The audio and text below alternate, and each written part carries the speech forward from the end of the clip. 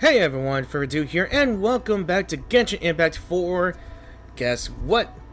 We are going to be doing the Lantern Rite Festival event as in this video as well. Maybe it's a full video, maybe it's parts, but I like to think I'll do the story in one video.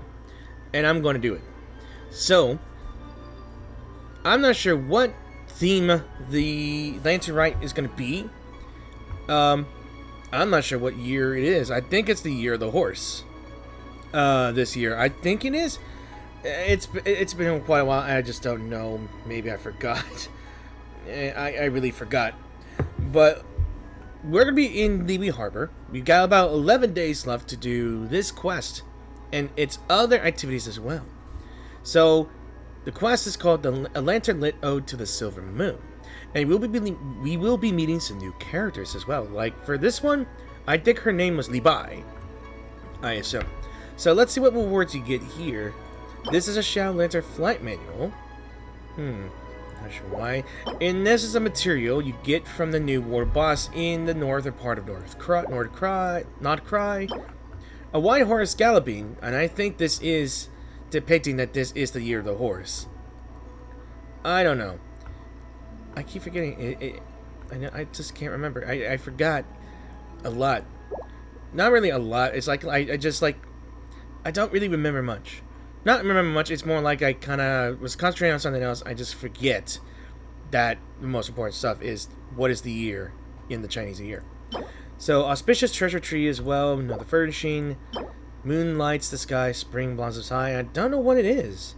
Maybe it's a costume or some sort of... I don't know. We'll find out when we do the quest as well. And I hope you guys enjoyed the video as well. Yeah, Realm of the Clouds. I assume we'll meet with everybody that's in Liyue again. Alright, let's take a look around as well. Let's look at this. Look at this. Oh, yes. What is that? Oh, never mind. Split the bamboo in the morning, dry it till night. Shape and bend it nice and tight. I dropped my spoon. I dropped my spoon behind me. Hey, Yaya. Cross the strands to form a pattern, coat in silk, and you have a lantern. That's how you remember how to make a shadow lantern. Did you get all that, Chi-Chi? Oh, she's teaching Chi-Chi. Morning, split bamboo, traveler. Hey, she sees us. And changing. Then get silk, make Paimon. Make Paimon. Is she gonna make a lantern out of us? What? No, that doesn't even rhyme. Look, it's them. Hi, Chi-Chi. Hey, Yao. Hey, Chi-Chi. Aw. Whoa, traveler. Paimon, you're here. Happy Lantern Rite. Happy Lantern Rite. What you up to? I'm teaching Chi-Chi to make shadow lanterns. It's a real test of finger dexterity, Really? so it'll help keep her nice and loose. Yes, I do finger exercises. I don't know if I'm going to imply something by you saying that, but that just sounds weird. To be a nimble zombie. I mean, it's important to exercise all the joints of the body, including fingers. Like, exercise your fingers a lot, so you can gain better. You know that? Finger exercises, relax the finger muscles, so you won't cramp out when you're typing away while playing League of Legends. Or something of the sort. Wanna try too, you two? I mean, thanks, but I already know how. Thanks, but I prefer to buy them from Granny Shan. Oh, okay. Well, we need a whole bunch this year so it doesn't get too dark at night. Too dark? What does that mean? Dr. Baiju has patients who got hurt walking at night. The moon disappeared, so it was too dark to see. The moon disappeared? Like, behind the clouds? It was Jeonju, the moon devourer. Jeonju the who? Changshan told me about it, but now I forgot. It's an old myth from Chenyu Vale about a giant toad in the sky that eats the moon. What? The moon gets eaten? Keep in mind, this is the fake moon. And as well as the moon that we just got done close. Yeah, forget it. We just helped the moon to get Columbina her moon back. It's just a story. It's not like there's actually a giant toad in the sky. Do not jinx this, Yao Yao. Do not jinx this. I asked Master about it, and she said myths are just insights into how the people of the past understood the world. So did the moon really disappear?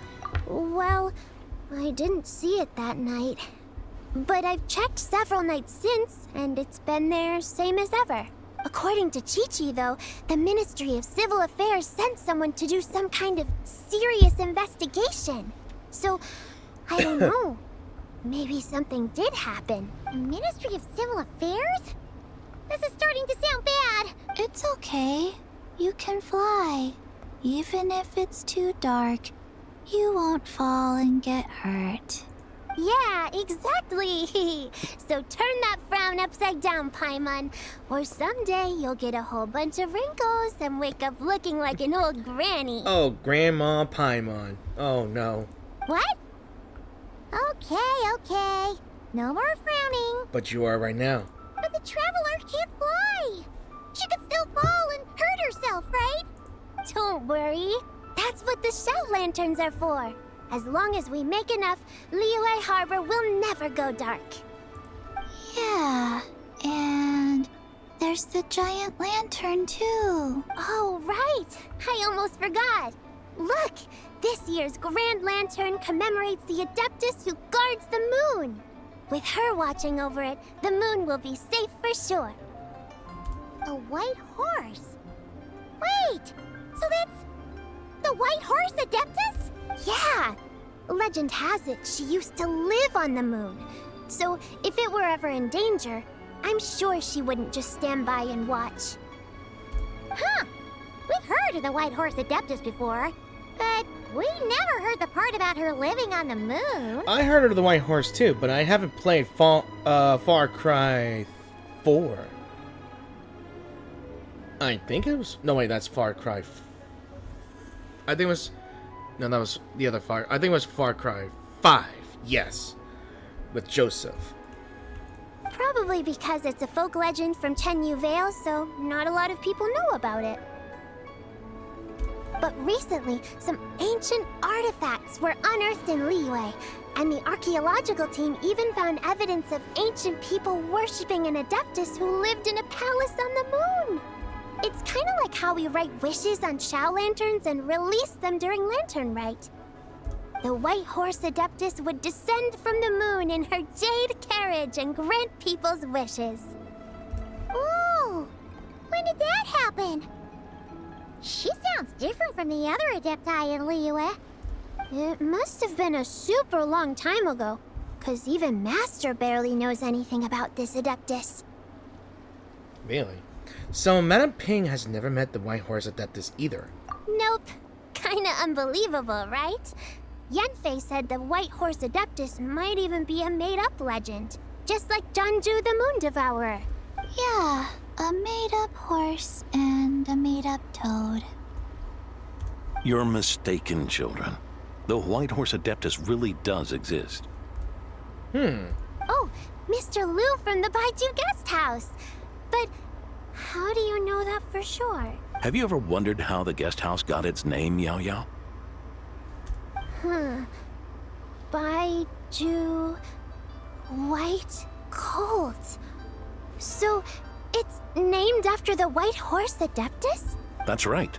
And that's because one of my ancestors was once blessed by the White Horse Adeptus. Wait, really?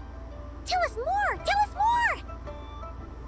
It was a long, long time ago, when this ancestor of mine was still a young girl. She was out gathering herbs and accidentally fell off a cliff, but the White Horse Adeptus rescued her. Oh, that's it? Paimon was expecting something a bit more... special? We've heard a whole bunch of stories like that before.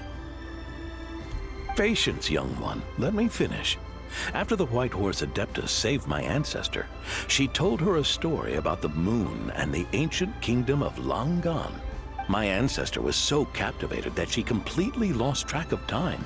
So much so, in fact, that when she returned to her village, she found nothing but a desolate ruin in its place. It was as if, without her knowledge, countless years had passed in the mortal world. Huh? The most extraordinary part of all is that it turned out to be a dream. When she woke up, she found herself at the bottom of the cliff, right where she had fallen. Other than her medicine basket, now filled to the brim with rare herbs, it was as if nothing had happened, until out of nowhere, a horse's whinny echoed through the air, and when she looked up, she saw a pristine white horse leaping over the cliff. A white horse leaping over the cliff? Wow, that sure is a crazy story. But now, it's starting to sound a bit too far-fetched. Another skeptic. You sound just like my son. But I know it's true. Ancestral records don't lie. Wait, so your son doesn't believe it happened? Don't get me started. Not believing is one thing, but he even wants to change the name of our guest house. It's a disgrace, I tell you, a disgrace. So why does he want to change the name? Well, it was getting about time for him to take over the guest house. And what's the first thing he does? Starts going on about how the name doesn't attract enough customers and how we're losing business to Wangshu Inn. Oh, we're talking about the food competition, huh? Can you believe that? As if Baiju Guest House and Wangshu Inn aren't miles apart from each other. Oh, what about something like the Geo Lord's Rest? Nope. Paimon bets that would get people through the doors. Damn it, Paimon, whose side are you on? Geo Lord's Rest. I like that one. This isn't about getting people through the doors. This is about disrespecting our ancestors. Oh, White Horse Adeptus, my wish is this. Let your divine power be known. Teach my foolish son the error of his ways. Paimon wants to learn more about this Adeptus. Hey, maybe we should ask Zhongli. Good idea. Mr. Zhongli is super knowledgeable. He can answer questions even Master has no clue about. Yeah, I just realized something. I realized that this character is a newly awake character, and I can only assume with her being introduced into this event, she might be... I'm just gonna take a gander of a guess. A gander of a guess. She might be, though, an Adeptus. Not just any Adeptus, it's the Adeptus that we're just now talking about. She might be a White Horse Adeptus. Just don't get me wrong, guys. She's got white hair. And I haven't tried her demo yet. But actually, I think I might well do it off recording just to confirm whether or not her abilities do have some theme. Like most Adeptus type characters have a theme. Animal theme. Okay, enough skepticism. Enough speculating. So any idea where we could find him? Yeah, we just saw him having tea at third round knockout. Of course. Alright, then that's our next stop. Chi-Chi and I are gonna keep making Shao lanterns. But careful on the road. Goodbye, Paimon. Bye. Goodbye, traveler. Bye, Chi-Chi. Sorry. The Realm of Clouds. Welcome to Act 1. Ooh. I will say this. The art style in this game never ceases to amaze me. Does not explain this. Again, this explains a lot more. So, look at this. Alright.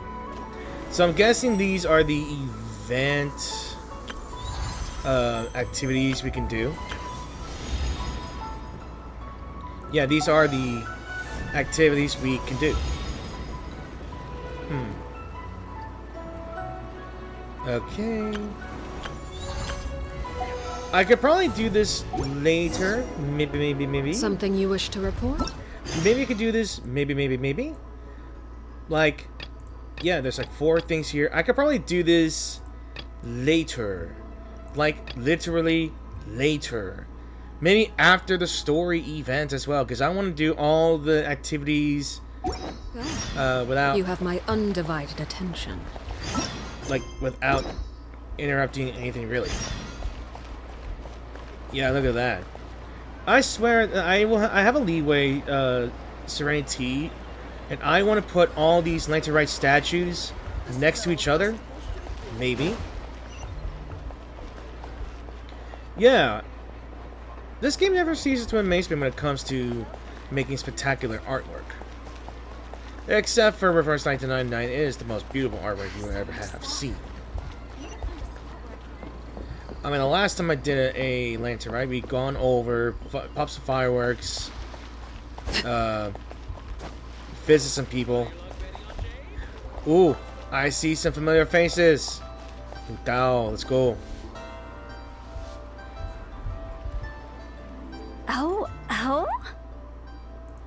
Oh. Curious.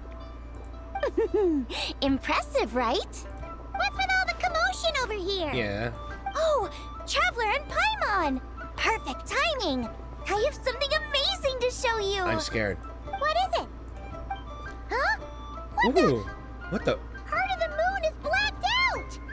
Was it really eaten by a giant toad? Don't take their words seriously. It's obviously in a half an eclipse.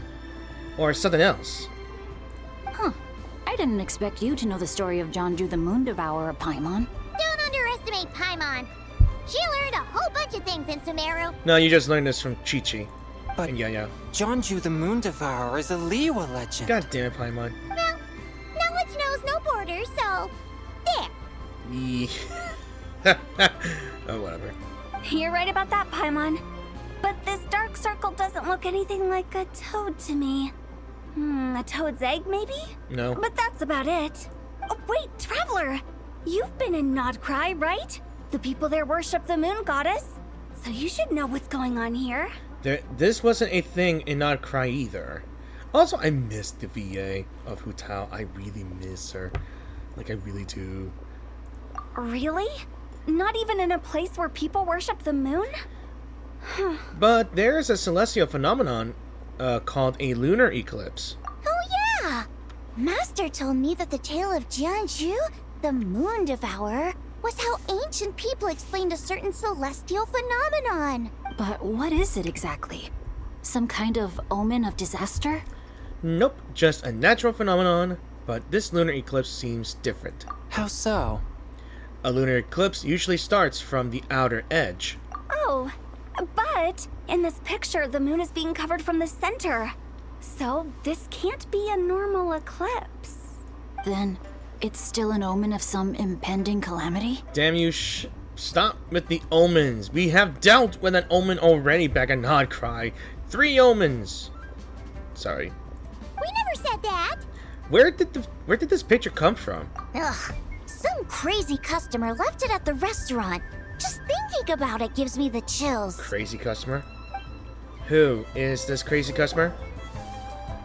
Attention, everyone. As the hell? auspicious festival season approaches, I have an announcement to make. I like the flashbacks. I, Lu Xiong, am on the verge of becoming God. one of the most renowned archaeologists in all of Liyue Harbor. No, scratch that, in all of Tibet. There's nothing that annoys me more than someone claiming to be all that while disturbing everyone else in their place of eatery. Especially if your foot's near the plate of food. Get your foot down so everyone can eat comfortably.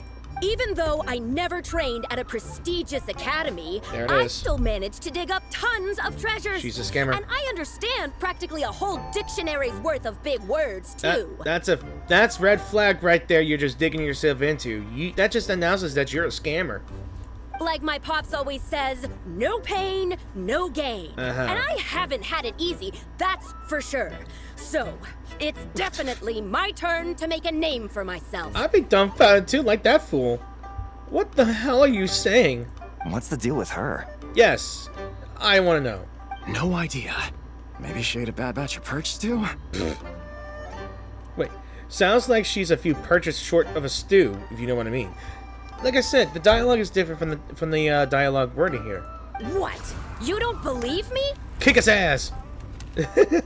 I'm telling you, I dug up treasures from the ancient nation of Longan.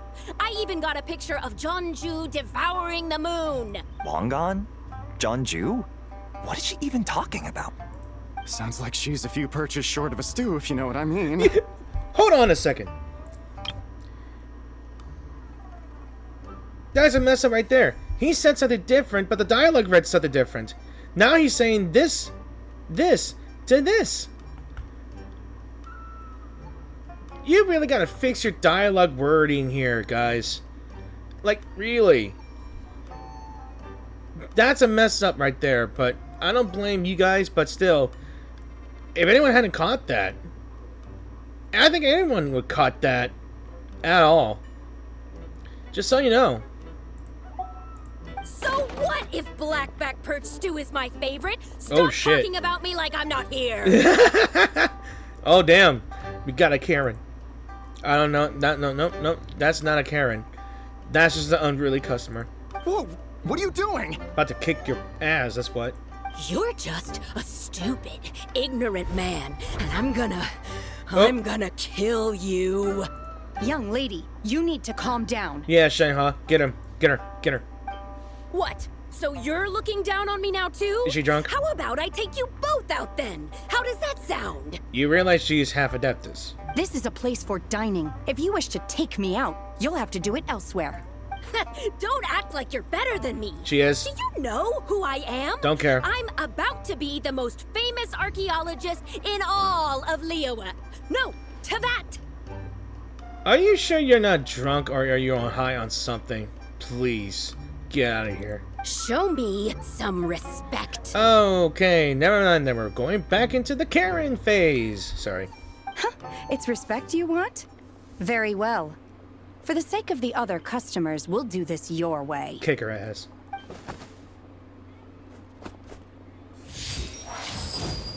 What? So Shen has started the fight? Nope, she just warned her. She rushed at her. She had no choice. The woman pulled a shovel out of nowhere and started going crazy, flipping tables left and right. She even injured 2 other customers. Shenna did what she had to do to restrain her, then took her to the Ministry of Civil Affairs. And hopefully a psychiatric facility. Thank goodness Aunt Shenhe was there. Or who knows what might have happened. Yeah. I started cleaning up after all the commotion, and that's when I found this photo. I thought it might be the one she dropped, so I rushed over to show someone. She said she took a photo of Jeonju the Moon Devourer. This must be it. Can we really trust what she said, though? No. Clearly, something is going on with her. Yeah, I agree with Paimon, to be honest. Paimon's got a point. It sounds like she wasn't acting right at all. Was she drunk? How do we know she wasn't possessed by some kind of evil spirit? Again, that's not the possibility. Hu Tao. Aunt Shenhe would have noticed if she was possessed. True. All right. But what about the part about Longan and the treasure she found? What about it? What if she raided a tomb and dug up some super special my relic, God. then got herself haunted by an ancient ghost? Again, anyone would notice she was possessed. One so powerful that even Miss Shenhe couldn't sense its presence. Possibility, but no. Your imagination is something else, Hu Tao. Yeah. Why would an ancient ghost come to Wanmin restaurant, huh? To eat my blackback perch stew? Hey, it could happen. I'd want to eat your food if I was a ghost. That'd be true. Wait a second. She mentioned the ancient nation of Longan, right? Paimon's heard that somewhere before. Oh god, here comes the memory login. You know what? My brother mentioned that some ancient artifacts were unearthed in Liyue recently. Mostly colored glass, fine jade, and bronze relics. Some of the text inscribed on them has already been deciphered. There were some poetic verses, but the word Longan popped up as well. Why did you say Longan and Jade? So, does that mean this Longan place is real? Could be. Still, Paimon knows we've heard the name somewhere before. Do you remember, Traveler? The owner of Baiju Guest House just mentioned it. Right! His ancestor heard about it from the White Horse Adeptus. The White Horse Adeptus? Oh, so you must have been to see the giant lantern already. Yep. And it turns out that the White Horse Adeptus is super mysterious, too. Even Madame Ping hasn't met her. Wait, I thought she was the gold-eyed Celadon mare of the 8 Adepts. That's just the interpretation you believe in, Hu Tao. There are other theories out there too. The elders of Qingce village believe that during the Archon War, a white horse leapt from a clear spring, transforming into an Adeptus who aided Rex Lapis in battle. In Chenyu Vale, some of the tribes take her to be the daughter of time, and trace her deeds to an even earlier era. Yet in other ancient texts, including the relics I just mentioned, she appears as an emissary who listens to mortal wishes, bestowing the blessings of the heavens and moon upon the mortal realm, which is why we write our wishes on Shao lanterns. That's so complicated. So what's the verdict? Which version is the truth? I'm afraid there's no definitive answer to that. You two have been all over Teyvat. Do you have an idea? Nope, sorry. We were actually on our way to ask Zhongli. He knows even more about this kind of stuff than us. Ah, looking for a consultant, huh? He's having tea with Miss Linlong. Shigu Antiques is hosting an exhibition tonight. An exhibition? For what? All those antiques Sing-Cho just mentioned. So if you head to the big ship docked in the harbor tonight, I'm sure you'll find him. Hey, thanks, Hu Tao. We'll check it out. So, where to next? How about we go to the Ministry of Civil Affairs to ask about the White Horse Adeptus? We might be able to find out more about the recent moon situation, too. If you're heading to the Ministry of Civil Affairs, could you give them this picture for me? Since it belongs to that customer, she deserves to get it back at least. It might even help the Ministry with their investigation. Of course, let's go. Ha! Alright! We're off! Oh, wait! I almost forgot! Happy Lantern Rite! Come have a meal with us when you're free. We'll be there, or we'll be... square. Nice save, Paimon. Nice save. Thinking about it now, could it be possible that photograph was a fake? How can you fake a photograph? A fake? You mean like the customer fabricated it to gain academic recognition? Nice one, Chongyun. I never even thought of it like that. How about we go check out that place tonight? I know exactly where it is. All right. I'll get scolded if I get home too late.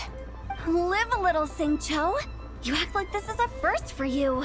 Worst comes to worst, we'll get Xiangling to cook you something delicious, okay? Well, when you put it like that, I suppose it's worth the risk. You were just waiting for the promise of free food, weren't you? Fine. It's a plan then. We'll meet up tonight. Haha. Alright. It is cool. Actually, any senses about the moon? So much stuff. Yeah, is it up there? Yeah, it's up there. I have to travel ways just to get there.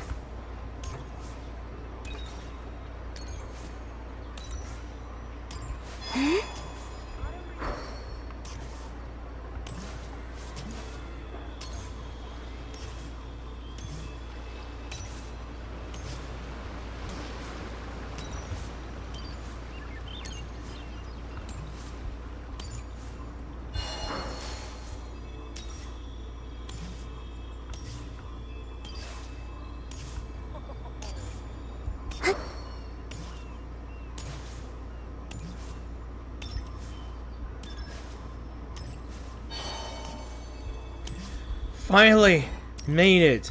I just wish that there was a teleportation transport pylon here. Ooh, there's the 3 I missed. Your grandfather is of the same opinion, Miss Lanyan? Yes. On Lantern Rite, the moon shall go dark. That's what the signs are indicating. Celestial observation isn't Grandpa's strong suit. But he discussed it with several other elders from our clan, and their conclusion was the same. It's consistent with the information we've received from other sources as well. You mean the whole thing? About the legend of Jonju the Moon Devourer? Happening in real life? Yes, that's one of them. So it's true. I thought it was just a rumor. It's true. But right now, the bigger issue is that all our sources indicate the phenomenon's gonna happen again. I'm not sure this bodes well. Let's remain optimistic for now. We're making progress interpreting the artifacts, and Ganyu is consulting with the Adepti as we speak.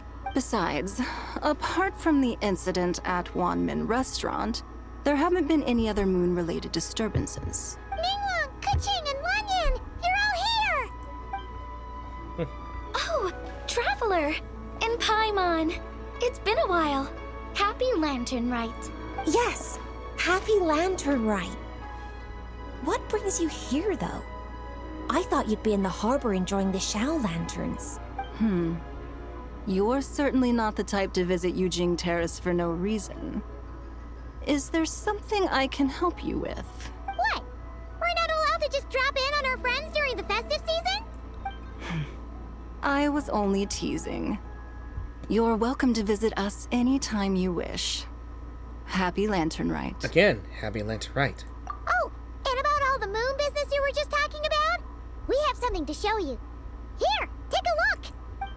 Whoa! Something really did take a chunk out of the moon. Someone managed to capture a picture of it. Is this Jonju, the Moon Devourer, then? Even though we confirmed this event took place, I still can't quite believe what I'm seeing. Where did you get this picture? From Xiangling! She found it when she was cleaning up after that customer caused a scene. She thinks they must have dropped it. Wait, is this Chawang Terrace? Yeah, is something wrong? No, it's just where I'm from. It said that Chawang Terrace was where the ancient people of Chenyu Vale communicated with the heavens. And in this picture, the moon happens to be right above Chawang Terrace. I was just surprised, that's all. It's probably just a coincidence. Something like this is not just a coincidence. That's interesting because the ancient people of Chenyu Vale migrated there from the chasm area. The chasm? So, that place is involved too? According to our investigation, that customer you just mentioned, Lu Xiangxiang, her father and grandfather are merchants in Liyue Harbor, and her mother and grandmother grow tea in Chaoying Village. A few days ago, she left her home in Chaoying Village to join a civilian archaeological team funded by Hoishan Hall, and ended up excavating some artifacts in the chasm area. These artifacts were then entrusted to Shigu Antiques and are set to be featured in an upcoming exhibition. Then, of course, the incident at Wanmin Restaurant occurred.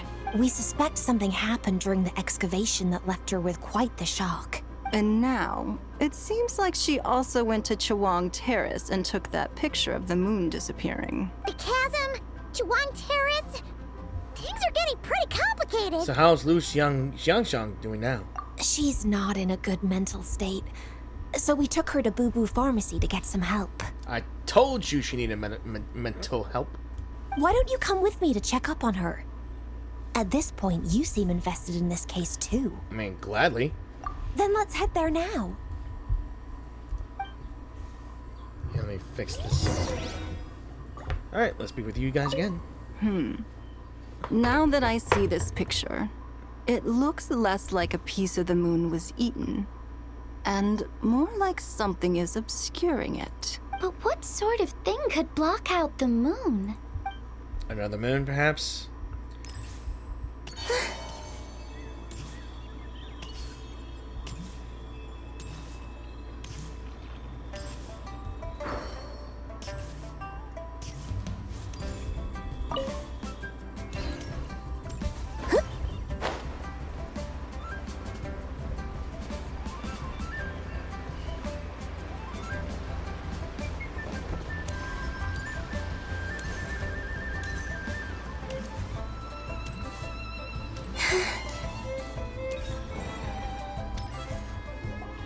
please be voiced. Ah, Lady Yuhong.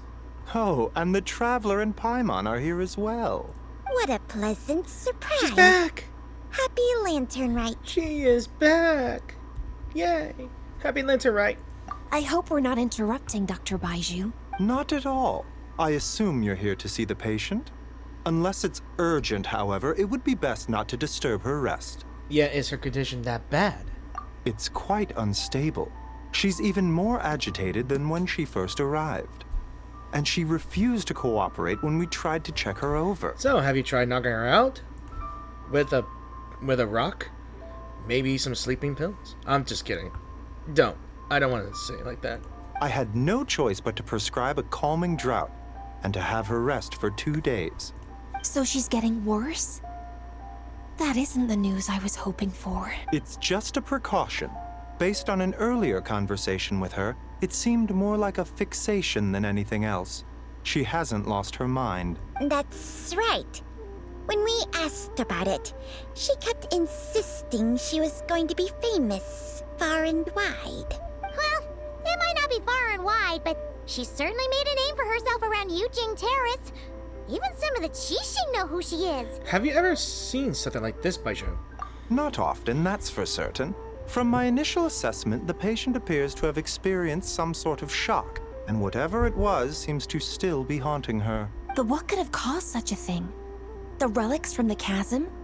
Or the moon above Chuang Terrace that night? Come back in 2 days, and you might just have your answer. I suppose that's all we can do for now. We'll take our leave then, Dr. Baiju. Of course. If you need anything else, don't hesitate to stop by. Speaking of those relics from the chasm, aren't they being featured in an exhibition tonight? That's right. Are you planning to attend? Yeah, we wanted to have a talk with Zhongli anyway, and now Paimon's even more curious about these relics. So, would you like to tag along? I would, except every item in the exhibition had to be registered with the Ministry of Civil Affairs. So I'm afraid it's been spoiled for me.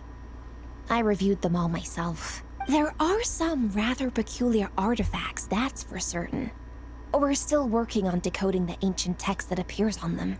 Yeah, the word jade appears a whole bunch, doesn't it? Huh? How did you know? Shincho told us. He said there were some ancient poems on them, too. He's quite well informed, isn't he? Well, he's right. We believe they're direct references to the ancient nation of long gone.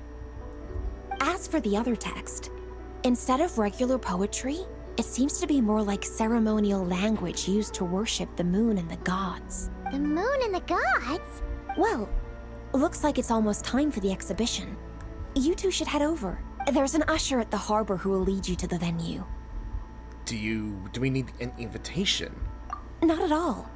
The exhibition is free to the public. The people of Liyue have a great respect for our history and are eager to learn from it. Plus, the exhibition is being organized by Linlong, the owner of Shigu Antiques. As far as I know, it's been a long-time goal of hers to hold a cultural exhibition of this scale, where people can learn all sorts of information about the past. Guess we're in for a real treat tonight, then.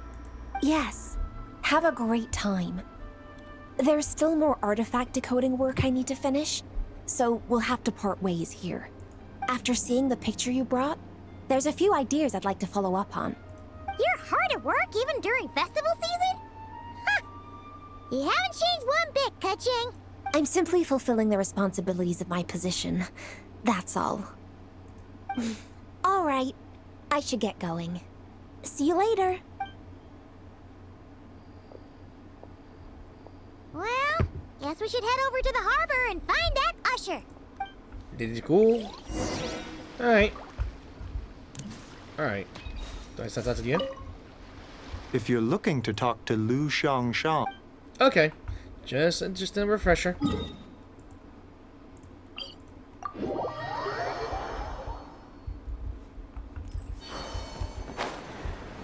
Yeah, with the whole quest, with the main quest of Subcribe being over, I'm not sure if it's actually over yet.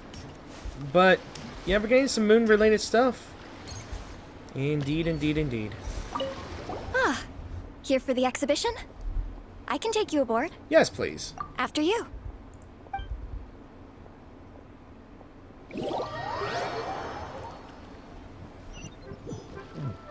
Pardon me. Sneaky belch. Whoa! Look at all the antiques on this ship! It's almost too much to take in! Hey, keep an eye out for Shang-Li. Greetings. I trust you've been well since last we met? And say his name and he comes around. Aha! Speak of the devil! Yay. You're right where Hootel said you'd be. Ah, so Director Hu gave me away, did she? Don't act like you're up to some super secret business. We know you just do whatever you feel like. Yo, Traveler, Paimon! Oh my what's god. up? Yo, it's been a while since I heard from you. Damn, what a woman. It's been a while, you two.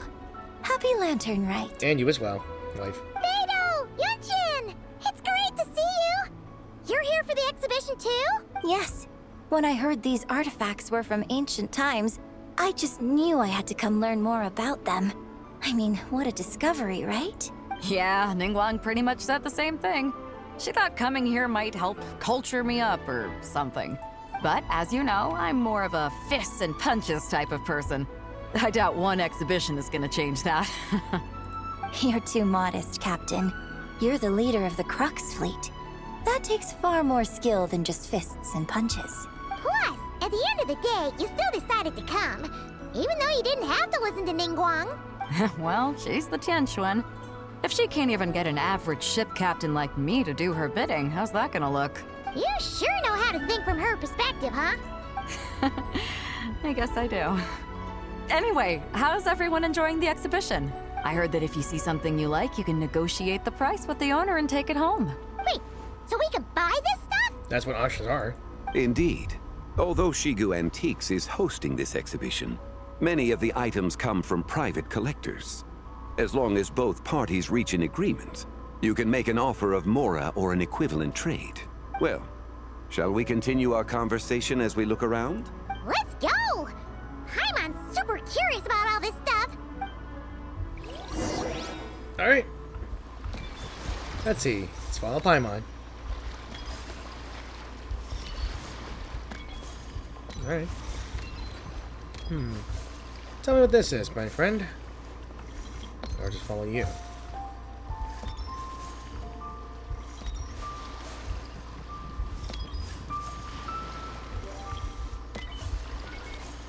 Yo, that's the little menu screen right there. Yeah, I knew it. Whoa, look at this painting! There's a huge toad on it. Could it be?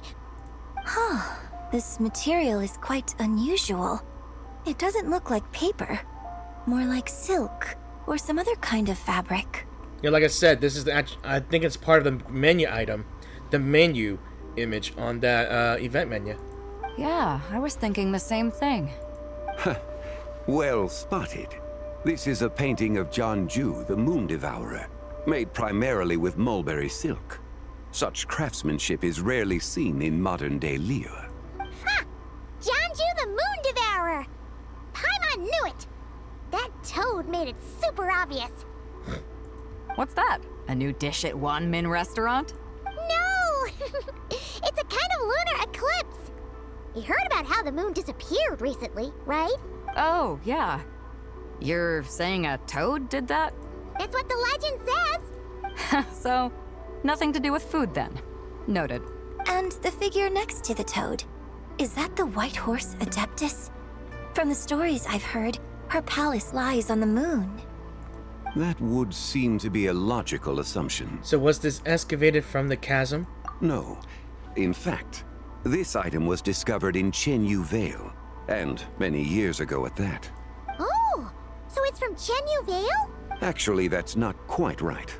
You see, this painting is primarily comprised of mineral-based pigments, such as cinnabar and azurite, which are usually found within stratified rock.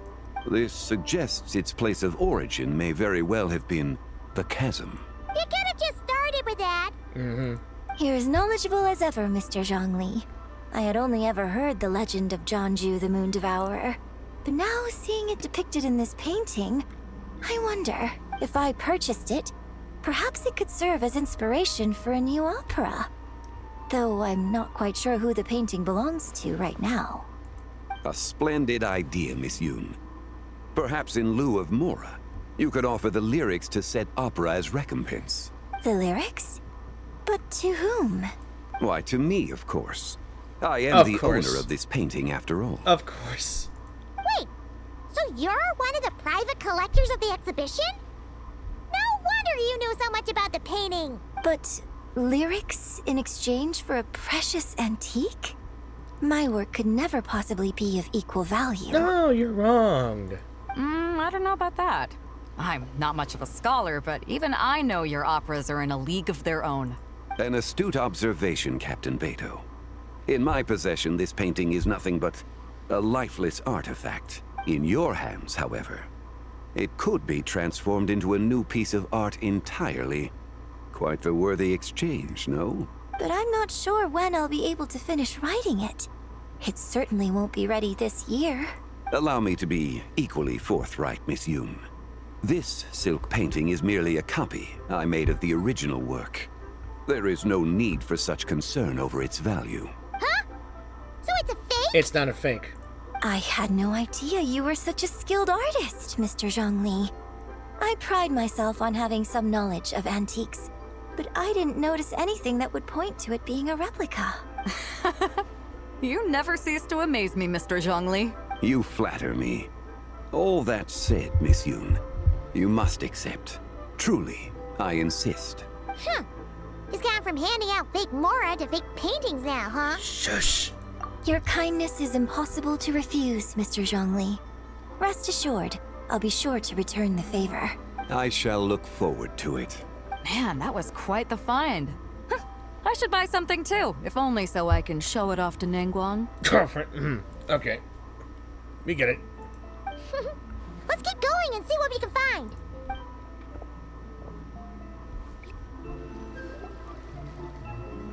Wow.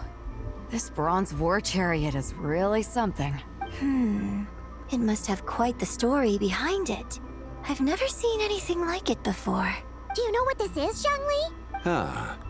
I heard from Miss Linlong that a carriage made of Celadon jade was unearthed in the chasm. A copper canopy. A body adorned with flowing clouds and geometric patterns. Yes, this must be the one. A precious piece indeed. This thing's gotta be thousands of years old, right? Crazy to think people back then were capable of such intricate metalwork. Too often, we view the past and future through the lens of the present. Objects that fascinated us as children seem crude later in life. And that's only after a few decades or so of separation. If one were to stretch time across hundreds or thousands of years, one might discover that time is not always a force that pushes things forward. It would seem the people of that era managed to create a remarkable civilization in their own right. Makes me want to get my hands on this even more. Ningguang's gonna be so jealous, don't you think? You just want to brag to her of your findings, of course. We get it. You want to impress your girlfriend. Wife. Friend. Has this war chariot caught your eye, Captain Beto? Oh, you must be Linlong from Shigu Antiques. Nice to meet you. This exhibition has been amazing so far. Well, that's all thanks to supportive patrons like you and Mr. Zhongli, of course. As for this war chariot, it was discovered by an archaeological team sponsored by Hoishan Hall. The price comes in at 90 million Mora. Oh my god. How much? What? 90 million? Woo, looks like my eyes were a bit too big for my wallet. Quite a bargain. A bargain? 90 million Mora could feed Paimon for like 1,000 years! And if you actually went on an eating spree that long, perhaps you'd be considered an antique worth that kind of Mora too. What, 90 million? Nuh-uh! Paimon's worth way more than that! Well, if Mr. Zhongli thinks it's a good deal, I'm sure it's worth it. Beto's putting way too much faith in Zhongli. What if he's only here to drive up sales? Will you shh? I'll take the chariot, Miss Linlong. Someone will come by with the payment. Quite the discerning eye you have, Captain. After the exhibition ends, I'll have someone deliver it to the Alcor. Actually, could you send it straight to Yujing Terrace? I'd like for the Tianquan to see the proof of my discerning eye for herself. Understood. Great. Yunjin and I both found something. What about you three? Want to keep perusing? And don't worry about the Mora. It's all on me. You sure about that? Nobody's going home empty-handed tonight. I appreciate your kindness, Captain. But I'm afraid I have some private matters to discuss with Miss Linlang. In that case, don't let us keep you, Mr. Zhongli. Right this way. Traveler, Paimon, perhaps you would like to accompany me. What? So you can show us another bargain antique that's so far out of our price range it's not even funny? Damn it. Other people are always demanding Mr. Zhongli's time, but it's quite rare for him to extend an invitation himself. I wouldn't pass up this opportunity if I were you, Paimon. Yeah, just don't forget to come aboard the Alcor for a drink later. We should at least check it out. Yeah, guess you're right. Taking a quick look isn't gonna cost us anything. Let's go!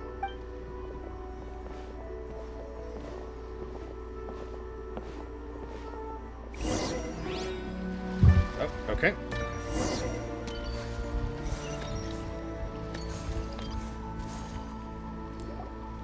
These are all the jade pieces that were found, Mr. Zhongli. Wow! So many styles! What kind are these? These are a type of ceremonial jade. You're familiar with Chenyu Vale's rain jade, right, yes? Oh, yeah! So these pieces are all used in the rain jade ceremony? Well, you may not know, Paimon, but before the rain jade rite came into practice, Chenyu Vale was known for a different ceremonial tradition that also involved jade. The Bi is used to honor heaven, the Tsong to honor earth, the Gui to honor the east, the Jiang to honor the south, the Hu to honor the west, and the Huang to honor the north. These form the 6 ritual jades. It's unfortunate, however, that Miss Linlong's set is missing both the Gui and Hu pieces. Oh, I know.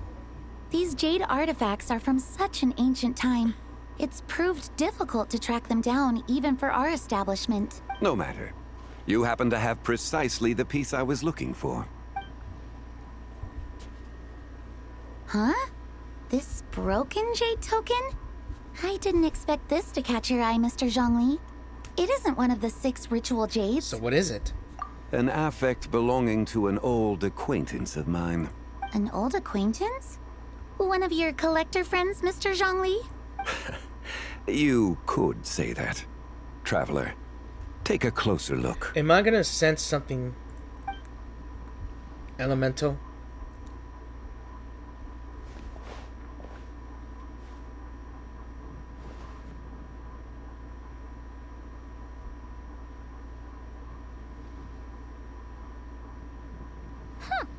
It doesn't look all that special to Paimon.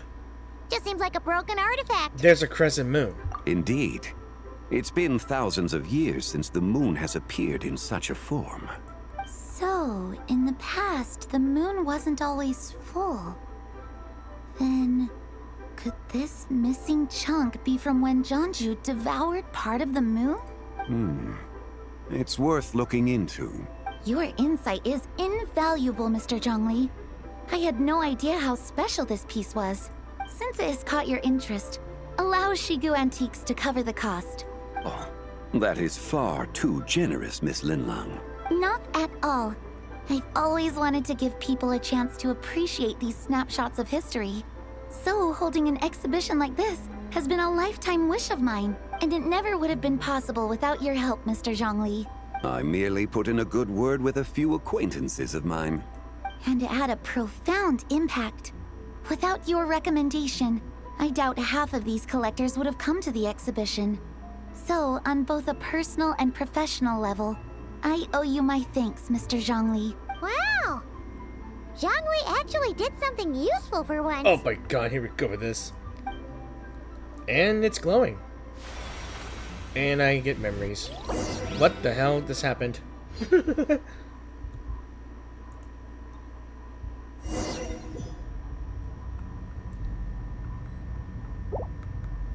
What just happened? How did I get here? The light ahead looks like it could be an exit. I should check it out. Approach that distant ball of light. 3,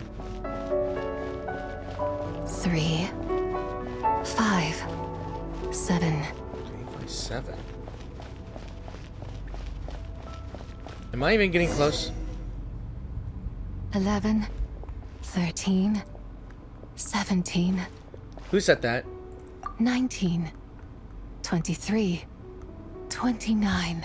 The numbers, Mason. What do they mean? The numbers.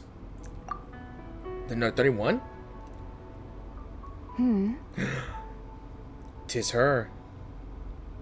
It is. Who are you? You also enjoy counting in such a fashion, lost child? Oh my. The same loneliness as them. It seems to exist in your heart as well. Who are you? Me? I'm sorry, I don't remember. What is this place? The shadow of the moon? Or a dream of time? Ooh. I'm sorry. No one has asked me such things before. I've been here for so long. There is much I have forgotten. Did you bring me here? I know nothing of your arrival. All I know is the longing in people's hearts. Yet, I sense the moonlight's guidance within you, child. Perhaps that is what brought you here. The moonlight's guidance? Does she mean Columbina? You seem confused. Perhaps I can help in some way. So how do I get out of here? The path home is... that direction. I believe someone told me that before, but I was never able to reach the end. You should take a look. How about we go together? I believe that this might be a moon reflection plane as the one in Columbina's in that main story. I'm thinking that Zibai might be... let's just say I did read this, that this character, I think this might be... I forgot it was Libai or Zibai. I can't remember the name. Again, how we would go together. No need. It would seem... my time has already run out. Farewell. May the moonlight ever shine upon you. Huh. Huh.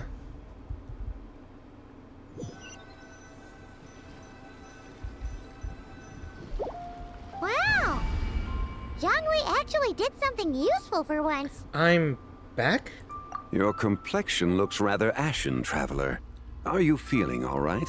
Yeah, what's wrong? Does your stomach hurt? I just met the strangest person. I was just in the strangest place. Huh? What are you talking about? You were right here the whole time. Ah, I see. I'm afraid we must take our leave, Miss Linlong. My friend has taken ill, and I must escort her to get some rest. Of course. Traveler, Paimon, please, come with me. Ah, yes. Regarding the payment for the jade token. Charge the expense to the Wangsheng funeral parlor if you would. Oh. Leave it to Hu Tao to pay for the bills. Oh boy.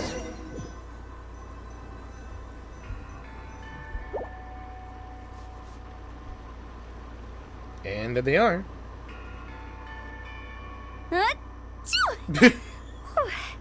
Oh. Guess someone's thinking of me. Huh, but this late at night? Must be that consultant of yours. I bet he's out there spending all year more at the exhibition. Yo, I can't believe that Xiaoling is getting it right. She got it right. Yeah, he'd be the perfect employee if he just knew how to rein in the spending. But never mind him. Let's focus on the moon. We gotta see if it gets eaten tonight. I don't think it's going to happen. We've been out here all night, and the moon's the same as ever. It is quite late, and Chongyun's getting tired. How about we head back? We can come back another time. Head back? Already? Actually, I do have a new dish I'm testing out tomorrow. And as part of my New Year's resolution, I'm trying not to oversleep. All right. Guess it just wasn't meant to be. Let's go.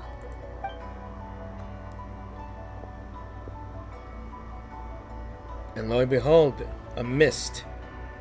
When the sun's out, bathe in sunlight. When the moon's Glitch. out, bathe in moonlight. You see that glitch? Ah! There it is! It is!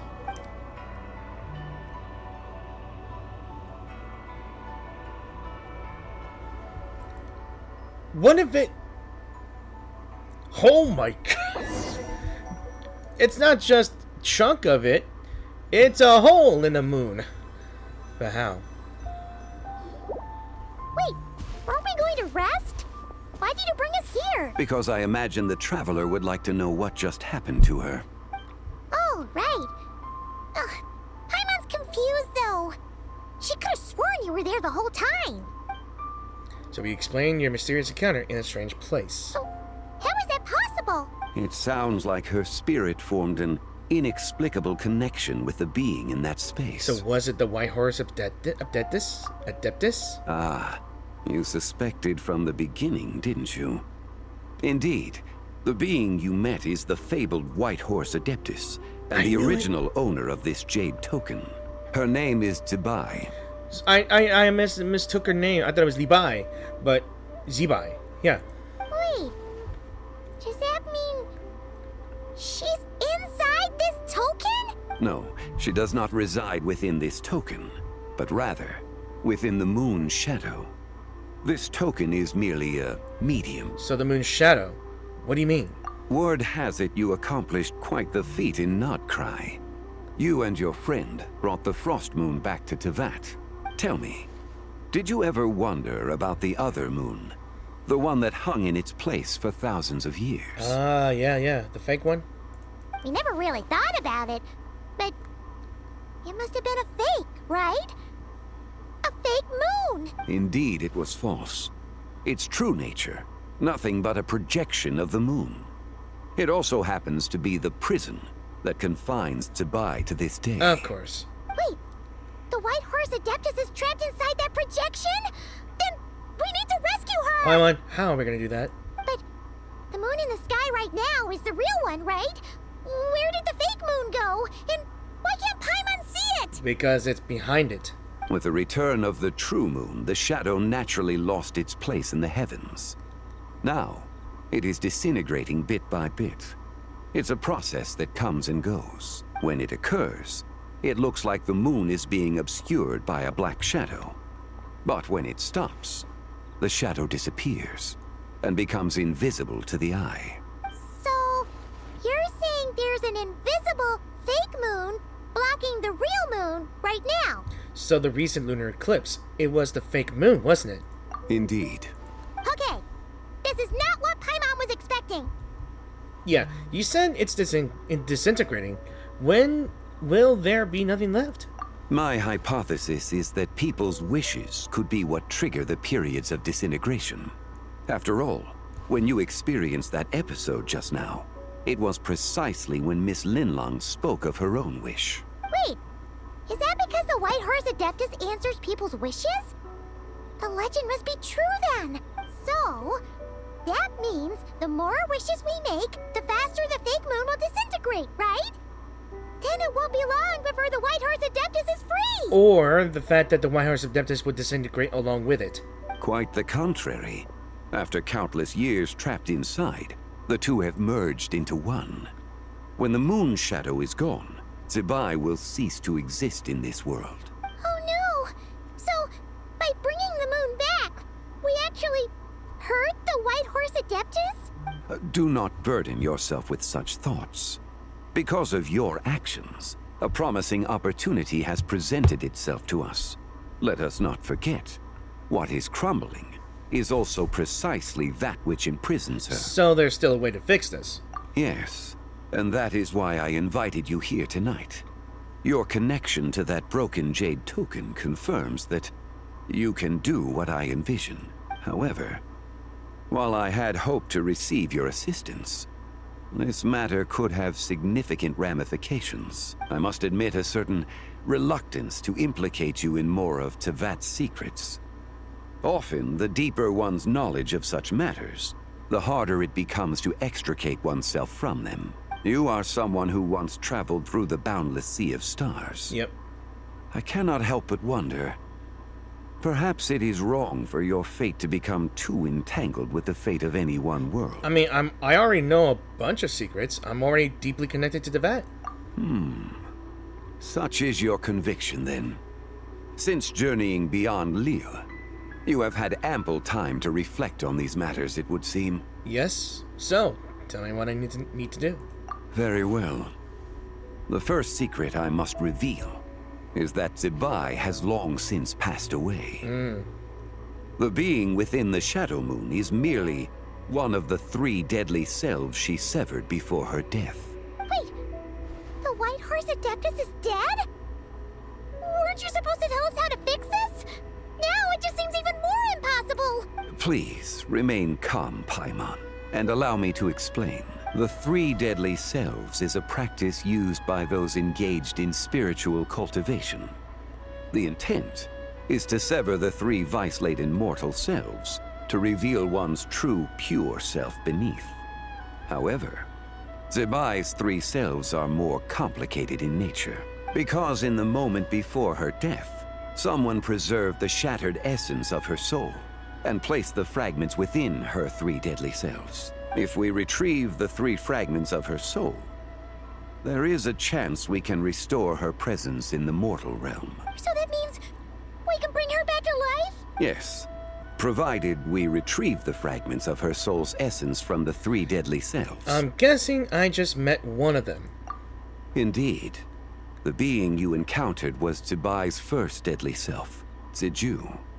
After Zibai's death, she ascended to the heavens and became one with the Shadow Moon. The essence that resides within her is a heavenly soul, also known as Taiguang. Thus, this self is the closest to Zibai's true nature.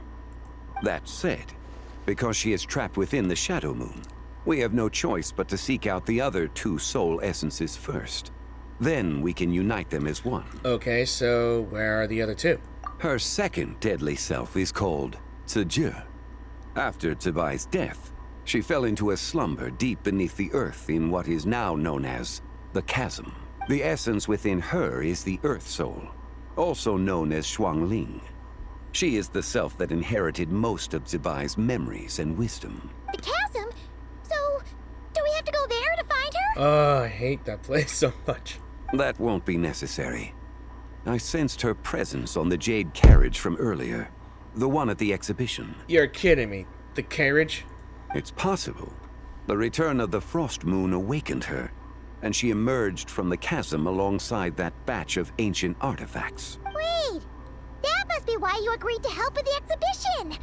To investigate the artifacts! Indeed. So in truth, Miss Linlong was the one who helped me. Okay, so what about the last deadly self? The 3rd deadly self is Zichao. The essence within her is the human soul, also known as Yojing, Zibai's shade. Thus she is the most free-spirited among the 3. She lent me her aid during the Archon War, 1,000 years ago. But later, as her powers waned, she retreated into the mountains. I imagine finding Zichao should prove the most troublesome, so I shall take it upon myself to track her down. So, we need to find the 2nd deadly self, right? But where do we even start? Paimon, we've heard this conversation before. Locating her should not prove difficult. In life, Zibai was fond of mortals, and as the self who inherited most of her memories and wisdom, Ziju should be the same. It's possible she has possessed someone, and is meandering the bustling streets of Liyue Harbor as we speak. But who could that be? Don't tell me it's that crazy lady that went off on a spree in Wangming restaurant and is now in jail. Possess someone? Wait. Are you thinking what Paimon's thinking, Traveler? The customer who caused the scene at Wangming restaurant. What if she raided a tomb and dug up some super special relic, then got herself haunted by an ancient ghost? It's scary how Hu Tao might have been on point here. Exactly! Lu Xiangxiang! It seems you have a lead in mind already. Should still be at Boo Boo Pharmacy. She was super agitated when she first got there, so Baishu gave her some calming medicine and told us to come back in 2 days. Do you think it could be her, Zhengli? It's quite possible. The deadly selves are impure beings that can easily influence mortal minds. Well, let's start our investigation there in 2 days. A sound plan. Well, I should get started on my own investigation then. But you're leaving already? I must. Zichao went into hiding after the Archon War. If I am to have any success tracking her down, then there's no guarantee. I should start sooner rather than later. But there's still so much you haven't told us. Like, who the White Horse Adeptus actually is, and how she died in the first place. Not to mention who it was that preserved the fragments of her soul. Should our endeavor prove successful, then naturally those answers will follow. If not, speaking of them would be rather meaningless. So the one who preserved her soul, in essence, was it you? It would seem that this is a question you are unwilling to set aside. Very well. I shall tell you. It was the Avatar of Time. Istaroth? Ah, so you know of her existence. The ruler of time saved her soul. Indeed. Preserving what remained of Zibai's soul in the moment before her death. Only the power of time could be capable of such a thing. However, there is no telling what effect it has had on the 3 deadly selves. In other words, you must exercise caution when seeking out Zizhi. How much time do we have? On the night of Lantern Rite, countless Shao lanterns, and the wishes written upon them, will be released into the sky. I estimate that this event will trigger the Shadow Moon's collapse. When that happens, the cage that confines the first deadly self will open. That is our moment to act. But also the moment where all could be lost. For if we fail to retrieve the other 2 soul fragments in time, Zibai's resurrection is hopeless. Understood. As I mentioned before, the answers to your remaining questions should come in time, providing our efforts bear fruit. Let us hope that all proceeds smoothly in the days to come. Alright, so we should get started on the second act. But I'm afraid this is gonna have to wait until another day. In fact, 2 days. Well, tomorrow for me, because I need to take a break from it and let this PC rest. So I will be right back in another day. Bye for now. Oh, some guards. And Yalan as well. That's not good. So let me get this straight. The patient disappeared right as you were delivering the medicine. You're kidding. I know it's hard to believe, but that's exactly what happened. It's true. 1 minute she was there, and the next she was nowhere to be seen. Hey, it's Yelan! Fancy seeing you here! Oh, is this a bad time? Whenever Yalan's here, it's always a bad time. Not at all. Just a small roadblock in the case I'm working. Mingguang asked me to investigate a patient named Lu Shangshang. If you're here to find her too, then you're out of luck, I'm afraid. She went missing this morning. What? According to Dr. Baizhu, the patient vanished right under his nose. But it just seems like that should be impossible. There 1 second and gone the next? Pretty sure Xiao can do something like that. Why? Then you're suggesting this Lu Shangshang is the vigilant Yaksha in disguise? Or some other Adeptus? Guess not. But this is so weird. How can a living person just vanish into thin air? Unless Linny decided to take his act to Liyue? The reasoning with your Playmon is just unbearable. Who is this Linny you speak of? He's... Oh, never mind. Paimon's just grasping at straws. Let's set aside the how for now, and focus more on the where. You mentioned this patient has a strong obsession with achieving fame and recognition? Yes. She kept talking about becoming a renowned archaeologist and making a name for herself. So, are we looking for a place where it's super easy to become famous? I'm honestly drawing a blank. I think we should check out the Xiao Lantern crafting stalls. Because it's easy to become famous by making Shao lanterns? Not exactly. When the people of Liyue need a solution to a problem, their first thought would be to pray to the gods and the Adepti. If her wish is to become famous, she might write it on a Shao lantern in the hopes that the fabled White Horse Adeptus might make it come true. That certainly sounds probable. Turns out, the White Horse Adeptus might be a lot closer to home than she thinks. Shh. What was that? Nothing. Let's go check out those stalls. Alright, moving on. So our patient's missing. Weird. Is it possible I was just imagining things? But I saw it too. We can't both have been imagining it. Let's go.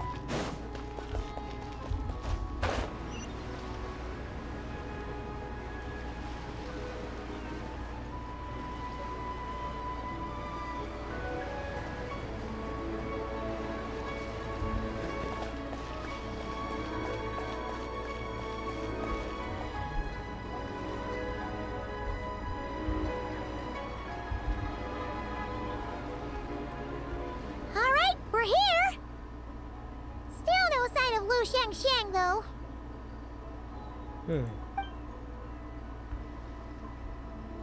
As long as you're patient enough, Paimon, you'll find that hunting down people is no different from hunting boars. We need to blend into the environment, or we risk alerting the target. So as far as everyone here is concerned, we're just ordinary tourists. Oh, okay. If we need to blend in, then let's make some Shao lanterns and write our wishes down, like everyone else. What's your New Year's wish, Yelan? I haven't given it much thought. Now's the perfect time to think about it. Oh, and it can't be work-related. You gotta take a break once in a while, right? You're always digging out this suspect, tailing that criminal, hunting down this gang or that. Which is super amazing and all, but it's gotta be exhausting. Yeah, you should think about yourself every once in a while. Really getting into this, huh? You said to blend in, right? Come on! It's all part of the act! So you gotta think of something! Then, I suppose, it'd be to go traveling, the next time I get the chance. Traveling? That's our bread and butter! Wanna join us? Thanks for the offer, but my desk is piled high with reports on your exploits. And that's not quite the kind of traveling I had in mind. I was thinking more the lie down and do absolutely nothing kind of travel. Ah, something a bit more easy and breezy, right? Hey, wait! We know just the place! The Easy Breeze Holiday Resort in Netland! I can't believe it's still there. Well, it makes sense because I keep saying Pyroculus here. But yeah, she should take a vacation here. It's super relaxing and full of fun activities. You've got the beautiful ocean and tons of cute little creatures called Asha. Seriously, you gotta go! I suppose I'll have to check it out. Hey guys, happy Lantern Rite! Oh, it's Happy Lantern Rite Gaming. I mean, Gaming. Damn it. What a coincidence! You here to make Shao lanterns too? Well, it's that time of year, am I right? Thought I'd join in on the fun. You can't have Lantern Rite without making one of these.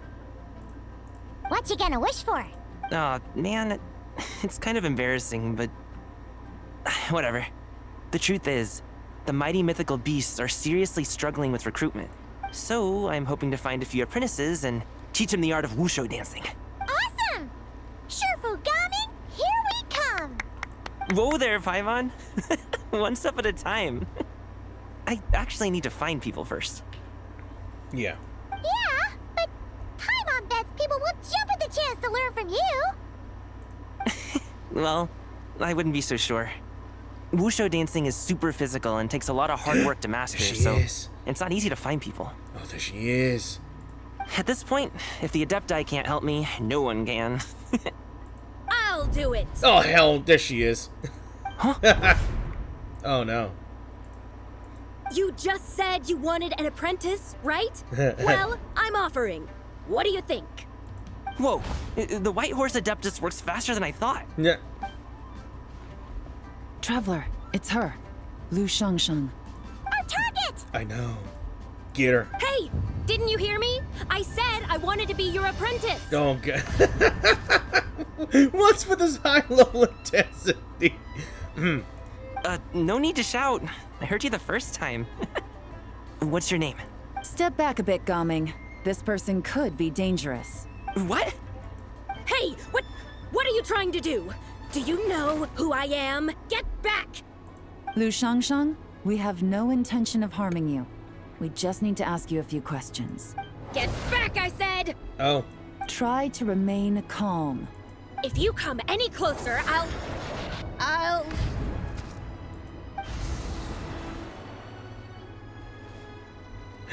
Did she just stop time? Makes sense. What the? Little wisp of a being. How are you able to see me? You must be Gigi, the second deadly self. So what if I am? Leave at once! I hope to resurrect the White Horse Adeptus, and I need your help. You, a mere mortal, whose own life hangs by a thread, would dare reach for the power of life and death? I mean, we've already done this once, and her eye color was different. Yeah. Is that so bad? Unless you wish to be condemned to eternal damnation, you would do well to abandon this foolish endeavor. I shall speak on this. No further. Don't come any closer. How did I get here? Who are you people? Playing dumb, are we? Save it. We know you attacked those people at Wanmin Restaurant. What? No, I would never. You must be mistaking me for someone else. You don't remember? Of course not. How could I do such a thing? What about the photo you took near Chuang Terrace? What photo? What's going on? It's like she lost her memory or something. Well, this complicates things. I'll take her back for questioning and let you know what I find. Take her away. But I didn't do anything. I swear.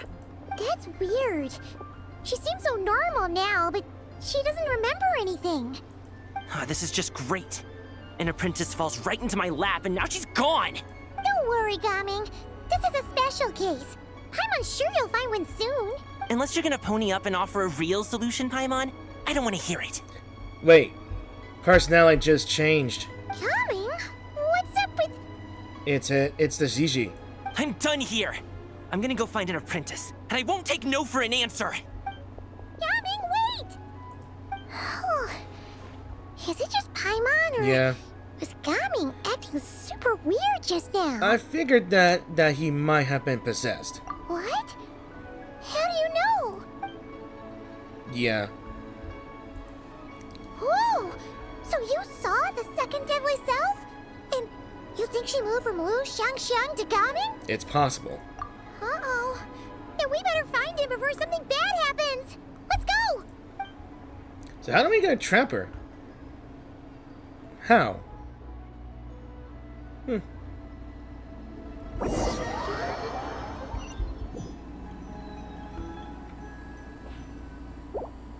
Alas, why must Cloud Retainer inflict such woe upon us, Mooncarver? Oh my god, it's these two.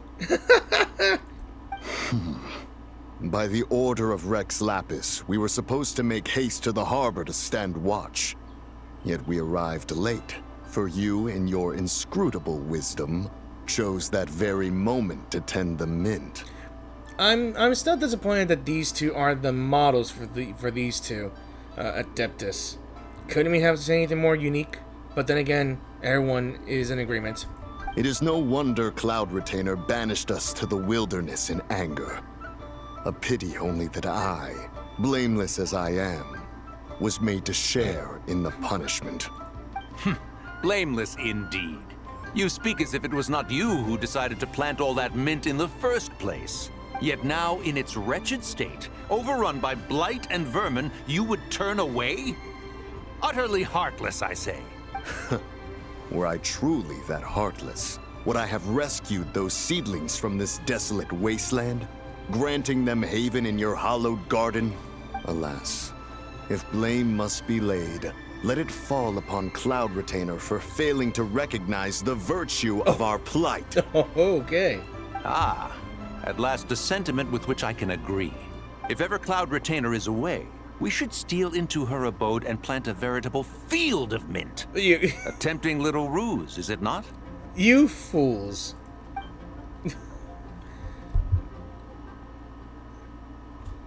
How does that make sense? Positively ingenious. For Ancient Adeptus, you two are morons. And I bet she's gonna be right behind them.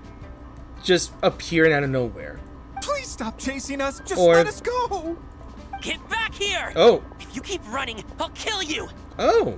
Please, we don't know anything about wushu dancing. Just leave us alone. What? You think I'm not good enough to teach you? Just agree to be my apprentices, and then we can talk. That child looks somewhat familiar. Ah, it appears to be the wushu dancer from Liyue Harbor. I have seen him perform on occasion. Come, let us take a closer look. Oh no. Has trouble befallen you, young one? Perhaps we can offer aid. Oh, thank the gods. Please, sir, you have to help us. This guy's trying to force us to become his wushu dancing apprentices, and he won't take no for an answer. Oh, so it is you who require aid, not the other way around. Get out of the way, old man! This is between us. Preposterous. You dare to presume we are of a mature age? I mean, if you look at yourselves, then sure. Listen here, brazen youth. Skilled you may be in the art of dance, yet your offstage demeanor leaves much to be desired. Hold on, Mountain Shaper. Something is amiss. Yes. Look closer. It takes an Adeptus to know what's going on. Huh. Indeed, he bears the mark of something unclean. It spells trouble. You there, depart at once. Hey! You drove off my recruits, old man!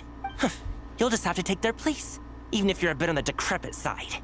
Many years it has been since a being has dared speak to us in such a manner. Now let us see what evildoer has sought to use you as its puppet, young one. You two, you're Adepti! Does that strike fear in your soul? Whoa! Two Adepti recruits just fall right into my lap? That white horse sure knows how to grant a wish. Coming! Slow down! Jeez. Wait for us! Jeez, take a hint, will you? I told you to stop following me! Don't hurt him, please. Traveler, Paimon, keep your distance from this youth. Evil has taken a hold of him. We know! It's one of the White Horse Adeptus' deadly selves! She's possessing Gaming! The White Horse Adeptus' deadly selves? Could it be that Rex Lapis called us to Liyue Harbor for this very reason? Yep. Hey! What are you two whispering about over there? Who's gonna be first apprentice and who's gonna be second? It doesn't matter. I'm not the kind of Sufu who plays favorites. Insolent spirit! Be gone from this child at once!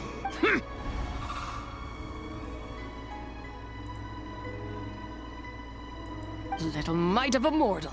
Getting in my way again, I see. Again, you do not look good, so good. That is no concern of yours. Do you want to fulfill people's wishes? I can help. No. Why not? Only by doing it myself will I find peace. Otherwise, rage will consume me. If I lose control, all will turn to dust. So what is the source of your anger? The curse of time. The memories this body holds. Come no closer. This is your final warning. And I guess we're gonna ignore that final warning. Pull the jade! Insolent spirit! Be gone from this child at once! Not again. Huh? Traveler and Paimon? And two Adepti? Where are we? Weren't we just making Xiao lanterns in the harbor? Gaming! You're back! Ah! Sun is most scorching.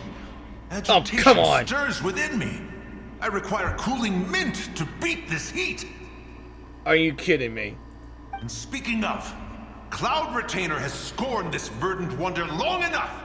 It is time for her to feel its wrath. Oh no. The wrath of mint! The wrath of mint! Come on! Even a dumb plan just sounds ridiculous, but I think I know who she possessed next. Mountain Shaper, where are you going? Oh boy. Oh no! Now Mountain Shaper's acting weird! to him, do you? Jesus. Spread to him? Quickly now, explain to me what has been happening. I'm what? sorry. Was I really that rude? Yes, you were. Jeez, someone get my dad to throw a slipper at me. I'm so... Oh no. What? He's so ashamed he fainted. And the fact that he mentioned to get his dad to bring a slipper, it kind of reminds me of what a Latina would say. Anyone with a Latina mother or aunt, yes, we all know the fear of the chancla. Whoa, you okay, Gaming? He is fine. It is simply exhaustion. But to think Mountain Shaper would succumb to something like this, it is most unexpected. So, what do we do? We can't just leave Gaming like this, but we can't ignore Mountain Shaper either, right? My cultivation level rivals that of Mountain Shaper. Were I to give chase, Zurja would but flee from his form and take refuge in mine. Seek out Streetward Rambler. Cloud Retainer and the Conqueror of Demons should be with her. I shall take this child back to the harbor and join you post-haste. Whoa! What are all the Adepti doing together? Rex Lapis charged us with keeping watch over Liyue Harbor should danger rear its head. I dare say this is the very crisis he anticipated. Come, we must devise a strategy before confronting Zurja. Zurja. I was like, Zurja. Alright, where is it now? Is it still by... Yeah, it is.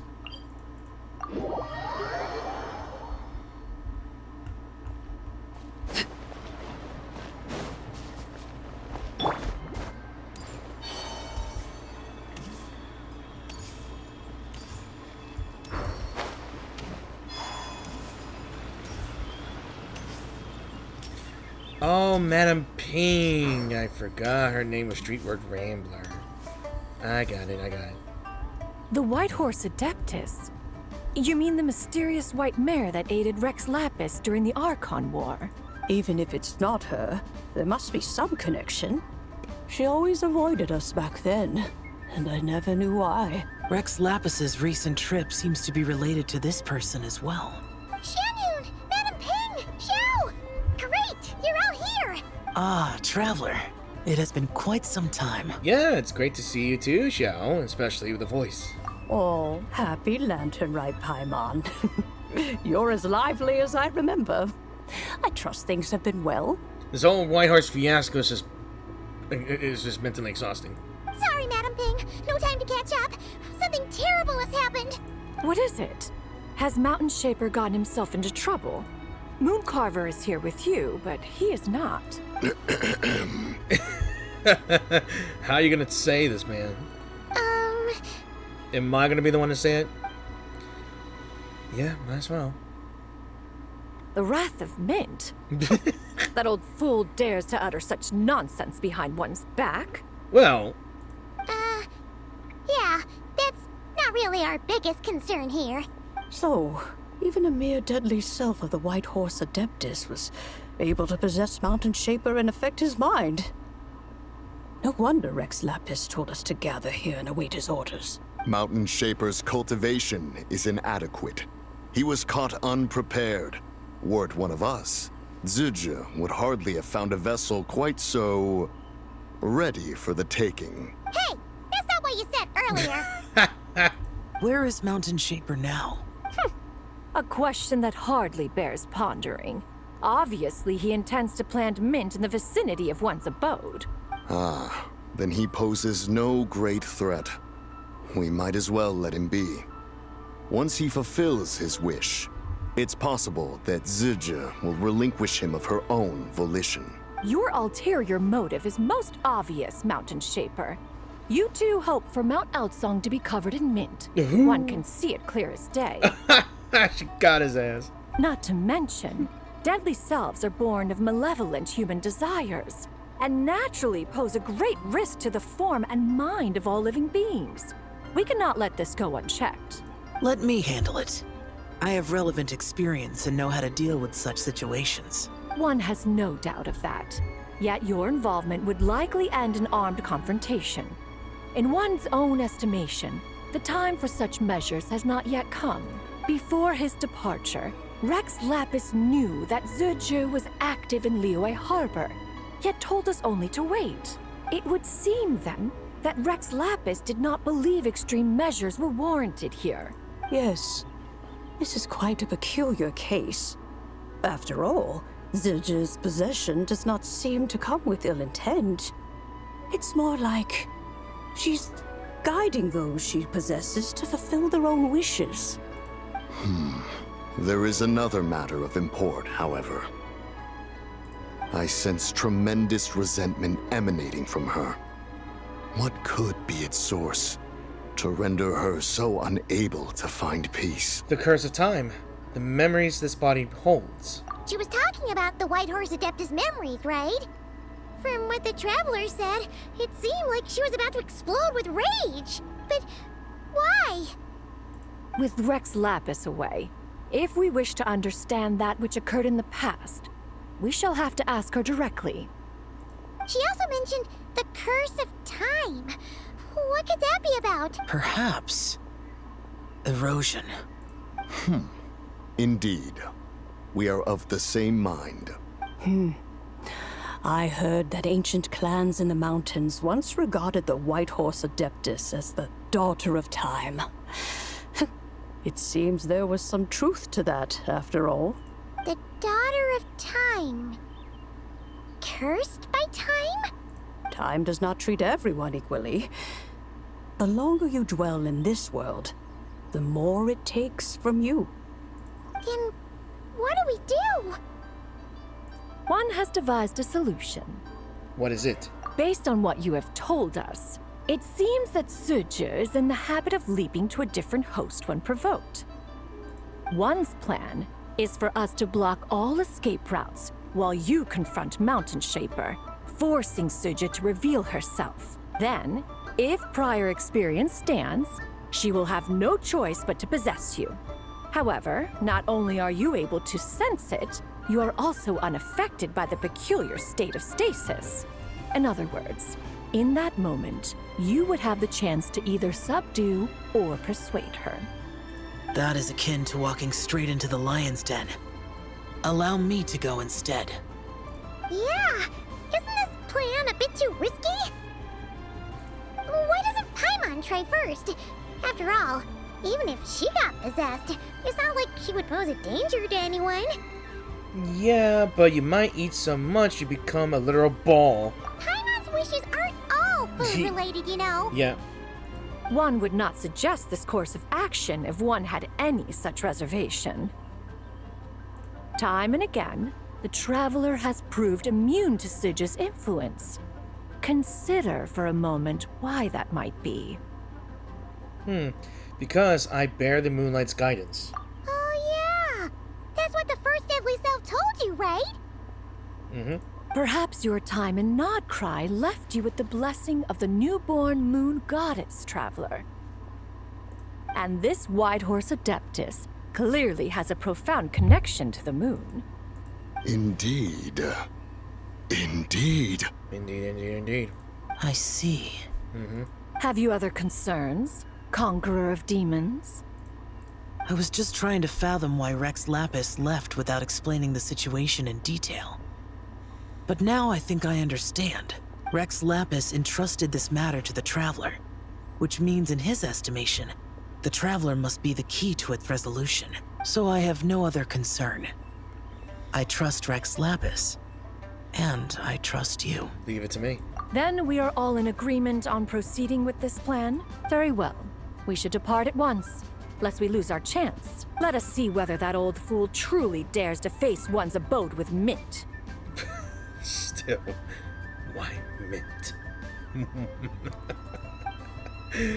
As if she's not pissed off normally. I feared that Mountain Shaper would come when he comes out of this. He'll be surrounded by a field of mint, and lo and behold, she just stands there fuming with a hot wind of rage. And he alone will bear the wrath of Auntie Xiao.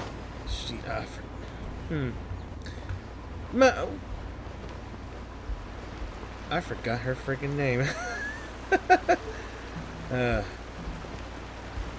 Xianyun? Yeah. 1 mint, 2 mint. Let us plant a whole slew of mint. Once I reach 10,000, Cloud Retainer's abode shall be Mount Outsong no more, but rather Mount Mint Song. Terrible puns. Terrible. Oh, to behold the look on her face when she is confronted with such verdant splendor.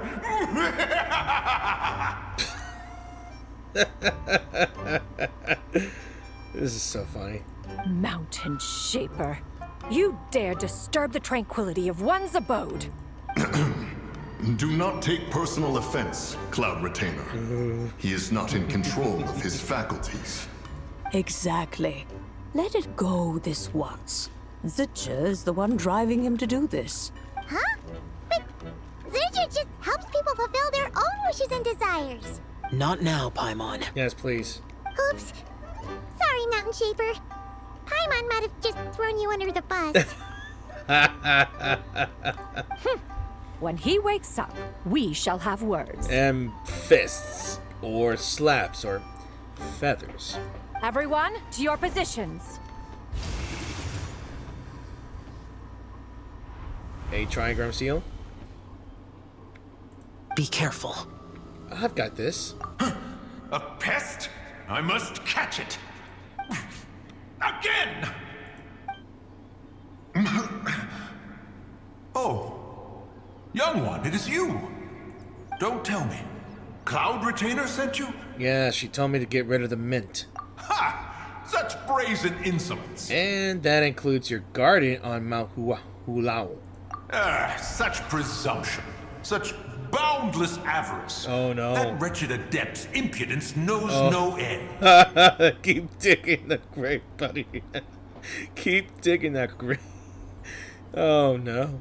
If she dares lay a finger on my garden, I shall smash her cuisine machine to pieces. You sure about that? You think I am one to fold so easily?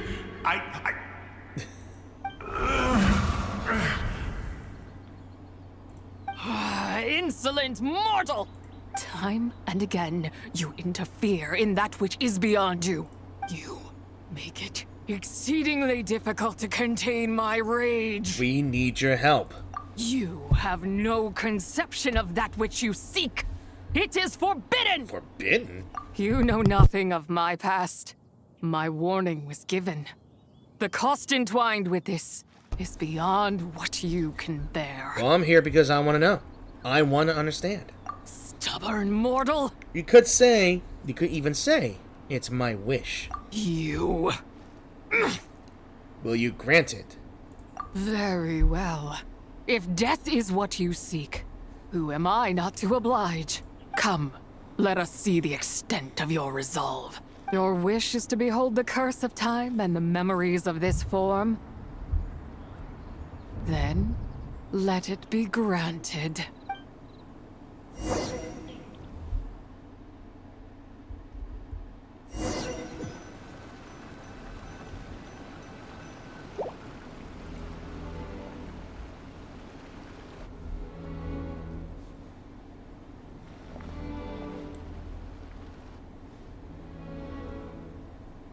You who seek death, stand before me. What is this place? My prison. You're trapped here. I was merely a trace of impure energy within Zibai's immortal body. When her soul was shattered, it should have been the end of me, but then... the one who governs time descended from on high and froze the moment of her death. And so, I remain in this world, unable to find release. Was it Istaroth? A mortal who knows of her existence and would dare to speak her name. Who are you? I am someone who can help you. I am someone seeking your help. Help? No. There is nothing we can do for each other. Her power, the one who governs time, it has surrounded me ever since. A blessing and a prison, all at once. So you've been trying to break free? No. I have been asleep in this prison for countless years, until a familiar presence woke me. Then, through that mortal girl's eyes, I saw it. As pure and bright as ever, unchanged across the millennia. It was the moon. No wonder she took that picture of Qingwang Terrace. That place is called Chiwang Terrace? Did later generations rebuild the altar in a new location? It looks just like the one used to honor Zibai. Could it be that traces of what happened back then still remain in this world? What is it that happened? That memory is embedded deep within the essence of Zibai's soul. It is one that should have been forgotten, yet it is precisely that which haunts my every waking moment, fuels my rage, and denies me a modicum of peace. Now you, a mere mortal, come to seek that which is forbidden. So, let us see whether the fire that fuels your ambition is a hero's wisdom, or a fool's courage. So what do I need to do? I shall relinquish control over this body's curse, and let it devour everything within sight. Run as fast as you can, lest this prison become your grave. Look, it draws near. The river of time, come to sweep all into oblivion. A torrent of tears for the dead and departed. This must be the curse of time. I shall wait for you at the end, mortal. Evade being swept up in its waters, and I will show you everything. I better get a head start. Fail, and we shall sink into oblivion together. Great. If you fall behind the turret, I guess I better start running. Yeah. If I look back, oh, it's actually coming back up. No! No, I ran out of stamina. Oh, God. No! Come on! Damn it. Oh, for fuck's sake. Oh, come on! Oh, fuck. Okay. Why?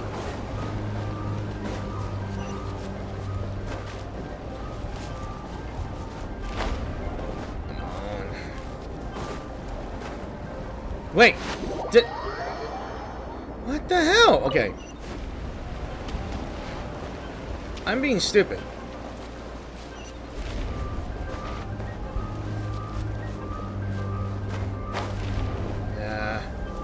Oh crap, I went through a hole and just go over there. Great. Great, great, great, great, great, great, great, great. I have somehow right now more stamina than I could possibly imagine. Yeah. Can I eat my sprinting food? Can I eat my sprinting food?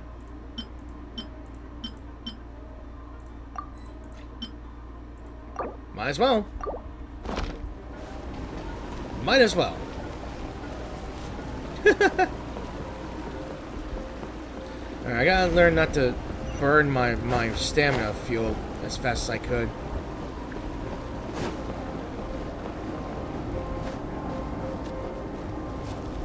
Yeah. Okay. I successfully escaped the vortex of time. Alright, let's go. Don't you dare dive under there. Don't you damn dare near dive.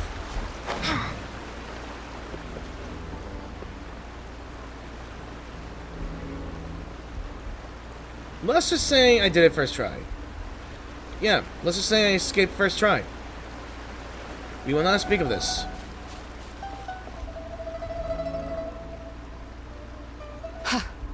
I did not expect that you would make it to the end. Well, I did it.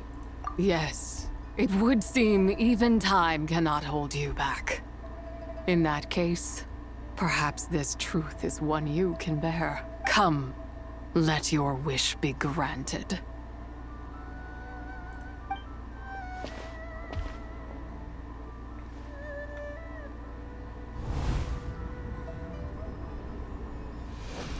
Under moon eternal, in radiant night, a maiden grants silk, soft and light. Under moon iridescent, in night divine, a maiden grants fiber for cloth so fine. Under moon of frost, in night so great, a maiden grants tools to divine our fate. What are Mom and Dad doing? Shh, just make a wish. The kind Adeptus on the moon is listening.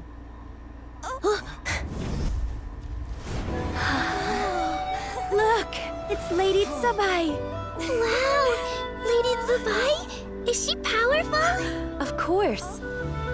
She taught us how to grow grain and beans, millet and rice, how to peel hemp and reel silk, spin thread and weave cloth, how to cut stone and build houses, cast bronze and forge tools.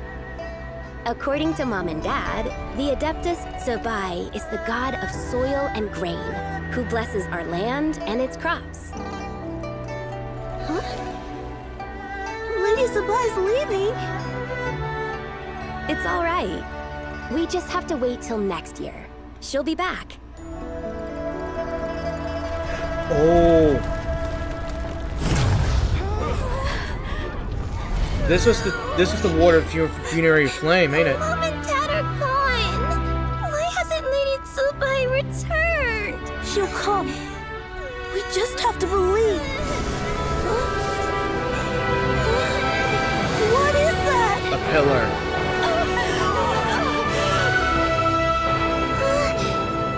Lady Zibai abandoned us.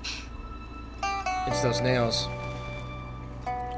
All places tainted by the abyss need to be purified. That includes Longon. And what of its people? You know what will happen. You are but an emissary to the mortal realm. This is Heaven's will. There is no need for guilt, and no place for hope. I wouldn't dare. But the people of Longon honor me, worship me, pray to me. If I do not answer, the guilt will be too much to bear. And if you do, you will meet the same end. Then as their god, I shall die among them.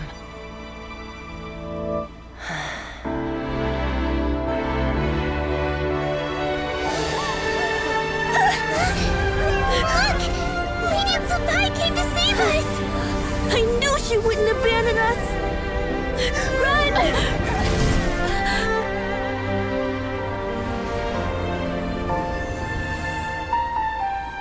Of course. You have done enough.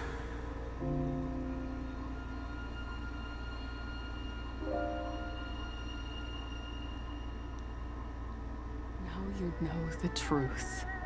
These are the memories that suffocate me where I stand and crush me under their weight. Your nation was destroyed. Not just my nation, but the people I loved. Were it within my power, I would ignite a blaze fierce enough to burn a hole through the heavens themselves. But how did it all happen? It was a time of war, one that ravaged heaven and earth. Remnants of the battles tainted with cursed power fell from on high and devastated Longon. The heavens decreed that the tainted filth had to be cleansed. No matter the cost, if I just had more time. I could have helped more people to escape. You did give them time. But it wasn't enough. I just needed a bit more, and they all could have survived. You did more than enough. The descendants of Longon made their home all throughout Liyue. Their legacy lives on because of you. I never imagined there would come a day where I found peace. So long this rage has been within me. Yet here in this moment, it has stilled at last. Thank you. If you wish to bring Zibai back to life, mortal, then you may take the part of her soul that lives in me. Just remember, from this moment onward, the fate of Langan's Fallen rests on your shoulders. And that cannot now be changed. So what will become of you? As I said before, I am but a remnant of Zibai's adeptal form. A manifestation of her wrath that was not meant to linger in this world. By taking away this fragment of her soul, you take away my shackles as well. So, let it be done. So, any final wishes then? Ah, it's your turn to grant one of my wishes, is it? Very well. In regard to my fate, and that of Langan's Fallen, I know there is little I can demand of you. However, should another raise a war banner against the heavens someday, let my name be set upon its cloth. I ask for this, and nothing more. Now, take what you came for. I was a lone moon, shrouded and dimmed in cloud-veiled night. Now darkness breaks, free and unburdened. I reclaim my light.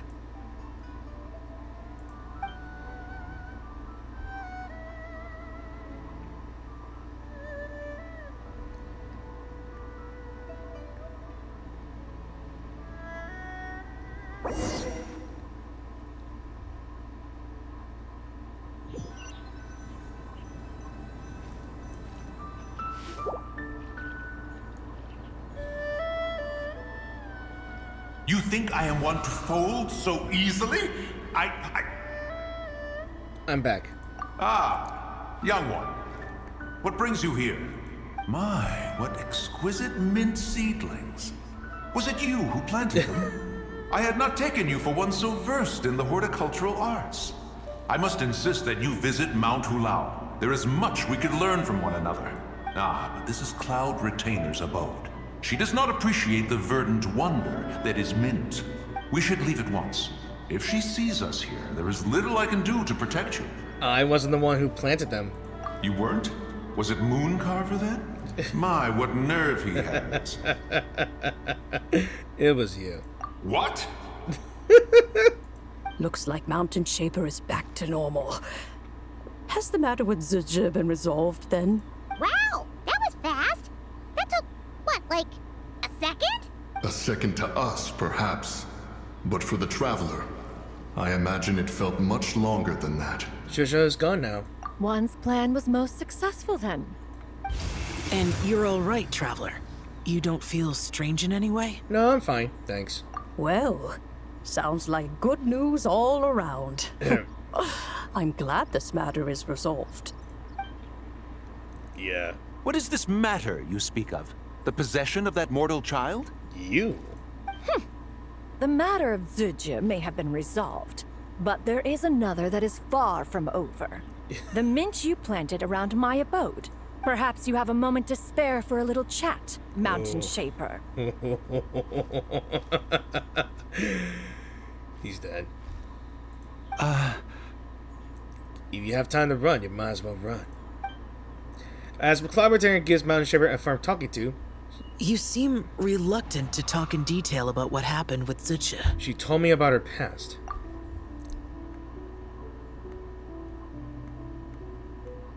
Don't worry. I won't ask you to reveal her secrets to me. And I doubt the other Adepti will either. Huh? You don't want to know what happened? The expression on your face. I know it well, Traveler. It's one I've seen Rex Lapis wear on many occasions. Whatever you learned, it must be too heavy to share. But you're okay, right, Traveler? That deadly self didn't hurt you, did she? No, nothing like that. I'm fine. Well, as long as you're not hurt, Paimon doesn't need to know anything else. It just isn't a happy story. Even so, I hope you feel like you can entrust me with it. If I learned anything from our time together, it's that one should not have to shoulder such a weight alone. Not to mention that certain knowledge brings danger in its wake. I would never want you to feel forced to be the sole keeper of such secrets. Yeah, kind of like how one person can't finish a whole slime, you know? Better to grab a bunch of friends and get it all together. Well, it's time to call in some fellow slime connoisseurs, huh? Exactly! Wait, Kaiman's just saying we've got loads of friends who'll be more than willing to lend an ear. Alright then. After careful consideration, you share? Yeah. I never knew there was such a tragic chapter in the ancient past of this land. So, the people of that nation worship the White Horse Adeptus as the god of soil and grain. It would seem then that Rex Lapis had a similar reason for withholding the details of his recent trip.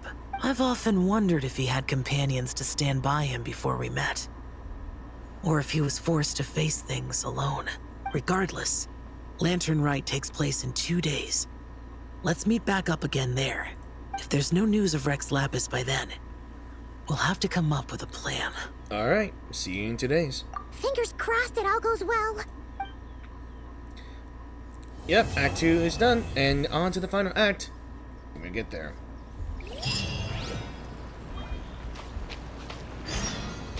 Huh. Yeah, I'll have to wait later.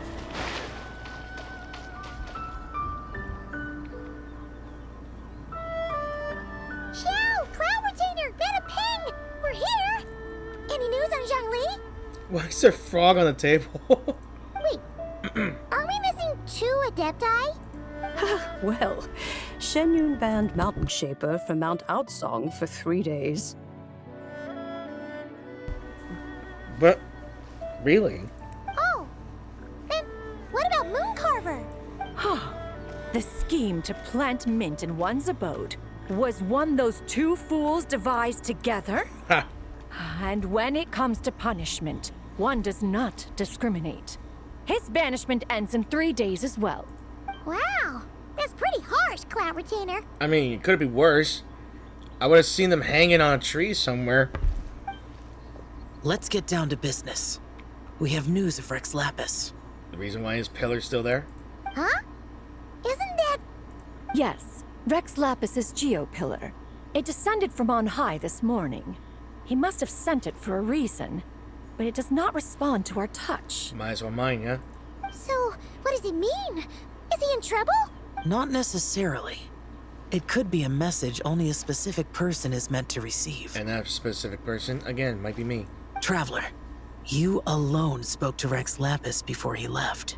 Oh, so it must be for the Traveler. Give it a try. Let's touch it.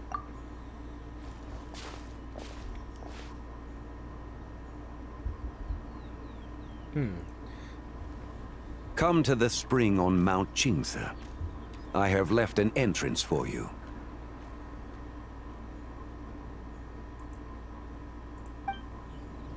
Well? It seems like he might be over at Mount Qingse. Just as one surmised, it seems that Rex Lapis will not countenance our involvement in this matter. That would not surprise me in the slightest. He's always had a soft spot for the Traveler, after all. But be that as it may, we have served Rex Lapis for millennia now. In other words, I'm sure this has nothing to do with favoritism. He's probably just trying to protect us. That's right.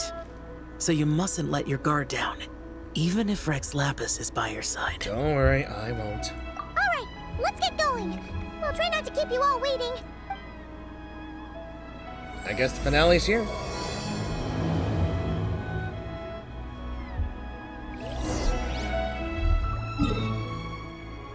Hang on a second. Yep. Not here.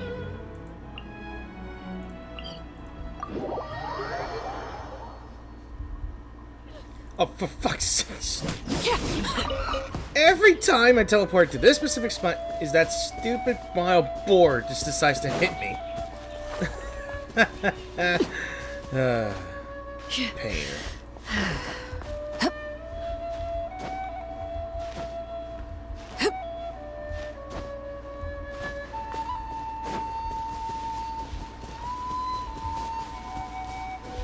Keep your eyes peeled. They should be around here somewhere.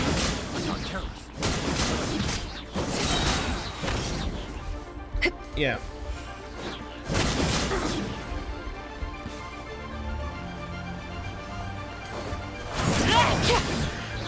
The hunter Well. becomes the hunted. Well. Seems right here might be the perfect spot for this.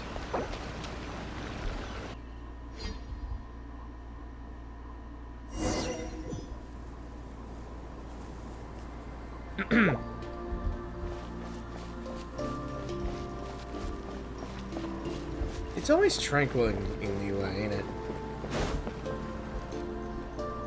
Who could have imagined that the once mighty Geo Archon might end up so, sitting on a humble stool in the woods, quietly weaving moon lanterns? You really do look like an old man now. This is a Shao lantern, not a moon lantern. Another one. It's golden now. In ages past, when the gods waged war and the world was in turmoil, these lanterns were lit to guide fallen warriors back to their homes. Had you tarried in the mortal realm for but a little while longer, you might have become quite accustomed to them. Even so, it bears such a striking resemblance to the moon lanterns they used to offer up to the heavens. Could this truly be mere coincidence? Perhaps in some sense it is, yet in another, it isn't. For instance, who is to say that some of Langan's magnificent jade did not become part of the very foundations upon which Liyue Harbor now stands? It is conceivable that this ritual was transmitted in such a manner too.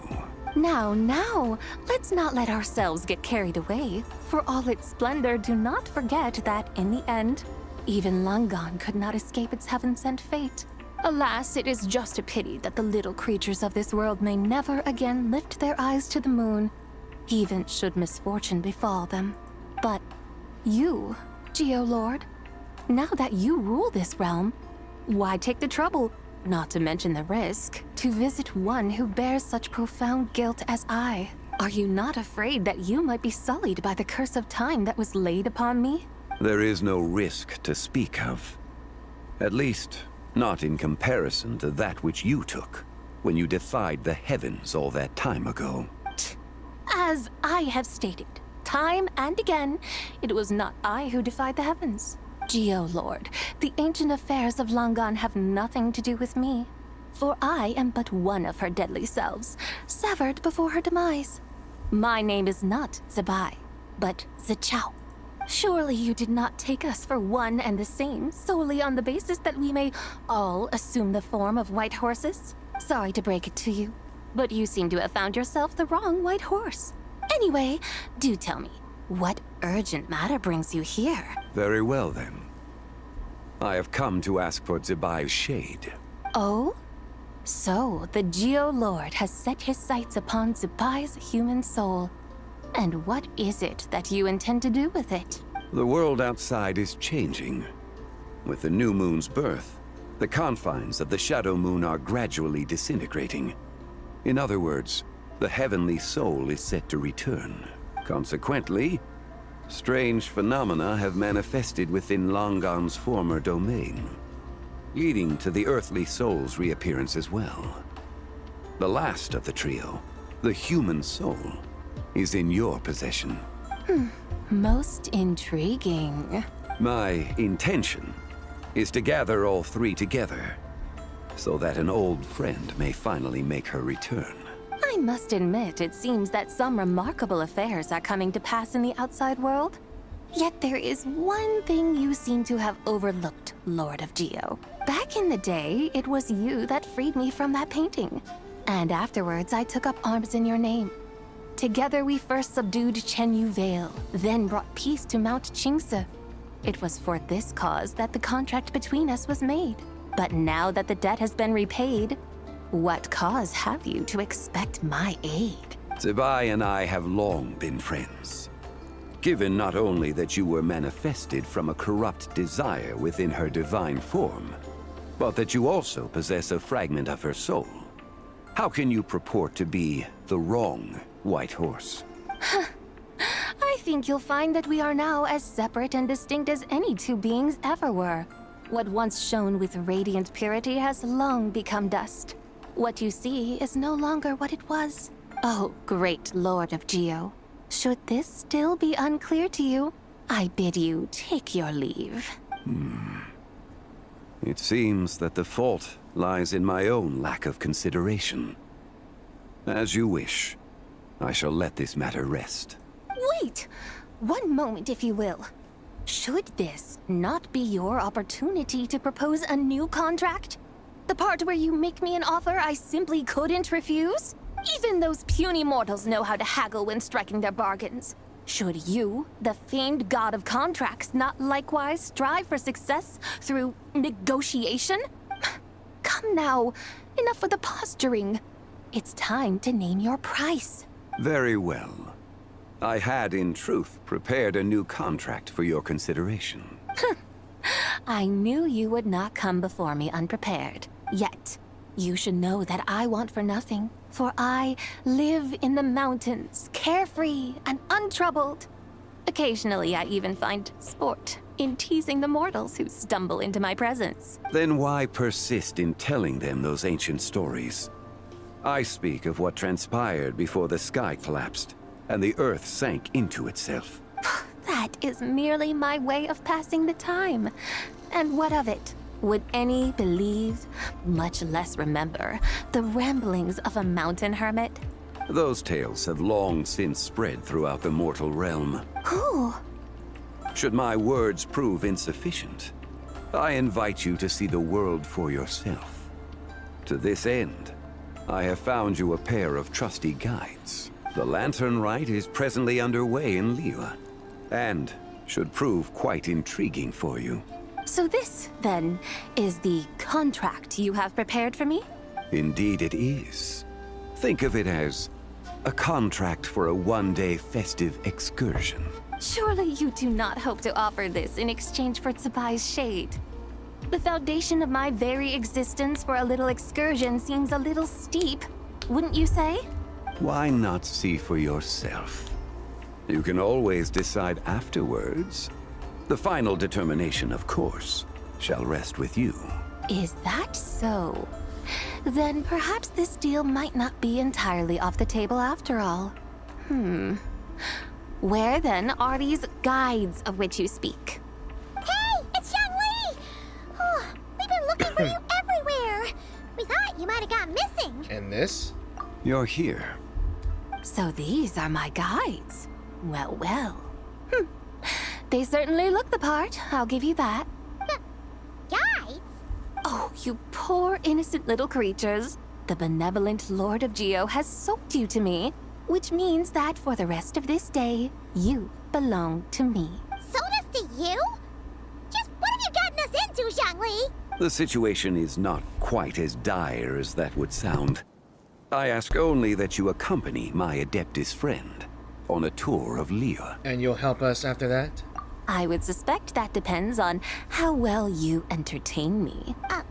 Entertain you? Where would you like us to take you? Let us start with this Liyue harbor of which I have heard so much. Nowhere is quite so fascinating as a place teeming with little mortals. How come this Adeptus sounds so different from what Paimon imagined? Let's just play this by ear. Okay, we'll take care of it. Get ready to find out why they call Paimon the best travel guide in all of Tibet. Great.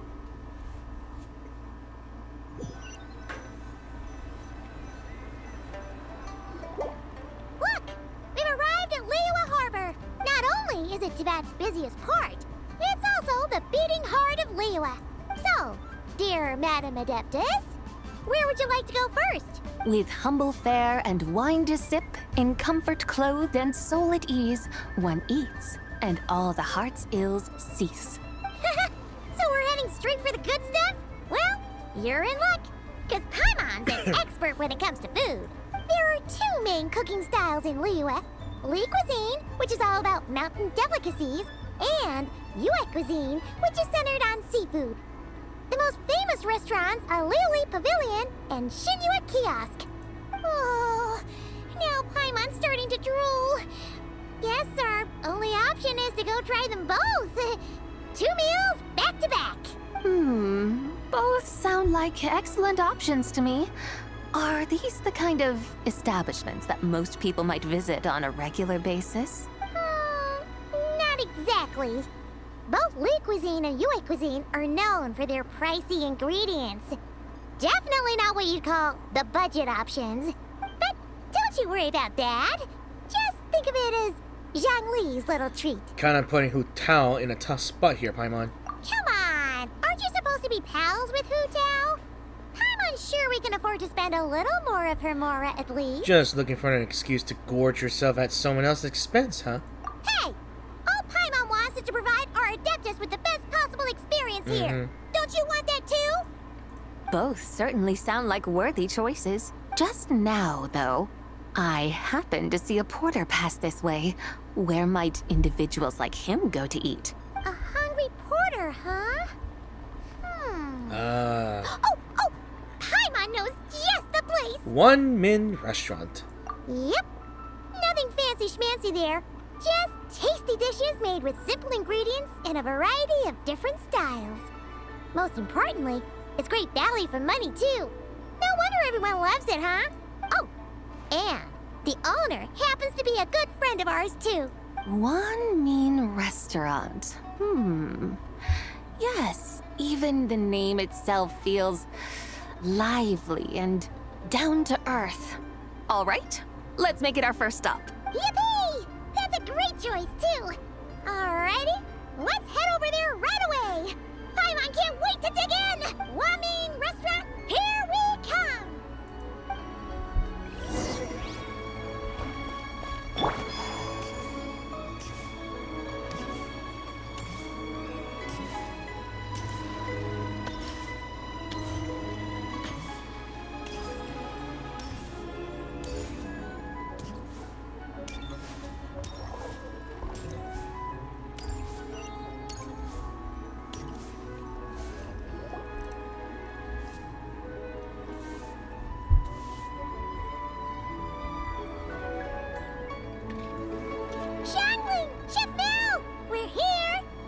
Oh, hello there. What a surprise to see you two. Welcome, welcome. Hey there, Traveler and Paimon. We're a little busy today, so grab a table while you still can. But I don't think I've met this lady before. Is she a new friend?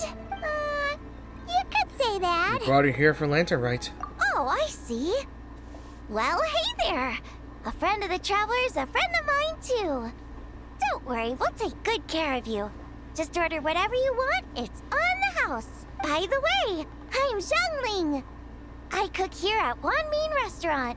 What's your name? Miss Zhongling, have you ever heard of the White Horse Adeptus? Of course. What about her? I am her, and she is me. Huh? But... You mean you're an Adeptus? Oh, you young'uns crack me up. Come on, Zhongling. You've got to keep up with the times. Haven't you heard of cosplay?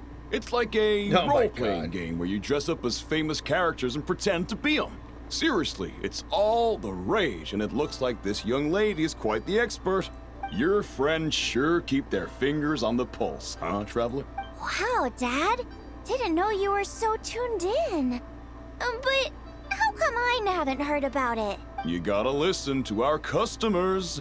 Didn't I tell you to spend less time chasing after wild vegetables and more time making friends? You're even more out of touch than I am. Hey, I like making friends too. Isn't that what I'm doing right now?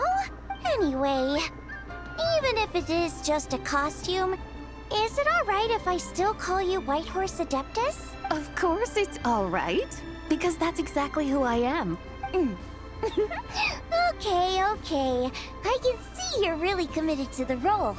How about I call you the real White Horse Adeptus instead? In that case, you can call Paimon the real Traveler. Guess that makes me the real Paimon. Yeah, right. You could have at least switched outfits. Puny mortals. Nevertheless, I suppose it might be amusing to indulge in your little charade for a while, at least. All right, go grab yourselves a table. I'll come take your order in a bit.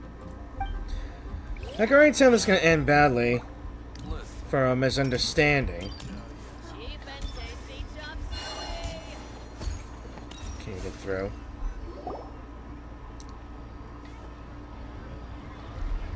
Hello.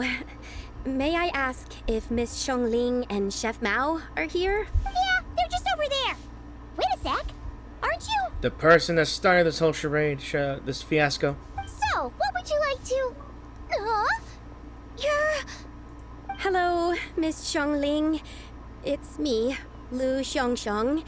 The one who broke some stuff here at your restaurant a few days ago. I just wanted you to know how sorry I am. I honestly don't know what came over me. Please, please forgive me. Oh, it's you. You really gave me a fright that day, young lady. You didn't actually get food poisoning from our blackback perch stew, right? Come on, Dad. She's come to say sorry. It's all right, Miss Lu. You must have been feeling a bit off that day. You're looking so much better now, though. Why don't you grab a table, too? This one's on the house. No, I couldn't possibly. Hey, it's totally okay. We all feel under the weather sometimes, especially when we're away from home. Go on, find yourself a... yikes. Looks like all the tables are taken. Wanna come sit with us? We've got an extra seat over here. Must be fate, huh? Thanks, guys. So what would you like to eat today? Feel free to order anything you like. I should very much like to sample your renowned poisonous blackback perch stew. It wasn't poisoned. That was all on me. So that's one portion of blackback perch stew. How about you guys? Paimon wants... Since it's on the house, why don't you choose for us? Sure thing. Looks like Paimon's having trouble making up her mind. Anyway, I guarantee you'll love it. Let me think. Well, since the blackback perch stew is on the spicier side, I guess it makes sense to balance it out with a serving of stir-fried shrimp. And since it's Lantern Rite season, you better try out the triple-layered consomme and come and get it too. Those are our seasonal specialties. As for the carbs, since we've got a full table, how about some right at home? Along with our special chili mince cornbread buns. Trust me, you won't be disappointed. Then for dessert, I'll whip you up some Lucky Snow Delight. I just came up with it a few days ago, and I can't wait for you to try it. Wow! Sounds like quite the feast. Looks like Paimon's in luck today. Am I the only one who thinks that's way too much? Not at all. Don't worry, I know what I'm doing. And to top it all off, our star dish, Adeptus Temptation. You should know that we don't often serve this here at Wanmin Restaurant. But since this is my first time cooking for the White Horse Adeptus, I'm pulling out all the stops. Okie dokie, just sit back and relax. I'll have your dishes out in no time. Hold on. Did I just hear Miss Xiongling mention the White Horse Adeptus? You did indeed. And you're looking right at her. That's a joke, by the way. She's cosplaying. Oh, I see. Phew, almost believed you there for a moment. Tell me, little one, what business might you have with the White Horse Adeptus? It's a long story.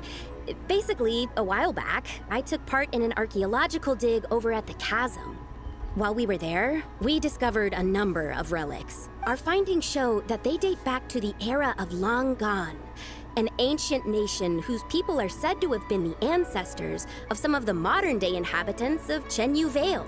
And why might such matters concern the White Horse Adeptus? Because some of those relics not only seem to contain textual references to her, but even depictions of what she looked like. There have long been legends claiming that the White Horse Adeptus was a deity of that era, but there are plenty of other theories out there too. If I could just locate some more detailed records, I'm sure we'd be able to find out so much more. So you're into history? Well, to tell you the truth, I actually joined the archaeological team by sheer accident. But once I'd started down this path, I knew that I wanted to make something of myself. Recently, though, things seem to have taken a turn for the worse. Still can't believe I caused such a mess and even ended up hurting someone. Oh, so you're considering becoming a martial artist now instead? No, I mean, they weren't seriously hurt. It was just a few scratches, and they let it go after my mother compensated them. You know, that really wasn't your fault. Either way, my career's pretty much over. And even though both the victim and the Ministry of Civil Affairs say they won't be pursuing the matter any further, my father says he's going to punish me according to our family rules. Family rules? Yeah, he's decided to ground me. I'll have to return to Qiaoying village after Lantern Rite, and goodness knows when I'll be allowed to leave again. Wow, that's harsh. Sounds like the kind of thing only rich, super traditional parents would do. We're not exactly rich, though. All we own are a few tea fields in Qiaoying village and a guest house in Liyue harbor. A guest house? It isn't Baiju guest house by any chance? Ah, Sabaj Lu must be your... Yep, he's my grandfather. So, you've heard of the guest house before? Yeah, it's where all the talk about the White Horse Adeptus starts. Small world, huh? Definitely. Come to think of it, didn't Boss Lu mention something about hoping that the White Horse Adeptus would show up and let her divine power be known? Well, she showed up, alright. Sure, but Paimon's guessing this wasn't exactly what he had in mind. Agor, shh, keep it down. Little one, it sounds to me that your family is rather well off after all. What then drew you to archaeology? Why subject yourself to such unnecessary hardships? Even if I stayed at home, there's no guarantee I'd lead a nice, easy life. Just look at my father.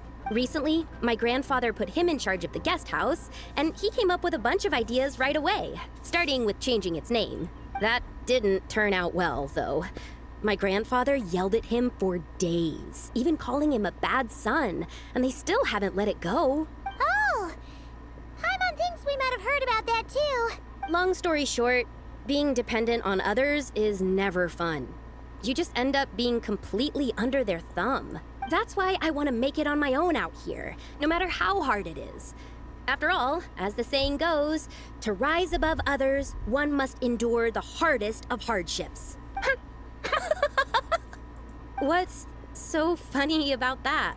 You poor, innocent little creatures never fail to amuse me. To think you would endure all manner of hardships in your brief time on this mortal plane, and all that merely to rise above others.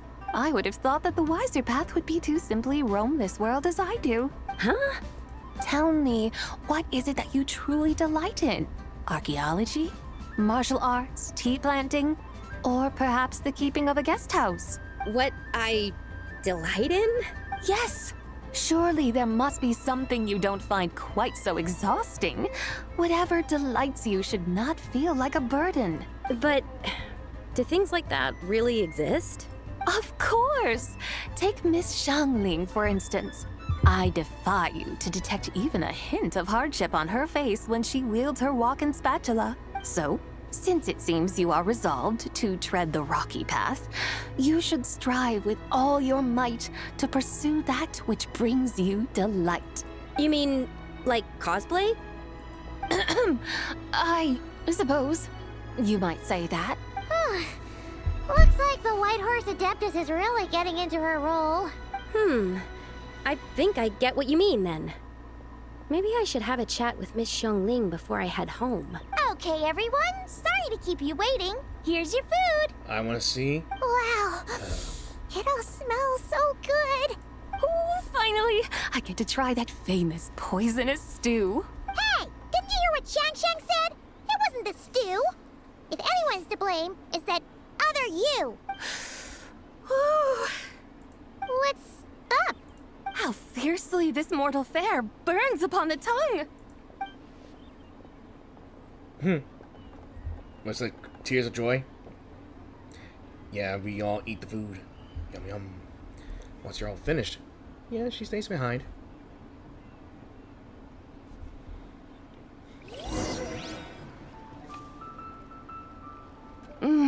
Most satisfying as poisonous stews go.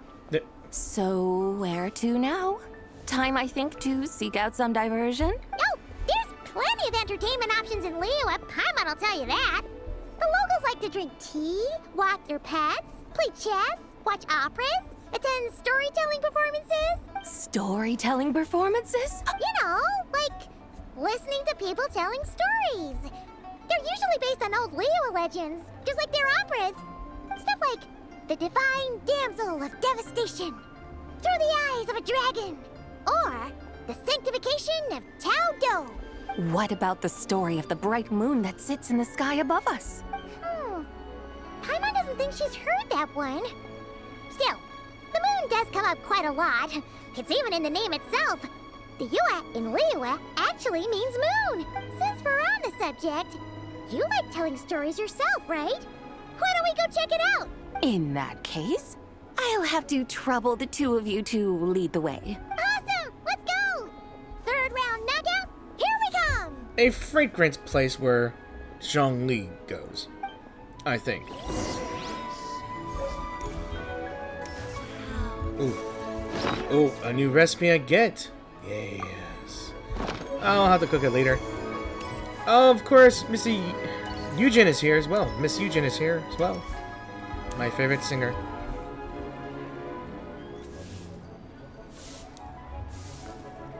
What a tongue twister. I'd have made a complete fool of myself if I tried to say it on stage without practicing it first. Huh. Call yourself Iron Tongue, Tien.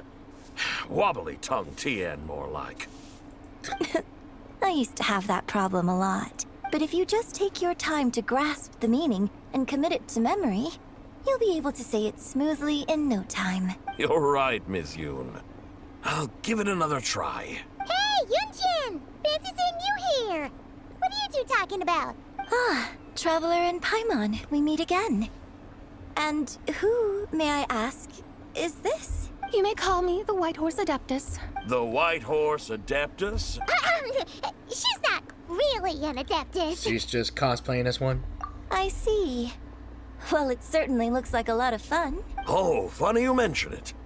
This type of thing is actually something I'm quite familiar with. Once, to perform Through the Eyes of a Dragon, I decided to imagine that I was Rex Lapis himself. It was the only way to truly inhabit his mindset and understand his resolve to quell those demons. Sounds like you just wanted an excuse to feel all big and powerful. Hey, that's... You just don't understand how inspiration works. You're one to talk. Paimon's traveled all over with the Traveler, and she's seen things that would make your jaw drop. All right, then. Since you claim to be so knowledgeable, why don't you prove it by reciting an ancient poem? An ancient poem? Which one? The one that Rex Lapis sold to Eugen back at the boat. Ha! See? You mean to tell me you've never even heard of the ancient poem called An Ancient Poem? What kind of a title is that? Quit teasing, Paimon. We only just found out about that ourselves. He's talking about the writing on those ancient relics. When we first saw it, we couldn't figure out what it all meant. So in the meantime, we decided to just refer to it as an ancient poem. However, thanks to the painstaking work of the scholars who were tasked with decoding it, it seems like that's exactly what it was. Or rather, an ode offered in veneration of the moon and the White Horse Adeptus. Oh yeah! Didn't Kuching mention that before? It's got something to do with Longon, right? That is correct. The Ministry of Civil Affairs has issued a notice stating that, although it is true that the moon may disappear tonight, we should be in no danger. In other words, there's nothing to fear. But if you're worried, we can always take a leaf from the Book of the Ancients. By reciting this poem, I mean, and calling for the White Horse Adeptus' aid. If we do that, I'm certain she'll protect our moon and keep us safe. Oh, seriously? Paimon has to get a look at this. Let's see. It says, under Moon Eternal in Radiant Night, a maiden grants silk... Oh, it's the poem that was saw in that one cinematic, ain't it? So we've already seen this, we've already read that, Fields are plowed, seeds are sown, from the earth life is grown, seedlings stretched, crops do rise, and all unfolds before our eyes. Fruits are gathered, sweet wine poured, these gifts we offered to our Lord, pure as heaven, so fair and bright, she shines as light in this dark night, and with her does this wish take flight. Under Moon Eternal in Radiant Night, a maiden grants silk, soft and Light? What in Tivat's that supposed to mean? Under moon, iridescent, in night divine. Blah blah blah, something Claude so fine. Something about fields being plowed. Something else about seeds being sown from the earth. Seriously? What is this? The fields are plowed, the seeds are sown, and from the earth, life is grown. Whoa! You did that without even looking! Bravo! Bravo! We have an expert in our midst. Looks like this young lady really does know her role inside out. If I didn't know any better, I'd have taken her for the real deal. You'd be surprised. That's because I am the real deal. That's the spirit. This is exactly the kind of mindset I was talking about. Behold, mortals, I am none other than the indomitable Rex Lapis himself. Kneel before my godly splendor. Believe me, young lady, I know exactly why you do it. Back in the day, I was just like you. I must say you are rather amusing as mortals go. Miss White Horse Adeptus, it is a great pleasure to make your acquaintance today. I have some questions regarding the poem, and I was wondering, perhaps, if you might be able to shed some light on it? You want me to explain the full meaning of its verses? Your guidance would be much appreciated. Fascinating. Tell me, do all the people of Liyue still express such reverence for the ancient ways? Well, it's true that we hold a deep fondness for our history, but it is hardly our only pursuit. One of my good friends, for instance, is even more devoted to the modern Fontanian art of rock and roll. Oh yeah, her. Exactly! And don't forget, great practitioners of the role-playing arts walk among us too. People like me and you, young lady. Yes. So rather than placing too much emphasis on our reverence for the ancient ways, it might be better to say that here in Liyue, 100 passions bloom, each with a voice of its own. I see. Then, I suppose it wouldn't do any harm for me to enlighten you. In truth, it is but a simple poem of blessings. Its meaning is this. As the eternal moon rises in the night sky, a maiden adorned with lustrous jade descends upon the earth. She blesses the kudzu vines and mulberry leaves, so that they may be used to make coarse cloth that is nevertheless soft, light, and comfortable to wear. As the iridescent moon rises in the night sky, a maiden adorned with lustrous jade descends upon the earth. She blesses the kudzu vines and hemp, so that they may be used to make fine, luxurious cloth. So what we just read was a rough translation. Maybe. As the frost moon rises in the night sky, a maiden adorned with lustrous jade descends upon the earth. She blesses the mugwort and artemisia, so that they may be perfect for divination. So she really did come down from the moon? She shows the people how to use the plow and spade to purge the land of weeds, till the soil, and heap up the earth to make it fertile. Then with the hoe, she teaches them to sow their grain, bestowing the promise of life upon every seed. She blesses the millet and the beans, ensuring that their stalks and vines stretch forth without end. She graces the wheat and the rice, so that their heavy heads are filled with plump, glistening grain. Sounds like she's a real pro at all this farming stuff. The fruits of the field are harvested and brewed into sacred wine for honored guests. This we reverently present to the divine maiden, with every ceremonial step flawlessly observed, so that she may witness the depth of our piety and respect. Oh, divine maiden, how can your graceful presence in the sky not seem like that of a fairy descending from the heavens? Oh, divine maiden, how does your pure and radiant form not resemble the guardian spirit of our land? I send my heart's desire, ascending to the heavens, beseeching you to grant us good fortune and blessings in the coming year. Huh? So, that's what it's supposed to mean? I find myself speechless, moved beyond the power of words to convey. Oh, young lady, You have shown me the heights to which a true role player might aspire. A truly remarkable performance. I did not anticipate that anyone could unravel this poem with such depth and clarity. And so soon after the Ministry of Civil Affairs noticed, too. I'd even begun to consider myself somewhat versed in the matter. But as they say, there's always someone more knowledgeable out there. Allow me to extend my thanks to you, Miss White Horse Adeptus. You are far too humble, young one. I must confess, it is I who have been surprised. Not only by you, but also by this Liyue harbor of the present day. Ah, so you're not from Liyue. And what, may I ask, has surprised you about it? Oh, it's nothing really. Just some old memories scattered here and there. Very well, my guides. I suppose it is time we set forth on the next part of our excursion. I'd like to go see that wharf now. What say the two of you? No problem. We'll take you wherever you want. Oh, leaving so soon? Before you go, allow me to introduce myself. I am Yunjin, director of the Yunhan Opera Troupe. May I ask your name in return? My own name is scarcely worth mentioning, but since you asked, perhaps I'll tell you the title of that poem instead. Huh? So, it isn't actually called an ancient poem?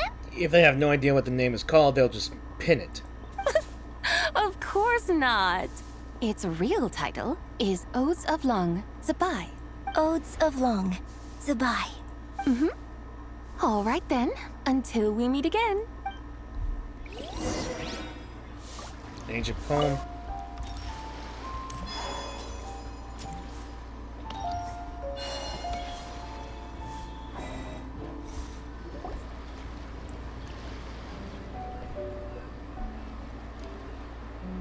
Hey, Ganyu! I almost forgot to mention. On my recent trip to Nodcry, I came across something really fascinating in the Frost Moon Scion's library. I found records in their collection of another divine envoy living on the moon. A divine envoy on the moon? You don't think it could have been referring to the White Horse Adeptus too, do you?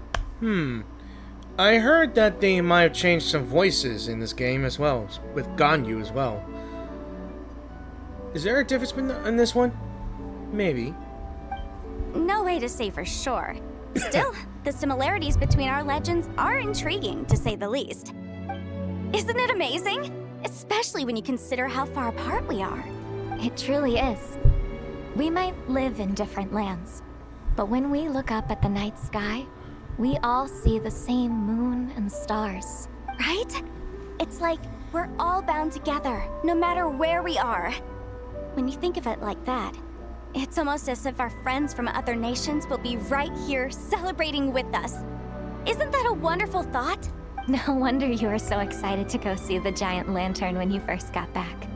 Sounds like you're a real fan of the White Horse Adeptus, huh? I guess you could say that. Just a pity she's so elusive. Even Granny's never met her, you know? Maybe she really is just a legend after all. Hey, Yanfei and Ganyu! Trust, Paimon. The White Horse Adeptus is as real can be. Huh? Oh, look! It's the Traveler and Paimon! Feels like I haven't seen you two in, like, forever. Happy Lantern Rite. It's so good to see you again. Hey, you two. Happy Lantern Rite. Happy Lantern Rite. Did I hear you right just now, Paimon? Does that mean you've actually seen the White Horse Adeptus? She has indeed. And now, so have you. And you are? Why, who else? The White Horse Adeptus, of course. Could you maybe start with something else next time? You're the White Horse Adeptus? She's cosplaying as the White Horse Adeptus. That's right. Allow Paimon to introduce you to our new friend, Zichao. She's been low-key obsessed with cosplaying the White Horse Adeptus ever since we met her. I see. Well then, greetings, Miss Zichao. My name is Yanfei, and recently I've been low-key obsessed with learning everything I can about the White Horse Adeptus. I'm sure the two of you will get along like a house on fire. Oh, and by the way, I'm Ganyu. So, Miss Zichao, You must be here to see the giant lantern too, right? Hmm? A horse-shaped Zhao lantern? Is that what I think it is? That's right. A lantern made to honor the White Horse Adeptus herself. Isn't it gorgeous? Huh? What are you laughing at? Both the lantern and myself. What do you mean?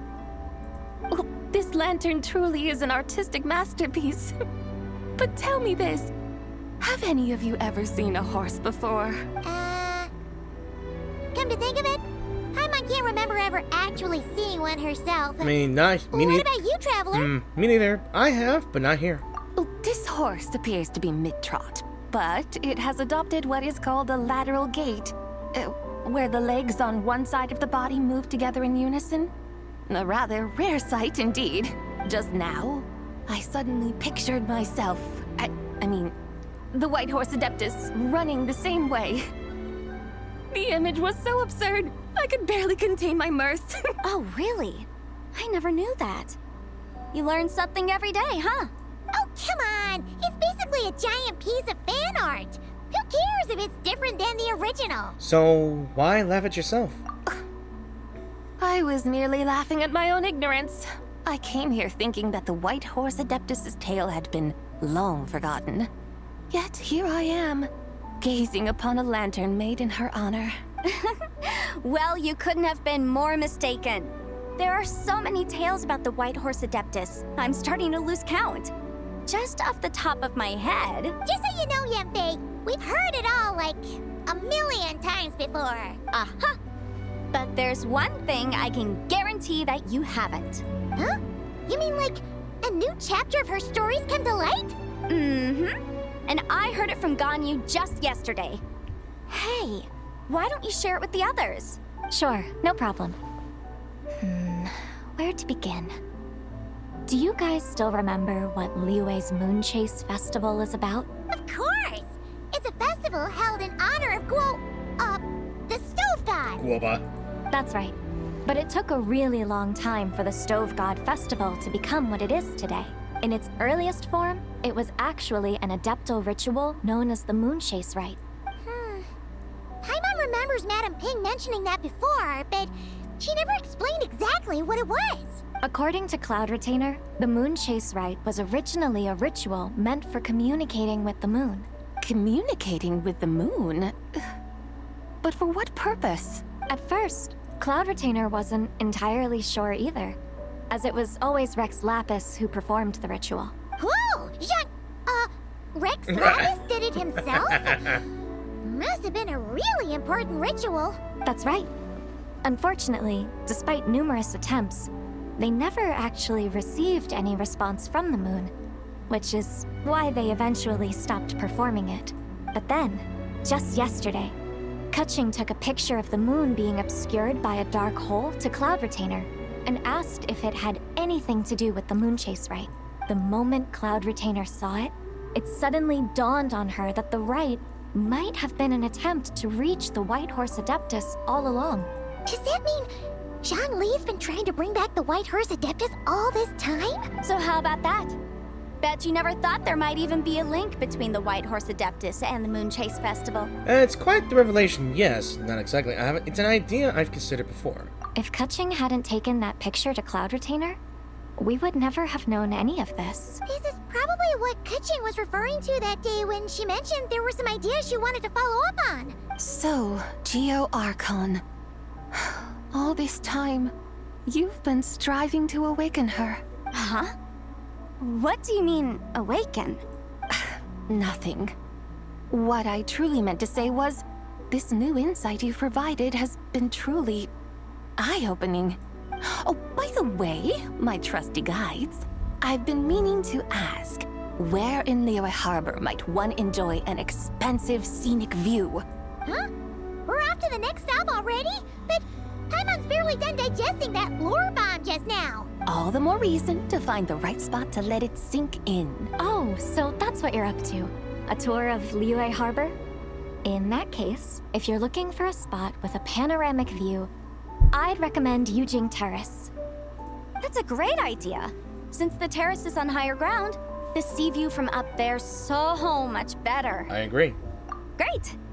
Well, the Lantern Rite's about to start, so we should get back to Granny's now. Hope to see you all at the festival tonight. Oh, you're off too? All right then. See you both soon. See you soon.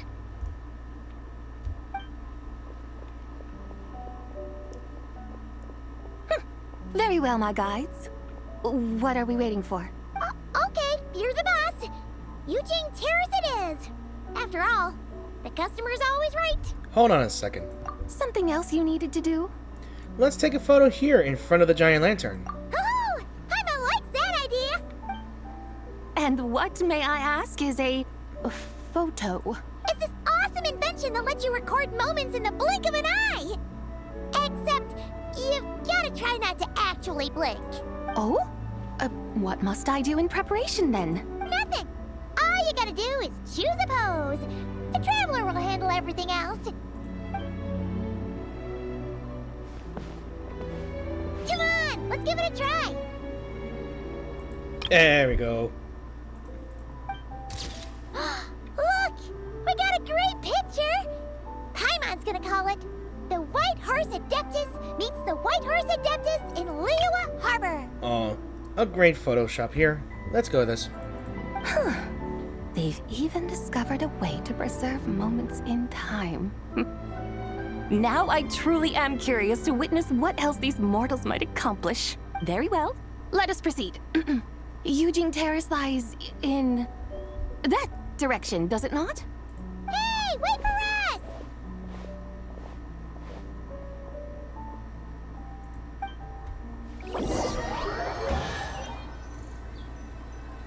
Why is there a chest opening?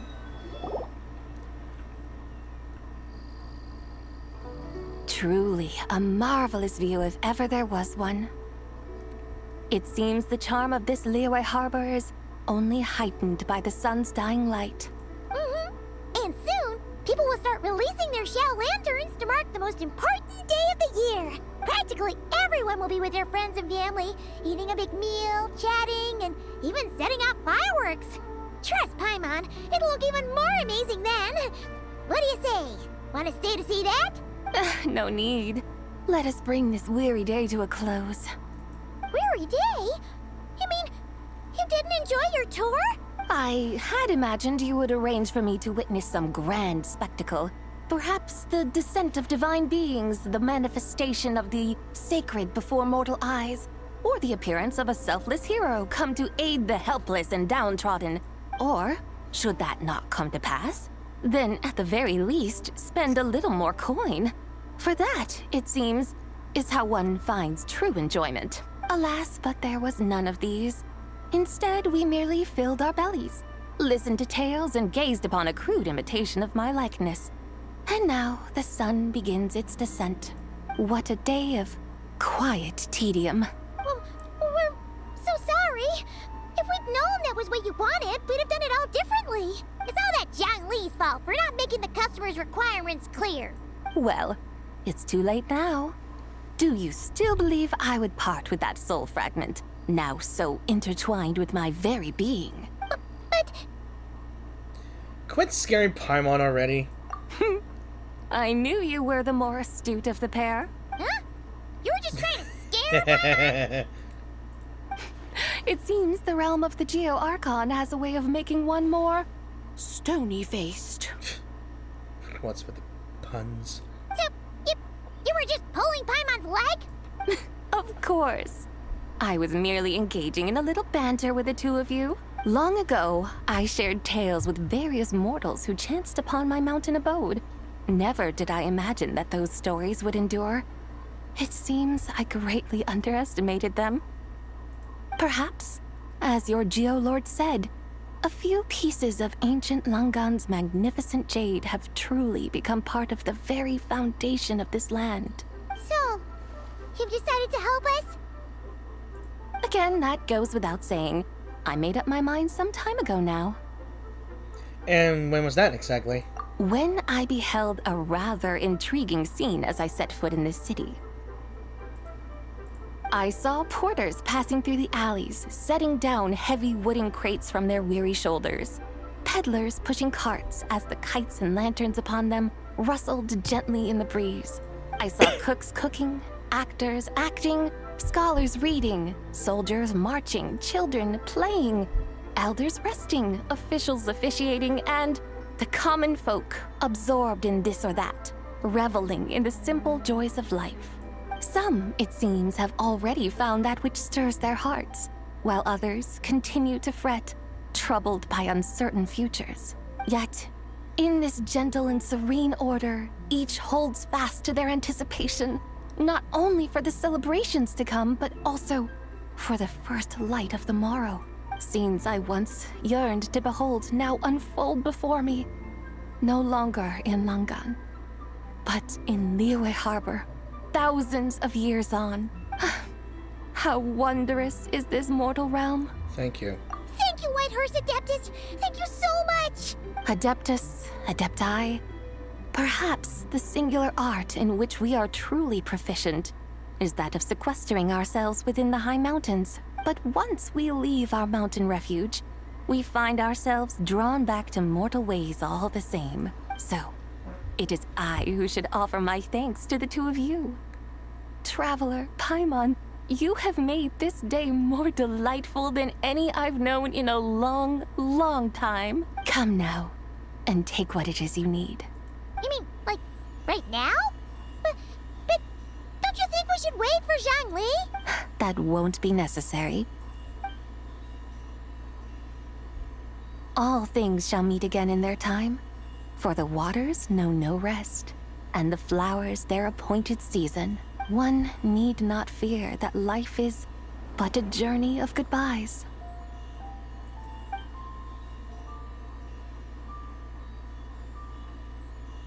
Is she gone?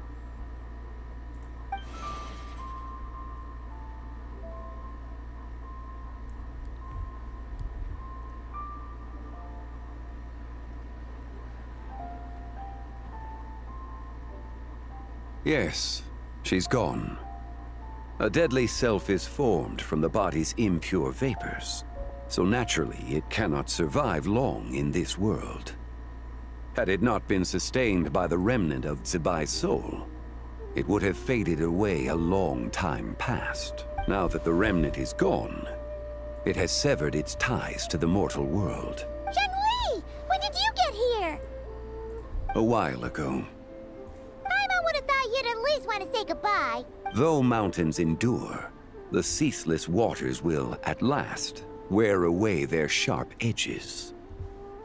Thus must I meet the marks wrought upon her by the ruler of time with great caution. Actually, you're just terrible at saying goodbye. It may be goodbye for now, but someday we will meet again. Really? And when might that be? Who can say for sure? Years and years from now, perhaps. Or maybe tonight, at the Lantern Rite. Are you saying that if the White Horse Adeptus were to be resurrected, she'd still have the memories of the three deadly selves? That she'd still remember us? We will find out soon enough.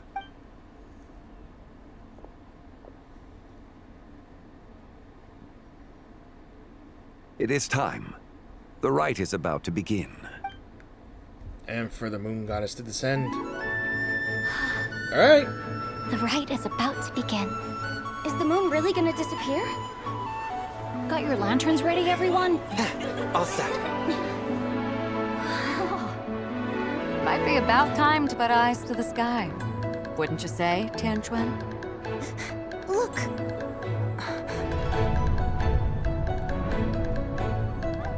When the sun's out, eat the sun. When the moon's out, eat the moon! Stop that, Hu Tao. Whoa, is this the lunar eclipse? Under moon eternal, in radiant night, a maiden grants silk, soft and light. Under moon iridescent, in night divine, a maiden grants fiber for cloth For so you. fine. Aww. Under moon of frost, in night so great, a maiden grants tools seeds are sown, and from the earth, life is grown. The seedlings stretch, the crops do rise, and all unfolds before our eyes. Fruits are gathered, sweet wine is poured. These gifts we offer to our Lord. Pure as heaven, so fair and bright, she shines as light in this dark night. And Ricker does this. Wish take flight.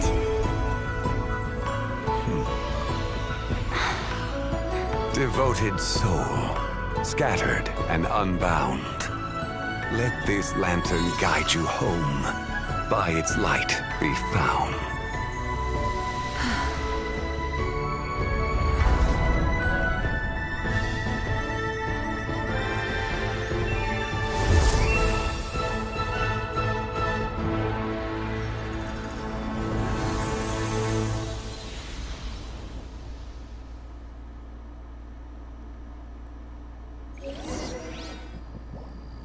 Did we do it? Do we finally get to meet the real White Horse Adeptus?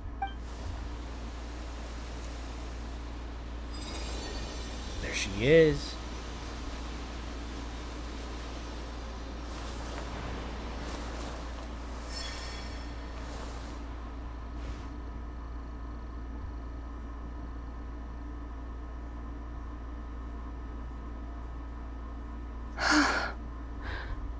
This place. Where am I? A familiar land, now known by the name of Liyue. Liyue? The peaks adorn the clouded moon. Then, who might you be? Oh no! She seems to have lost all her memories after all. And those countless lights in the sky. What are they? These lights, each like a dwelling in glad accord, usher in this day of joyous rebirth. And whose rebirth might that be? That of my old friend, Zibai. Zibai? Yeah, that's you! Don't you... That's... Oh, hey. Me?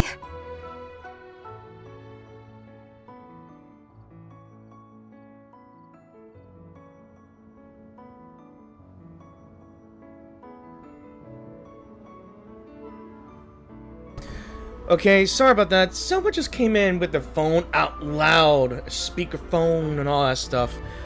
I had to scream at her, "Get the fuck out! You're making too much noise!" Yeah. Oh my god, I'm sorry, guys. Oh, yes. The envoy of the Lunar Palace. My name is Zibai, indeed. Then you must be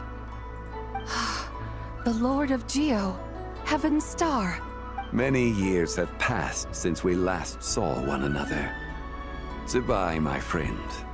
Welcome home. Home? But why does this place, this Liyue, feel at once so strange and yet so familiar? Do you remember who you are? Do you remember who we are? Who you are? Who are you? Ah, yes, I remember now. You are that treasure-hunting damsel, the one stricken by the poisonous fish stew. Nope. Nope.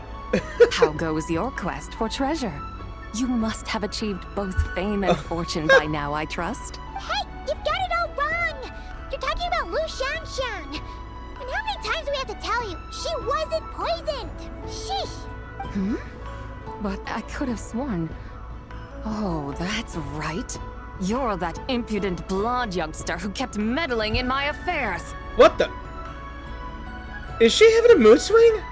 And to think you even had the audacity to presume yourselves worthy of being... What was it again? Oh no, she has multiple personalities. Yes, of being my guides. How very wonderful to see you again. What the my hell? Most faithful and beloved guides. I trust all has been well in my absence? Well, she finally got it right. But that sudden mood swing felt even weirder. It's like her head's packed full of slimes. It is possible that her cells have not yet settled. After all, they've only just been brought back together. It may be some time before she fully recovers. Oh, no. Huh?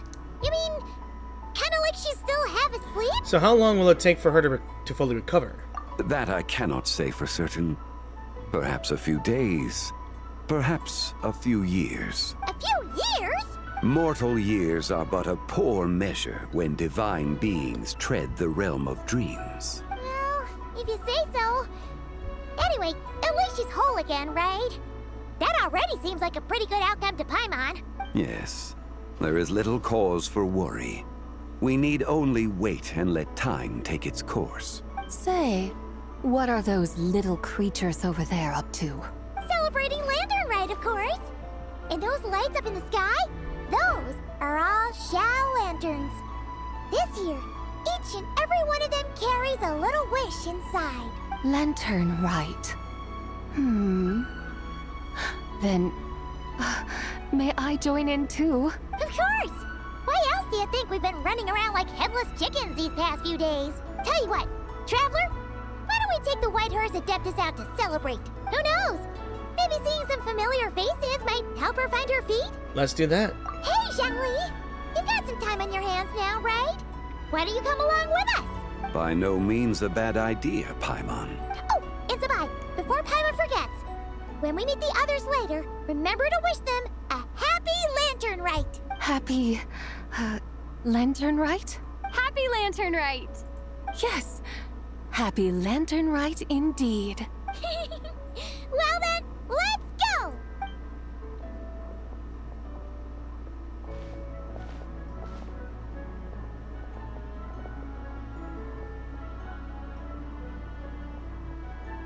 Lantern Rite. A night of joy, reunion, and moonlit blessings for all. And with that, the final act is complete. Now we gotta wait for the afterword, or the afterquest. I think it might be the afterquest as well. Yeah, so we gotta wait till tomorrow. Alright, let's get doing this.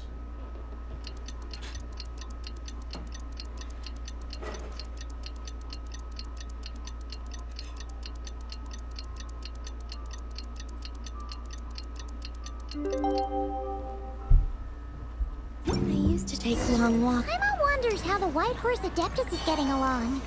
Maybe we should check in on her? We can ask Zhongli where she is. I'm pretty sure he might be at the knockout.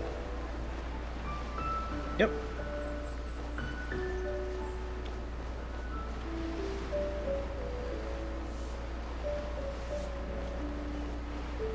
I bet we're gonna see a lot more mishaps when we finally got Zibai's resurrection and she's got mood swings. I wonder how that happened. Oh, looks like Zhongli hasn't stopped by for tea today.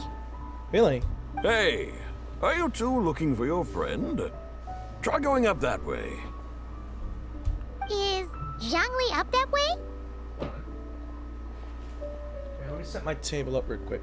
No, but that young lady who was dressed up as the White Horse Adeptus the other day is. She's your friend, right? I just saw her head toward Wan Min restaurant. I was wondering why she was eating alone. But then you two showed up hot on her heels. Oh, what luck! We were just on our way to find her.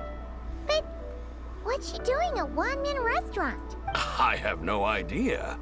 I said hello, but she completely ignored me. She couldn't have forgotten who I am, right? I mean, we're kindred spirits. Should we tell him that she has a bit of a multiple personality? Maybe she's still half asleep, but her brain might be a little fuzzy. Oh, that makes sense. I was wondering why her eyes were so red. Her eyes were red? Oh, that doesn't sound good. Yeah, Shisha is out. Well, we need to find out what's happening. You young people, staying up all night because you think you're invincible? Look at your friend. Missing out on sleep so she can pretend to be the White Horse Adeptus. That's where that leaves you, you know. Again, she just came in again, bursting in without knocking the damn door. This is what pisses me off every time I'm recording. Sorry. I know this happens to you guys a lot.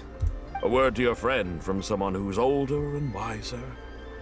She really needs some rest. Paimon won't be so certain about the older and wiser part. Yeah. Yeah, what was that? Nothing. We'll make sure to pass you on the message. Hurry along, then. Oh, and don't forget to come back and check out my Rex Lapis cosplay when you're done. I hope not.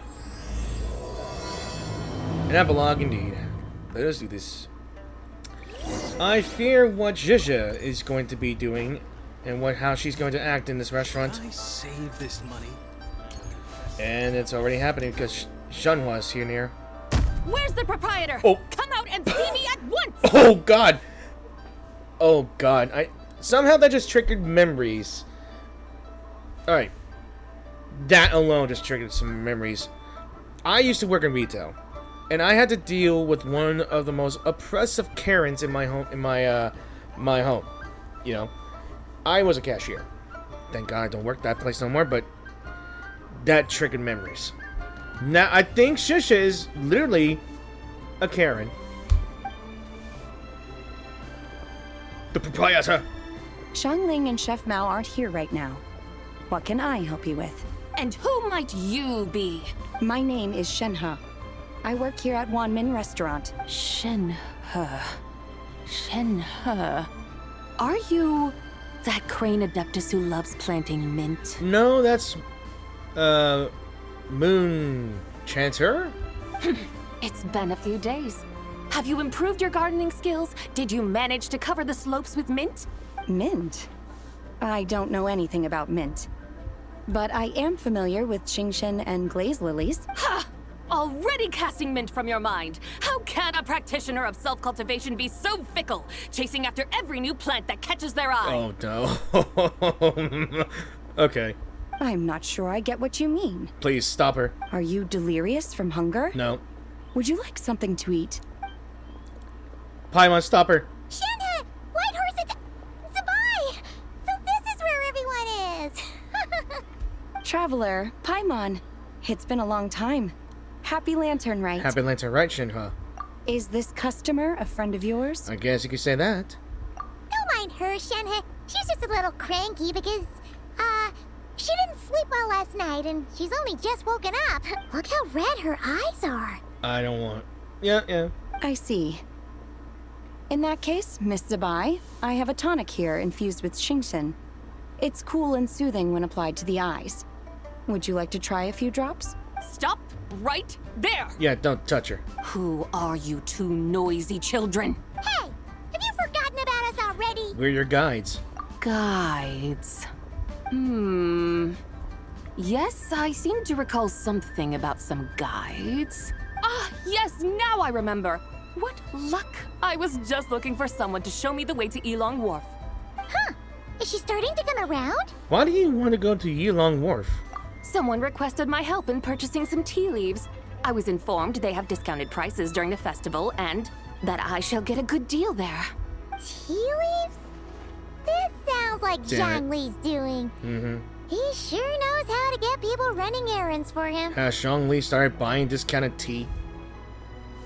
Your friend Rex Zhongli initially requested the most expensive tea, but then a young lady in a hexagram hat mentioned he'd burned through the Wangsheng funeral parlor's yearly expenses at an exhibition a few days ago. As such, he is only permitted to buy items that are discounted this month.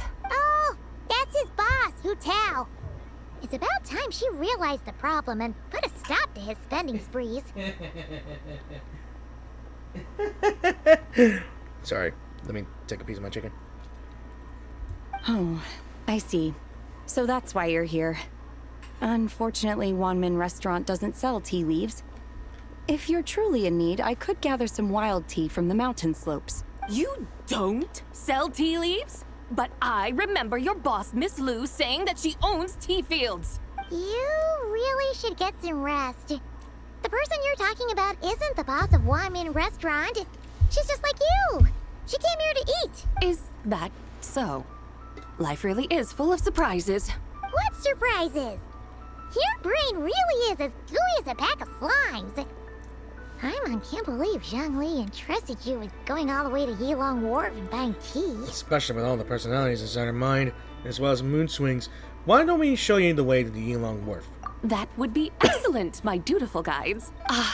Yes, Miss Crane. I apologize profusely for my improper behavior just now. Please forgive me. I completely understand. Master often says that the human body is like a mechanism in need of regular maintenance. When a person cannot rest at night, they are sure to become irritable and on edge. Miss Crane, you appear reasoned and compassionate on the surface, yet I sense dark forces churning within your spiritual core.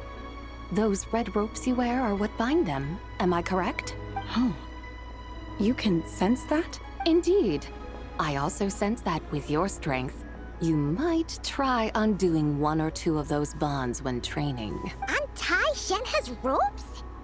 Wouldn't that be risky?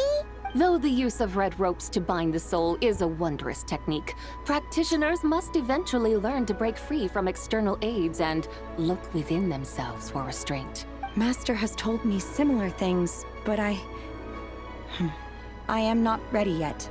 Your self-cultivation has progressed far enough. Then I will seek further guidance from my master.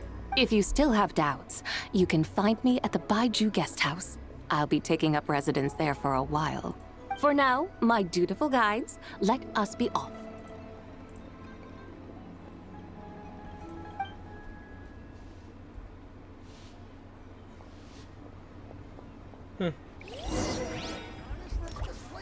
Yeah.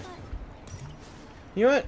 I'm just gonna take a break for a bit because my dinner's was here, and that's one of the reasons why my roommate decides to interrupt me recording with a loud phone up and running in my ear. Alright, it looks like our destination takes us in Shinyu Vale. And a bunch of cranes. Yep. Aren't we going to Yilong Wharf? How do we end up on this mountain? Is that small town over there not Yilong Wharf? I sense a familiar scent wafting through the air. You're right! Except for the smell part. Paimon doesn't smell anything. That is because this scent is the essence of jade, which can nourish the spirit. Oh, yeah! Shinyu Vale does have a lot of jade, but Paimon didn't think jade smelled like, you know, anything. Naturally. This has reminded me of something. And what's that? A few simple tricks for mastering one's power.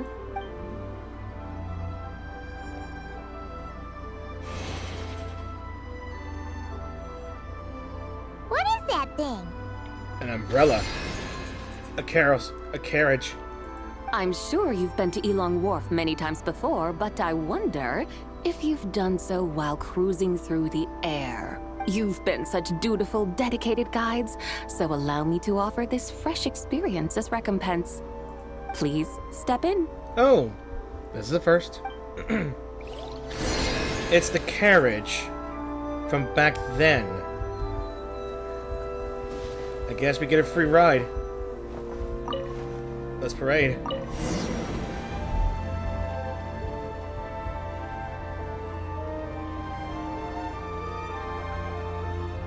This is amazing! Paimon feels just like an Adeptus flying through the sky. What is this thing? A normal carriage. I created it from my memories of the chariot of the Lunar Palace. Many years have passed since I last laid eyes upon it, so there may be some discrepancies. Nonetheless, it is functionally much the same. A lunar chariot? Wow! Paimon never imagined she'd get to ride in one! So, Zibai, does that mean you used to work on the moon? Work. That's an interesting way to phrase it, though I suppose you are correct.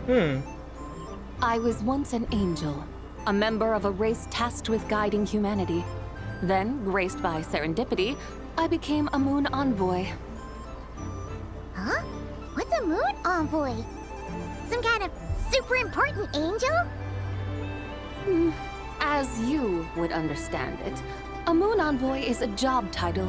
Any angel, or non-angel, can become a moon envoy. Does that mean you're not the only one? Of course not. Though my memories are still hazy, I vaguely remember some of my colleagues. There was one who liked to take on the form of an ibis. An ibis? Could it be... Can all moon envoys turn into animals? Does that mean Rauma could take that job? She can turn into a deer, and moon chanters are some sort of Luna envoy anyway, right? Moon chanter? I have no idea what those are. Oh, okay then. Spelling facts that no one understands, Paimon. Still is a fresh experience to ride on a flying chariot. I don't think she saw a tea vendor over there. Very well. Let's take a look. How are we gonna land?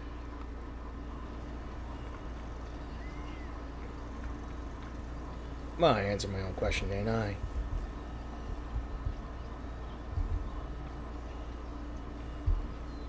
I'm surprised no one took the chance to look up and see that we are riding in a chariot. Yeah.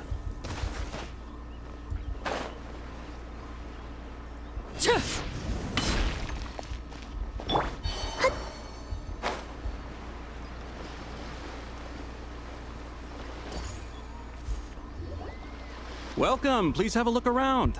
We only sell teas of the finest quality sourced directly from Chaoying Village. Right now we're offering a special discount for Lantern Rite. Look over there! Discounted tea!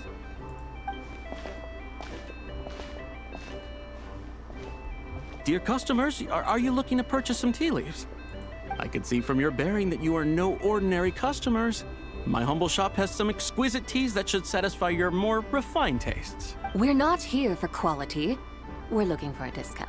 A discount? Well, that's a coincidence. Our Sungla tea is on sale right now. A special festive offer. Don't say buy one, get 10 free. Something about the name of that tea sounds familiar to Paimon. I think it's the one where Cloud Retainer or Xianwan bought a crap ton of tea because she got pulled in from that discounted price. Oh no. Buy 3 boxes of Sungla tea during the festival to get 10% off. Oh no. Buy 4, get 20% off. Buy 10, but... Buy 10 boxes, get 50% off. That's right. 10 boxes at half price. Have you been to our shop before by any chance? Yes. Oh, Paimon's definitely heard this spiel before. A scam. 3, 4, 10. Oh no. 10, 20, 50. No. Zibai, Why? what are you muttering about? Don't tell her. Oh no, she's gonna buy more than what Cloud Retainer's gonna buy. When purchasing 3, 4, or 10 boxes, the corresponding discounts are 10, 20, and 50%. The intervals between the two sets of numbers are 1 and 6, and 10 and 30. Look! Her eyes turned blue! That's gotta be a first! Yeah. If the differences between intervals remain equal, the interval after 6 should be 6 plus the difference between 6 and 1, which is 11. Similarly, after 30, the next interval should be 50. My god, the numbers. What do they mean, Mason? Therefore, extrapolating upward, the next two numbers in each set should be 21 and 100. Stop counting! You're making Paimon's head spin! Those numbers! What do they mean? She said the thing! Sorry. What do they mean, Paimon? What do they mean? God. Oh god, someone's gonna have to animate this so badly. Someone's gonna be like getting an interrogation room where you hear Zibai just counting the stupid numbers. And you hear Paimon in the background. Traveler, the numbers! What do they mean? They mean that if we buy 21 boxes of Sungla tea, we should get a 100% discount! I'm sorry, what? 100% discount? You mean we'll get them for free? That is what she means. Oh, there was a pattern to the discounts. Is that right? Are we sure about this? The pattern we speak of is mathematics, little one. A pattern that is always right. That's amazing! Oh my You're god. a shopping genius, Zibai. Oh wait. Something feels off here. Yes, something extremely feels off. I had no idea our shop's discounts were tied to the laws of nature. I've learned so much from you, dear customer. No need to thank me. Now, please give us our 21 boxes of free tea. Wait! No! What's the matter? Paimon just realized what it is that's not right.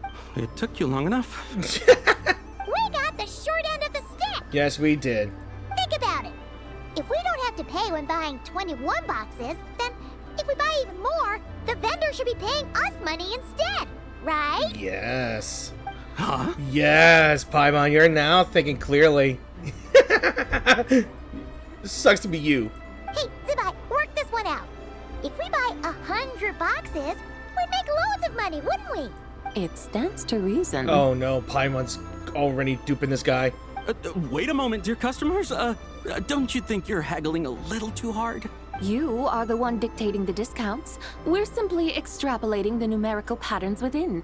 As such, we are hardly haggling. You have a point.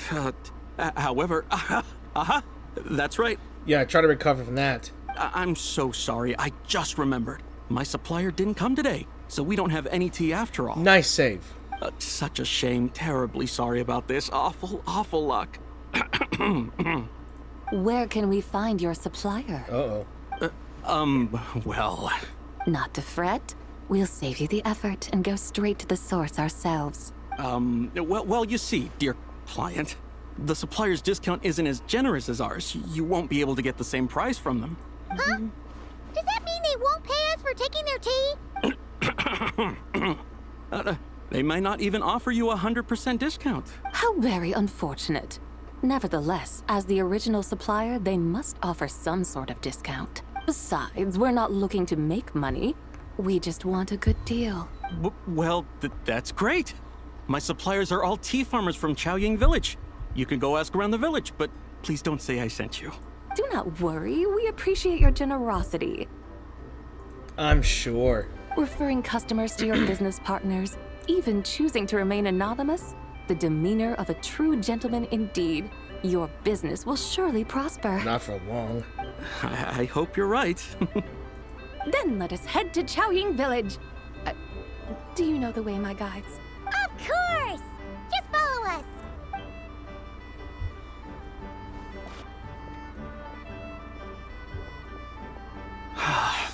What otherworldly beings were those? Thank the heavens I managed to send them on their way. Yeah, you gotta rethink your discounting scam. I should hurry home and pray to the White Horse Adeptus. May she bless me such that I never encounter such customers again. It is too bad that you have just encountered said Adeptus.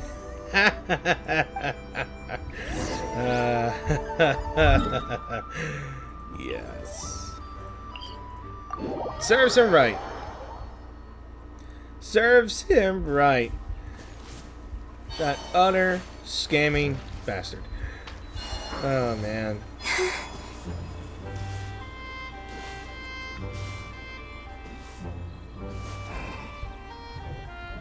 Here we are! Chaoying Village! The mountains and waters are pristine. They embody the beauty of heaven and earth. It's a good-looking place, all right. But it's hard to enjoy the scenery when Paimon can't stop thinking about all that tea-buying Mora we're missing out on. Should fate dictate, Mora will find its way to you sooner or later. Well, Morak certainly finds us often enough. He even sought us out in person this Lantern Rite. For now, let's look around and see if any tea farmers are selling their crop. We'll be able to see more clearly from up high. Let's take to the sky and enjoy the beautiful scenery while we're at it. Another ride from the chariot.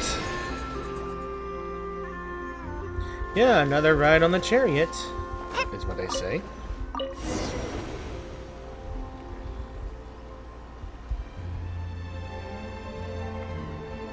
Wow!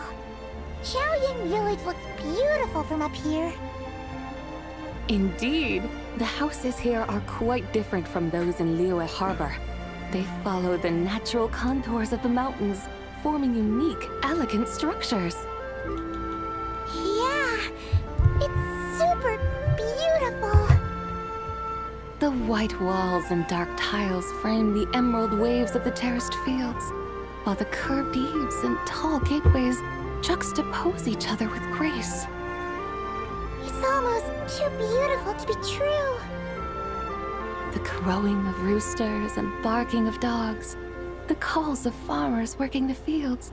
A vibrant pastoral chorus overflowing with earthly vitality. Yeah, it's incredibly beautiful, huh? It is. Have you studied the linguistic arts by some chance? Huh? Your vocabulary for beauty seems rather constrained. Paimon knows how to say pretty as well. I see. Now then, let's take a look around and see if we can find any farmers selling tea. There's only one such place that I know of. Look! There's someone in that tea field! And they look kind of familiar. Wait, is that Lu Xiangxiang? Maybe. And who is that? One of your memories does, no? Oh, you'll remember her once you see her up close. I remember. Is she gonna get surprised when she sees that? Hey there, Lu Xiangxiang! It really is you! Huh? Paimon, Traveler, and the White Horse Adeptus. Fancy seeing you here. The White Horse Adeptus has a name now. You can call her Zibai. And you are... Wait. I remember now, you're... Don't say anything about food poisoning or fish. Yes, please. You're the young lady who wanted to rise above the rest, are you not? Yes, that's me, but I'm in a bit of a state right now. At best, I can say I've fallen below them. Fallen below them? What happened? Like I said the last time we met, I'm being punished according to family rules. My father, mother, grandfather, grandmother, other grandfather, other grandmother. Oh, that's a lot of family members. Yeah, and on the night of Lantern Rite, they held a family meeting to discuss my situation. So, they do care about you. There's no doubt they care. But they think that since I caused all that trouble in Liyue Harbor, it shows I can't be trusted on my own. They decided to ground me. Ground you? How old are you? Yeah, though they're not confining me to my room. Instead, I have to personally nurture a tea seedling until it grows big enough to be sold at market. Aw, a tiny little tea baby. Tea baby. Do they want you to experience what it's like to be a parent? Are you serious? It's supposed to cultivate my character and temperament. They say this will help me calm down and reflect on my issues. What happened in Liyue Harbor really wasn't your fault. Oh well, at least this punishment doesn't sound too harsh. So, how long will it take for the little tea baby to grow? Probably more than 10 years. Actually, I don't know. I've never grown a tea tree before. It usually takes 2 or 3 years. 3 years. 2 or 3 years? Yes, the tea in this garden requires 2 or 3 years to mature. That long? Zibai, you're not making this up, are you? How do you know so much about growing tea? Paimon, you forget that she is the god of soil and, well, abundance. When the plants thrive and grow, that is the meaning of my name.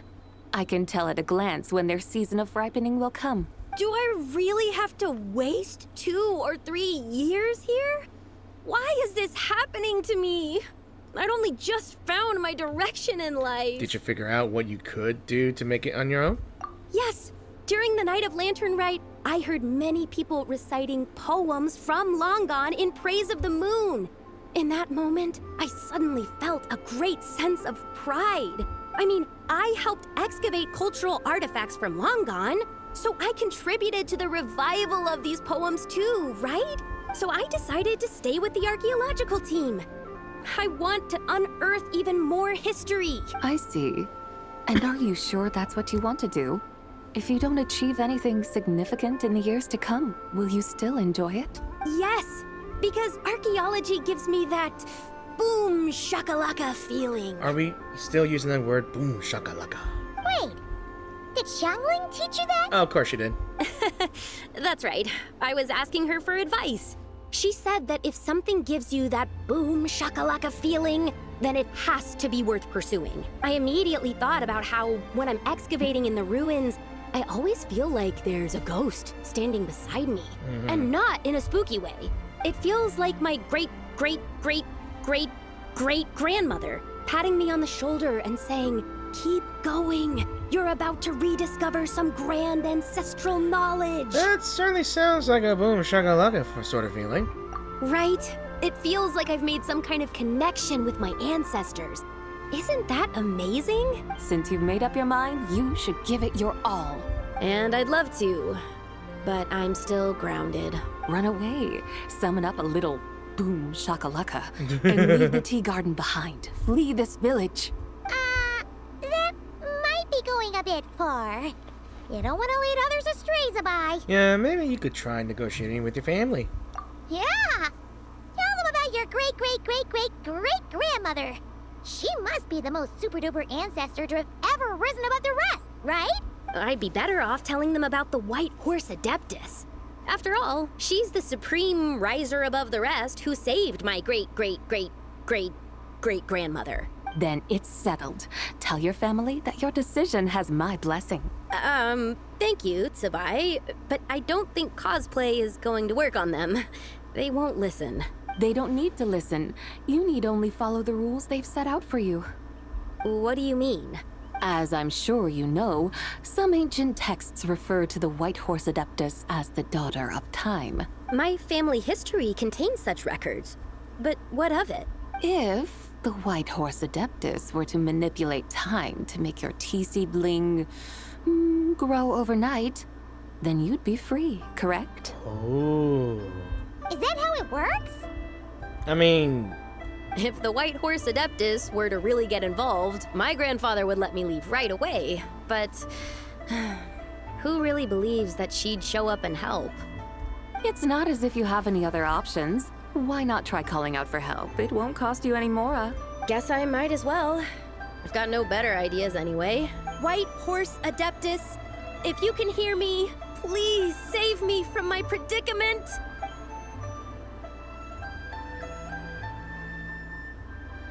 Ugh. Nothing happened, as expected. Perhaps the White Horse Adeptus has already heard your prayer. Why not come back here tomorrow and take a look? By then, the seedling you planted may well have grown into a thriving tea tree. Thank you, Zibai, for trying to comfort me. I do feel better now, kinda. Can't you really do something like that? I'm curious to find out myself. Oh, it's getting late. Why don't you all stay at my house tonight? My family may be strict with me, but they're always welcoming to guests. That sounds great! Let's get some sleep and then come back here tomorrow to see if our tea baby has grown. Tea baby. You follow the young lady and settle in for the night at the Liyue family residence in Jiaying village. You enjoy a quiet night's sleep, and in the morning you return together to the tea garden. An incredible sight awaits you. Oh, the tea tree! Whoa! Your tea baby is all grown up! Yeah, they grow up so fast. Indeed, it has grown into a mature tea tree that can stand tall in the face of wind and rain. How is this possible? It must be the work of the White Horse Adeptus. Her prayer must have moved her. Are you sure? Perhaps she heard your prayer and chose to answer the call. She once saved my great-great-great-great-great-grandmother. This time, she saved me. That's incredible! Your family must be blessed by the White Horse Adeptus. I guess so. I need to tell everyone the news right away. They should unground you right now, right? They'd better. Since this is the will of the White Horse Adeptus, I don't see how they could object. Go.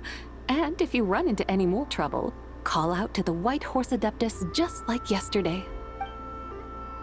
God. Thank you so much. What little does she know that the White Horse Adeptus was near you? Paimon really thought you were going to use Adeptal energy to make the tea baby grow, Zibai. She already did. When an Adeptus exerts effort, consuming their energy, is that not using Adeptal energy?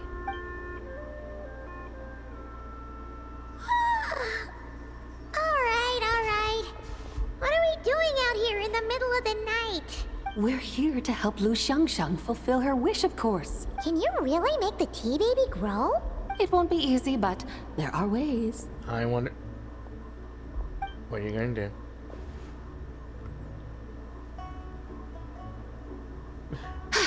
There, it's grown. Hey! You just transplanted a tea tree from over there! Cheated! She cheated! So, there's a mature tea tree here now, yes? That stands to reason. That's one way. Wow.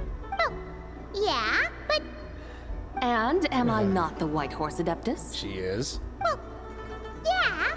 Is this tea tree then not a manifestation of the White Horse Adeptus's will? My head hurts so bad from this logic, but it's fucking hilarious. Not wrong. Then again, there's something not quite right about this.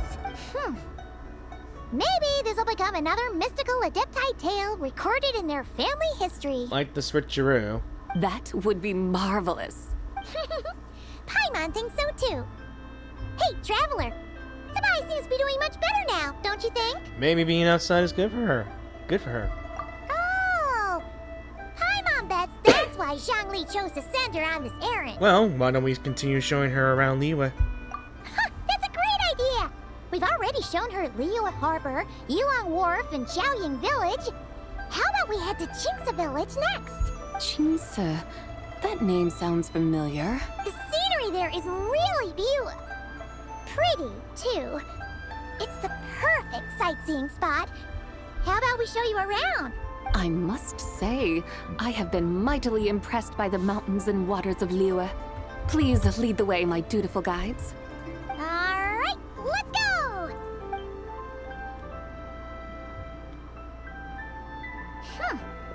Paimon can't help feeling like we've forgotten something. I wonder what. Pay it no mind. I've already forgotten more than you will ever know. Alright.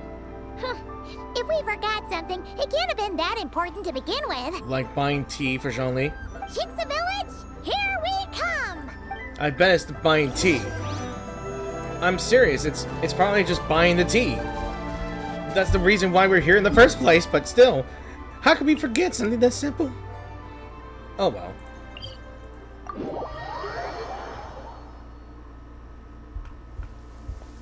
But it rains, it rains, it rains, it rains.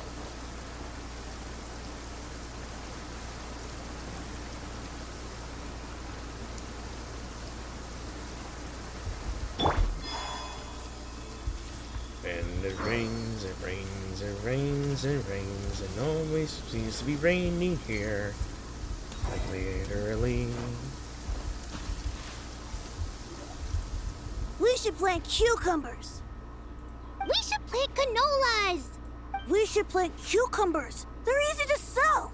We should plant canolas. The flowers are pretty. What are you arguing about, little ones? We're deciding what to plant in our field once Lantern Rite is over. Yeah. Dad gave us a small plot of land to grow our own crops. He said we can keep all the more we get from selling them. We should plant cucumbers, right? Dad plants cucumbers every year. We should plant canolas. We can press the seeds for oil. It smells good and sells for a good price. Ah, an agricultural debate. This should be easy to sort out. Granny, are you a farmer? Could you tell us what to do? I mean, she might be a granny, but she doesn't look like an A granny to you, more of an auntie. Granny? Uh-oh. Her Karen side's gonna come out. What did you just call me, you rapscallion? Oh no. Uh-oh. Her eyes are gonna turn red again. It's just... my granny smells really nice, and you smell nice too, so... Sorry. How about we call you Auntie instead? Auntie? Just call her Big Sis Zibai. Oh, alright. Big Sis Zibai, can you help us decide whether we should grow cucumbers or canolas in our field? I can't believe I just agreed that I just mentioned she might be an auntie. You little rascals. Using priceless land like this just for cucumbers and canolas? What a waste of heaven's gifts. Huh? What should we plant instead? With the coming of spring, when all things awaken, the fields should be sown with the 5 grains. What are those? The 5 grains are life's staples, the heart of the people's table. I notice the people here mostly eat rice, so that is where you should begin. Based on the local climate and soil, seedlings planted in mid to late spring should produce mature grain within 2 or 3 months. When autumn comes, you can plant a second crop, with time still to harvest it before the first frost. The rice you harvest can be sold at market or kept in your stores. It's a far better choice than cucumbers or canolas. Oh, but Big Sister Zibai, I like canolas. That's no issue. It is unsuitable for continuous cropping in any case. You can rotate it with rice to maximize your yields. After the second rice harvest, around wintertime will be the perfect opportunity to sow their seeds. And when they mature in mid to late spring, you shall be just in time to sow the first rice crop of the year in turn. This way, your field will sustain balance. Rice and canola in a harmonious cycle. Wow! That means we'll have crops to harvest all year round! Wait a minute! If rice and canola take up the whole year, what about my cucumbers? Just get it from your dad. Stop complaining about your cabbages. A firefly dares rival the brilliance of the moon? In what twisted universe should cucumbers vie for land with rice? Big Sis Zibai, you're going to hurt Lil Lee's feelings. Auntie hates cucumbers. Stop crying this instant! I meant that cucumbers are simple enough to grow. There's no need to devote a whole field to them. Just find an empty corner of your yard, scatter some cucumber seeds in the earth, and before you know it, you'll have a thriving patch of vines. Cucumbers delight in sunlight and moisture, but they suffer in cold weather. If you wish to plant them this early in the year, you should make sure they're protected from frost. Wow. Is it really that simple? Let's hurry home and get started right away! Are you really in that much of a rush? Well, thanks, Big Sis Zibai, who's fierce but really good at farming. We gotta go! Thanks, Big Sis Zibai! See you around! Paimon never imagined you'd know so much about farming. You realize she is the goddess of abundance, right? What's so strange about that? The people of Soil Longon and grain. called me the god of soil and grain. Are the fields not made of soil? Is rice not one of the 5 grains? Huh, that's true. So, if the god of soil and grain is a farming god, that means the White Horse Adeptus must be a farming adeptus, right? When you put it like that, Zibai suddenly seems very down to earth. Of course, the god of farming is down to earth. Mind your tongue, impertinent child. How dare you diminish the lofty bearing of an adeptus? Hey! You're the one who said the god of soil and grain is all about farming. Enough! It's time for us to take to the skies once more. Join me now. Witness the majesty of mountain, water, and field, and broaden your horizons. So we're just going over all regions here, then and there. Alright. And it rains. Was it meant to rain? Wow! The terraces look so pretty from up here. I'm pretty sure it's not supposed to rain, The but mountains tower like pagodas, the hills coiling at their feet like shells. Layers built upon layers, rising and falling in harmony. A truly unique and mesmerizing sight. Thinking about it, you have a special connection to this place, you know. A special connection? Yeah! There's a local legend about a white horse leaping from a pure spring to follow Rex Lapis into battle. Don't you remember? You must have been living in seclusion around here.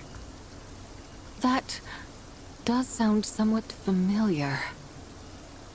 Oh, and if we keep going up this way, we'll reach a super-duper spooky spot. You might have a connection to that place, too. There's an ancient array that seals away the remains of a fallen god. A god's remains? Yeah! The people of Liyue turned that story into an opera called The Sanctification of Tao Do. Does that ring any bells?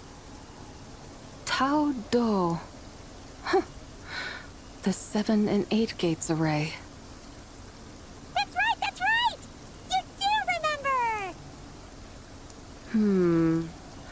Bune, the god of the underworld, who could pacify the forces of life and death. Huh?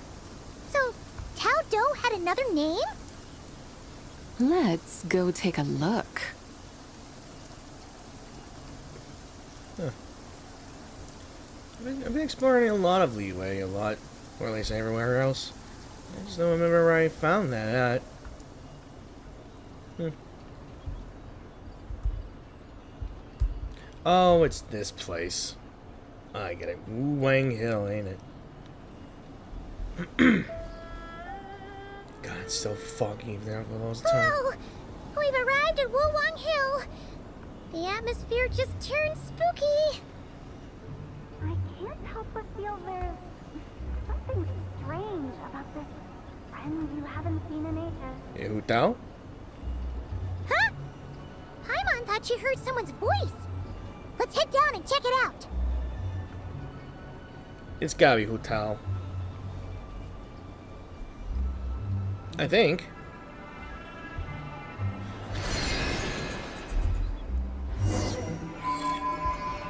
I can't help but feel there's something strange about this friend you haven't seen in ages. Of course.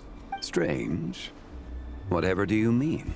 Her strangeness defies description. This Miss Zibai is a full-blown enigma, don't you think?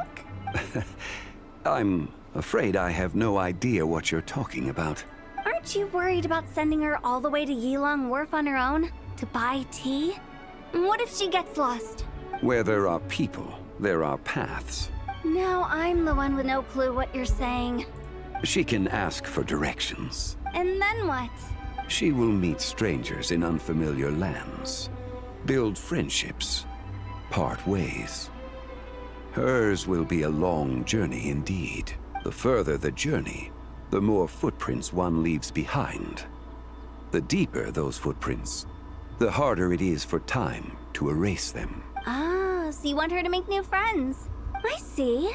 But from what you say, it sounds as though she's not from Liyue. I believe she was not, but perhaps she will be. You're sounding stranger by the second. Huh. Oh, over there.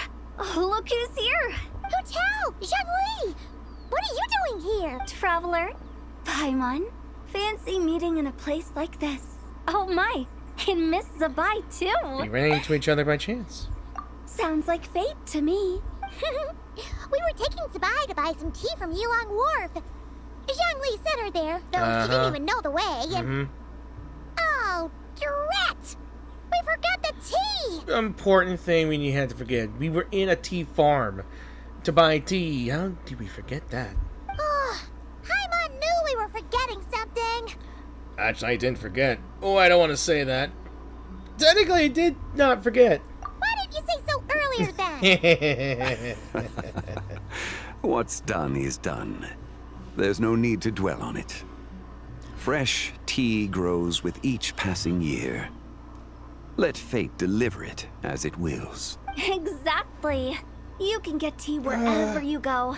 You're hardly running low now, are you? Paimon feels a lot better now that you've said that. Still, I'm a little confused. If you were buying tea, how did you end up all the way out here? We're taking Zibai on a sightseeing tour. We started at Liyue Harbor, stopped in at Yilong Wharf, went sightseeing around Xiaoying Village, made our way to Qingce Village, and now we're here. Wow, that is quite the itinerary. Yeah, actually, Paimon thinks it's about time we headed back. So, what are you two doing here, Hu Tao and Zhongli? I'm here to pay my respects to my ancestors. My dear consultant kindly agreed to join me. It is Lantern Rite, after all. Adepti and ancestors should be venerated alike. Ancestors? Wait, could you be? Are you heir to the Wulong Kid? Or perhaps the lone butterfly of the Crimson Flame? Whoa! Have you got all your memories back? Huh? Miss Zibai, you know about the Wangsheng funeral parlor and the 8 Adepts? I happened to hear a storyteller expound on the sanctification of Taodo. Lots of people know that story, sure, but very few can discern my family lineage from just a glance. Well, Zhongli, your friend here really is quite something. Unfortunately, there's no time to dally right now. We have a hill to climb. Perhaps once today is done, we can find time to chat over tea, recite poetry, and admire the moon? That would be wonderful, Director Hu. Oh, and before we go, you've been traipsing around all day. I suggest you stop off at the Wangshu Inn on your way back for a good night's rest. Wouldn't do to exhaust yourselves. Thanks for the advice.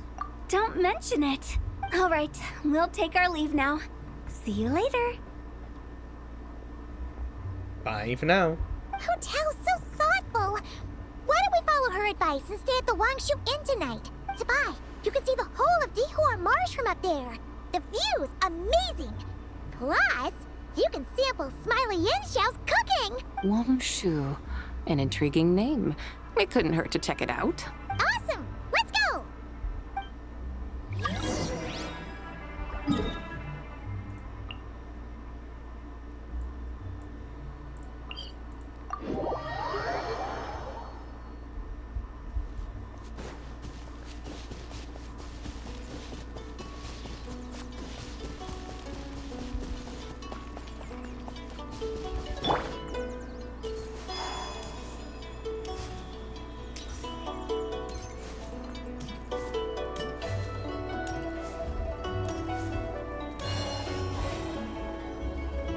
Is that towering structure Wangshu Inn?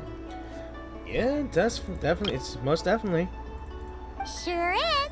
We can take the lift up from over there. Always walking the path long trodden. Does retracing others' footsteps not tire you? Come on, get in. We'll fly to the top. Another ride, for another ride, and another ride. Yeah, she could be the Zibai Express. Haha, get it? Are we really going to fly up to Wangshu Inn? Isn't that a bit showy? All the guests are going to see us. Is that a bad thing? To be able to witness an Adeptus. This will surely add to the inn's appeal, not to mention the room prices. The owner will thank us. Really? You seem to really like showing off your powers. This inn's architecture is incredible, and the surrounding countryside radiates a picturesque charm. No wonder the new proprietor of the Baiju guest house thinks he can't compete and has decided to change his own establishment's name. The new proprietor? Ah, you mean Lu Shengsheng's dad. So you know about that, too. Personally, Paimon thinks it should go with something like Rex's Rest.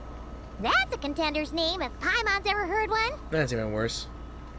A fitting name indeed. Or not. So you think the guest house should change its name, too? Paimon kind of thought you'd say something like, such sacrosanct traditions must never change. Time flows ever onward. Why should the rules of yesterday be carried forward into the world of tomorrow? The people of today should determine what is to be kept. Huh. You're not as old-fashioned and stuffy as Paimon thought. The years ebb and flow, seas recede to reveal fields. In the vastness of time, I am but a wild horse in a boundless sea of dust. Even Rex Lapis, having waded through the waters of the river of time, is not quite the same as before. Zhongli? What was he like before? That is another story for another time. Yeah, let's just get to our rooms and eat food more. And don't forget, Xiao is somewhat hanging around here somewhere. We have arrived. I'm surprised. And look! Something's coming down! I mean, Wasn't anyone to be surprised at all? I'm baffled. Whew. This is the first time Paimon's ever flown up to Wangshu Inn on a chariot. Everything's so different when you're up high. Wangshu. Like moon lanterns and shell lanterns.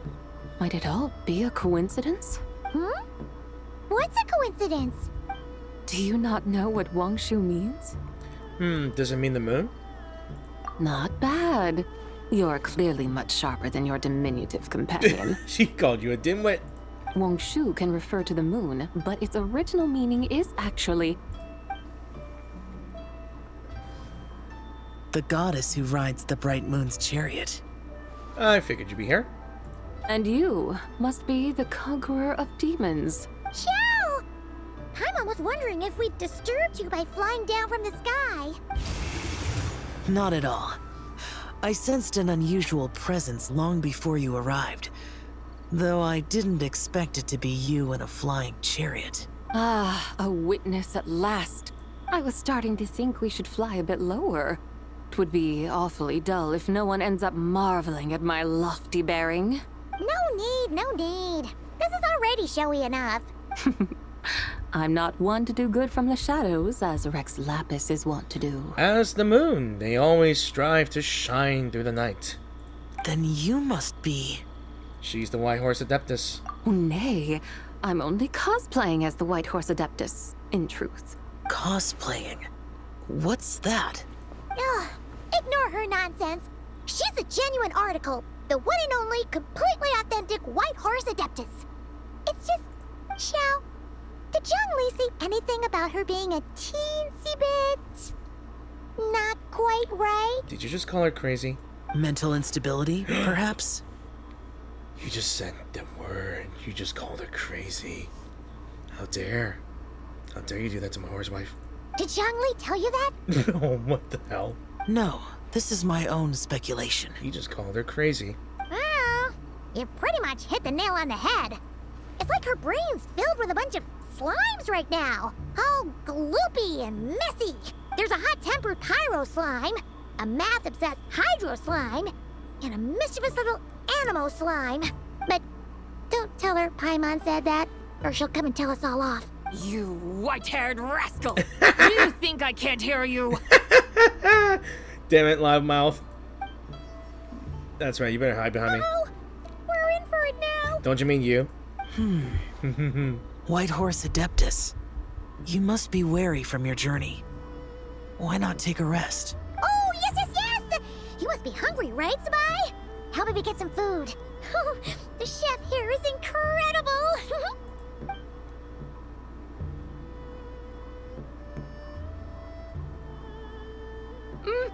It's so hot! So spicy! Are you okay? Do you want Paimon to get you some water? Don't worry about me. I just need to pace myself.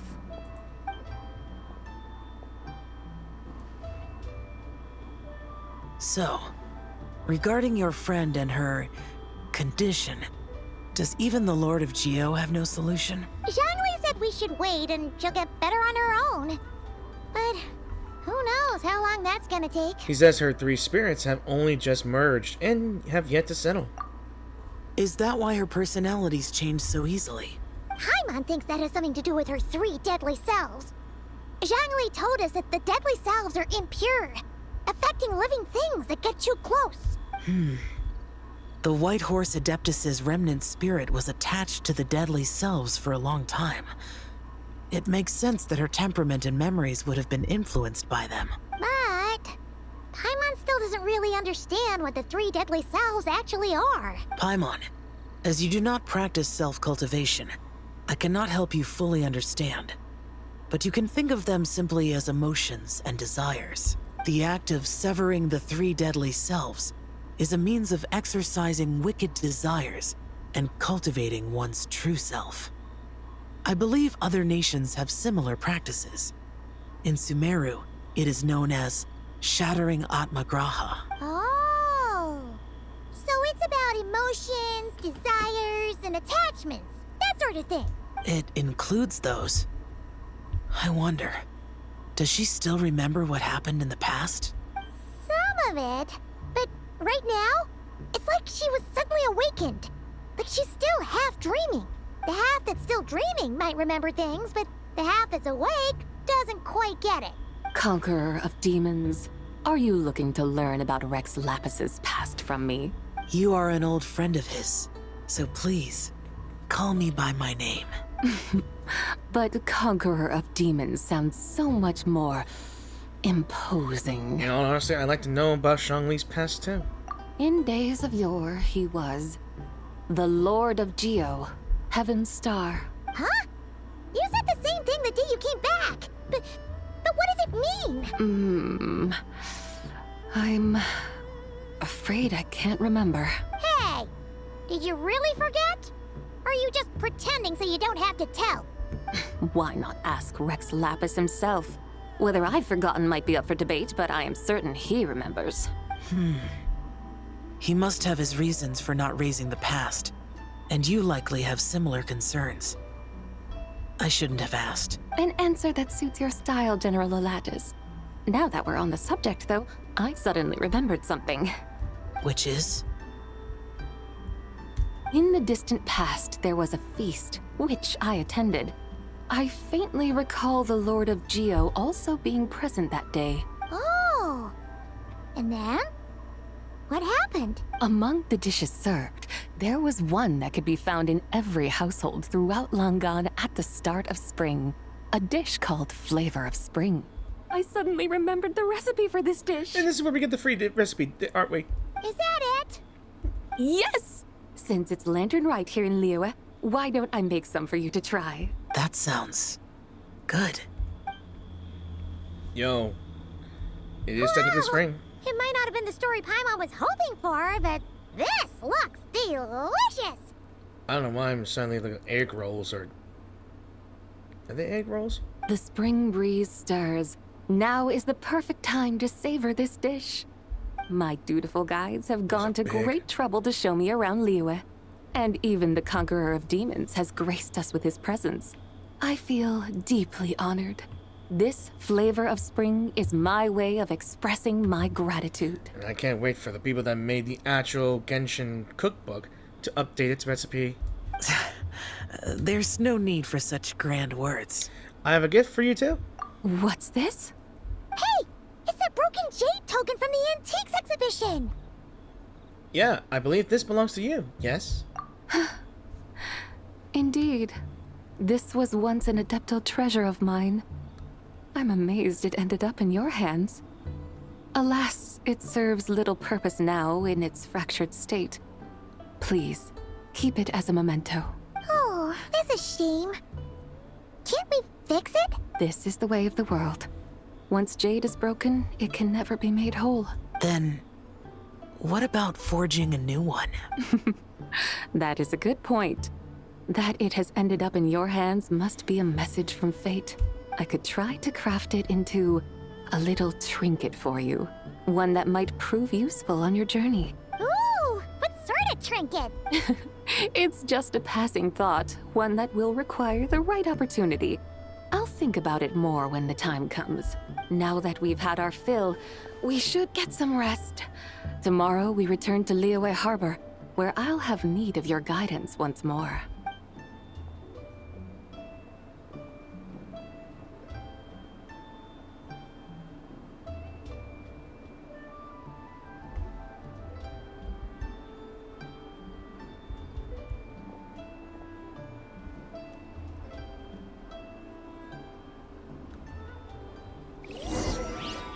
Well, let us dilly-dally and go.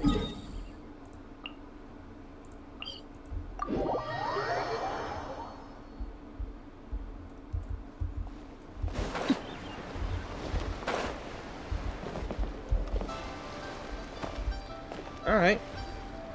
Chi-Chi, the Lantern Rite is almost over.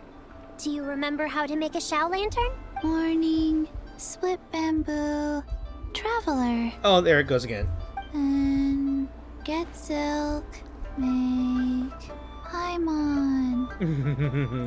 You've got it all mixed up again. They're here again. That's how it starts, and that's how it ends. Yow! Looking good in that new outfit, huh? Oh, and I realized this is a free outfit if I do the activities, which I will do in the next video. Hey, it's Paimon! Dr. Baiju gave this to me as a gift. Aw. How does it suit me? It suits you very well. You look adorable. Oh. Thank you. Wow! What happened for Baiju to suddenly give you a brand new outfit, Yao Yao? Dr. Baiju is thanking Yao Yao for teaching me to make shell lanterns. Chi-Chi and I were just playing together. Dr. Baiju's too kind. Oh, yeah, take a look at this.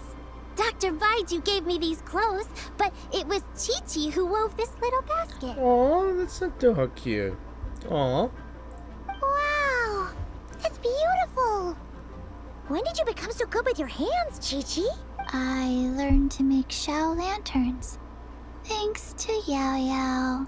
I also made a wish. What do I always say? The White Horse Adeptus answers prayers. Come, help this old man make an offering in thanks. Huh? Mr. Liu? What did you pray for? For my idiot son to finally come to his senses and not change Baiju Guest House's name, which he has. Huh? He's keeping the old name? Listen to this. My granddaughter planted a tea seedling in our village just a few days ago. She made a prayer to the White Horse Adeptus to help it grow. Overnight, her seedling flourished into a mature tea tree. Oh, that sure does sound like a miracle. A main miracle as well. Could the White Horse Adeptus really have helped it grow? Of course she did. Oh, White Horse Adeptus, how blessed is our family over whom you keep watch. Truly, this is an extraordinary miracle. You must record it in your family history without delay. Of course. Huh? Is that you, Miss Zibai? Indeed. I have a long-term booking at your guest house. Yes, I recall. Mr. Zhongli said to charge your expenses to the Wangsheng funeral parlor, if I remember correctly. Of course. That's Young Li. Of course. Always making trouble for poor Hu Tao. I noticed when you were here last that you bear a striking resemblance to the pictures of the White Horse Adeptus in my family history. You both have golden eyes. Perhaps fate has had a hand in our meeting. And a glad meeting it is, Miss Zibai.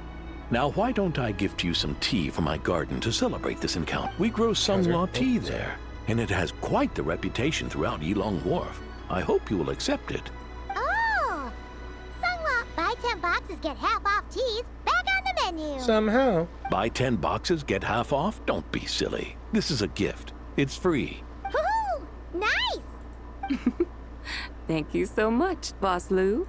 There's no need to thank me. You're a visitor from out of town, which makes you an honored guest. Make yourself at home. Lantern Rite may have ended, but the streets are still bustling with activity. And there's still more activities for me to do in the next video. Make sure to take everything in, meet some new friends, and enjoy your time here. In the next video. And that goes for you kids as well. Happy Lantern Rite. Got it, Mr. Liu. Happy Lantern Rite. Yeah! Happy Lantern Rite, everyone! Happy Lantern Rite indeed. And with this, the Lantern Rite quest is done. And what a quest it is. I knew there were spring rolls. Oh man, I love spring rolls.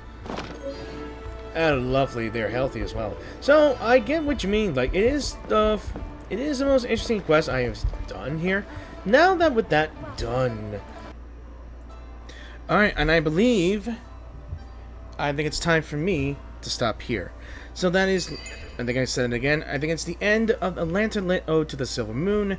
We have finally gotten Zibai revived, with most of her personalities intact, as well as very unique encounters.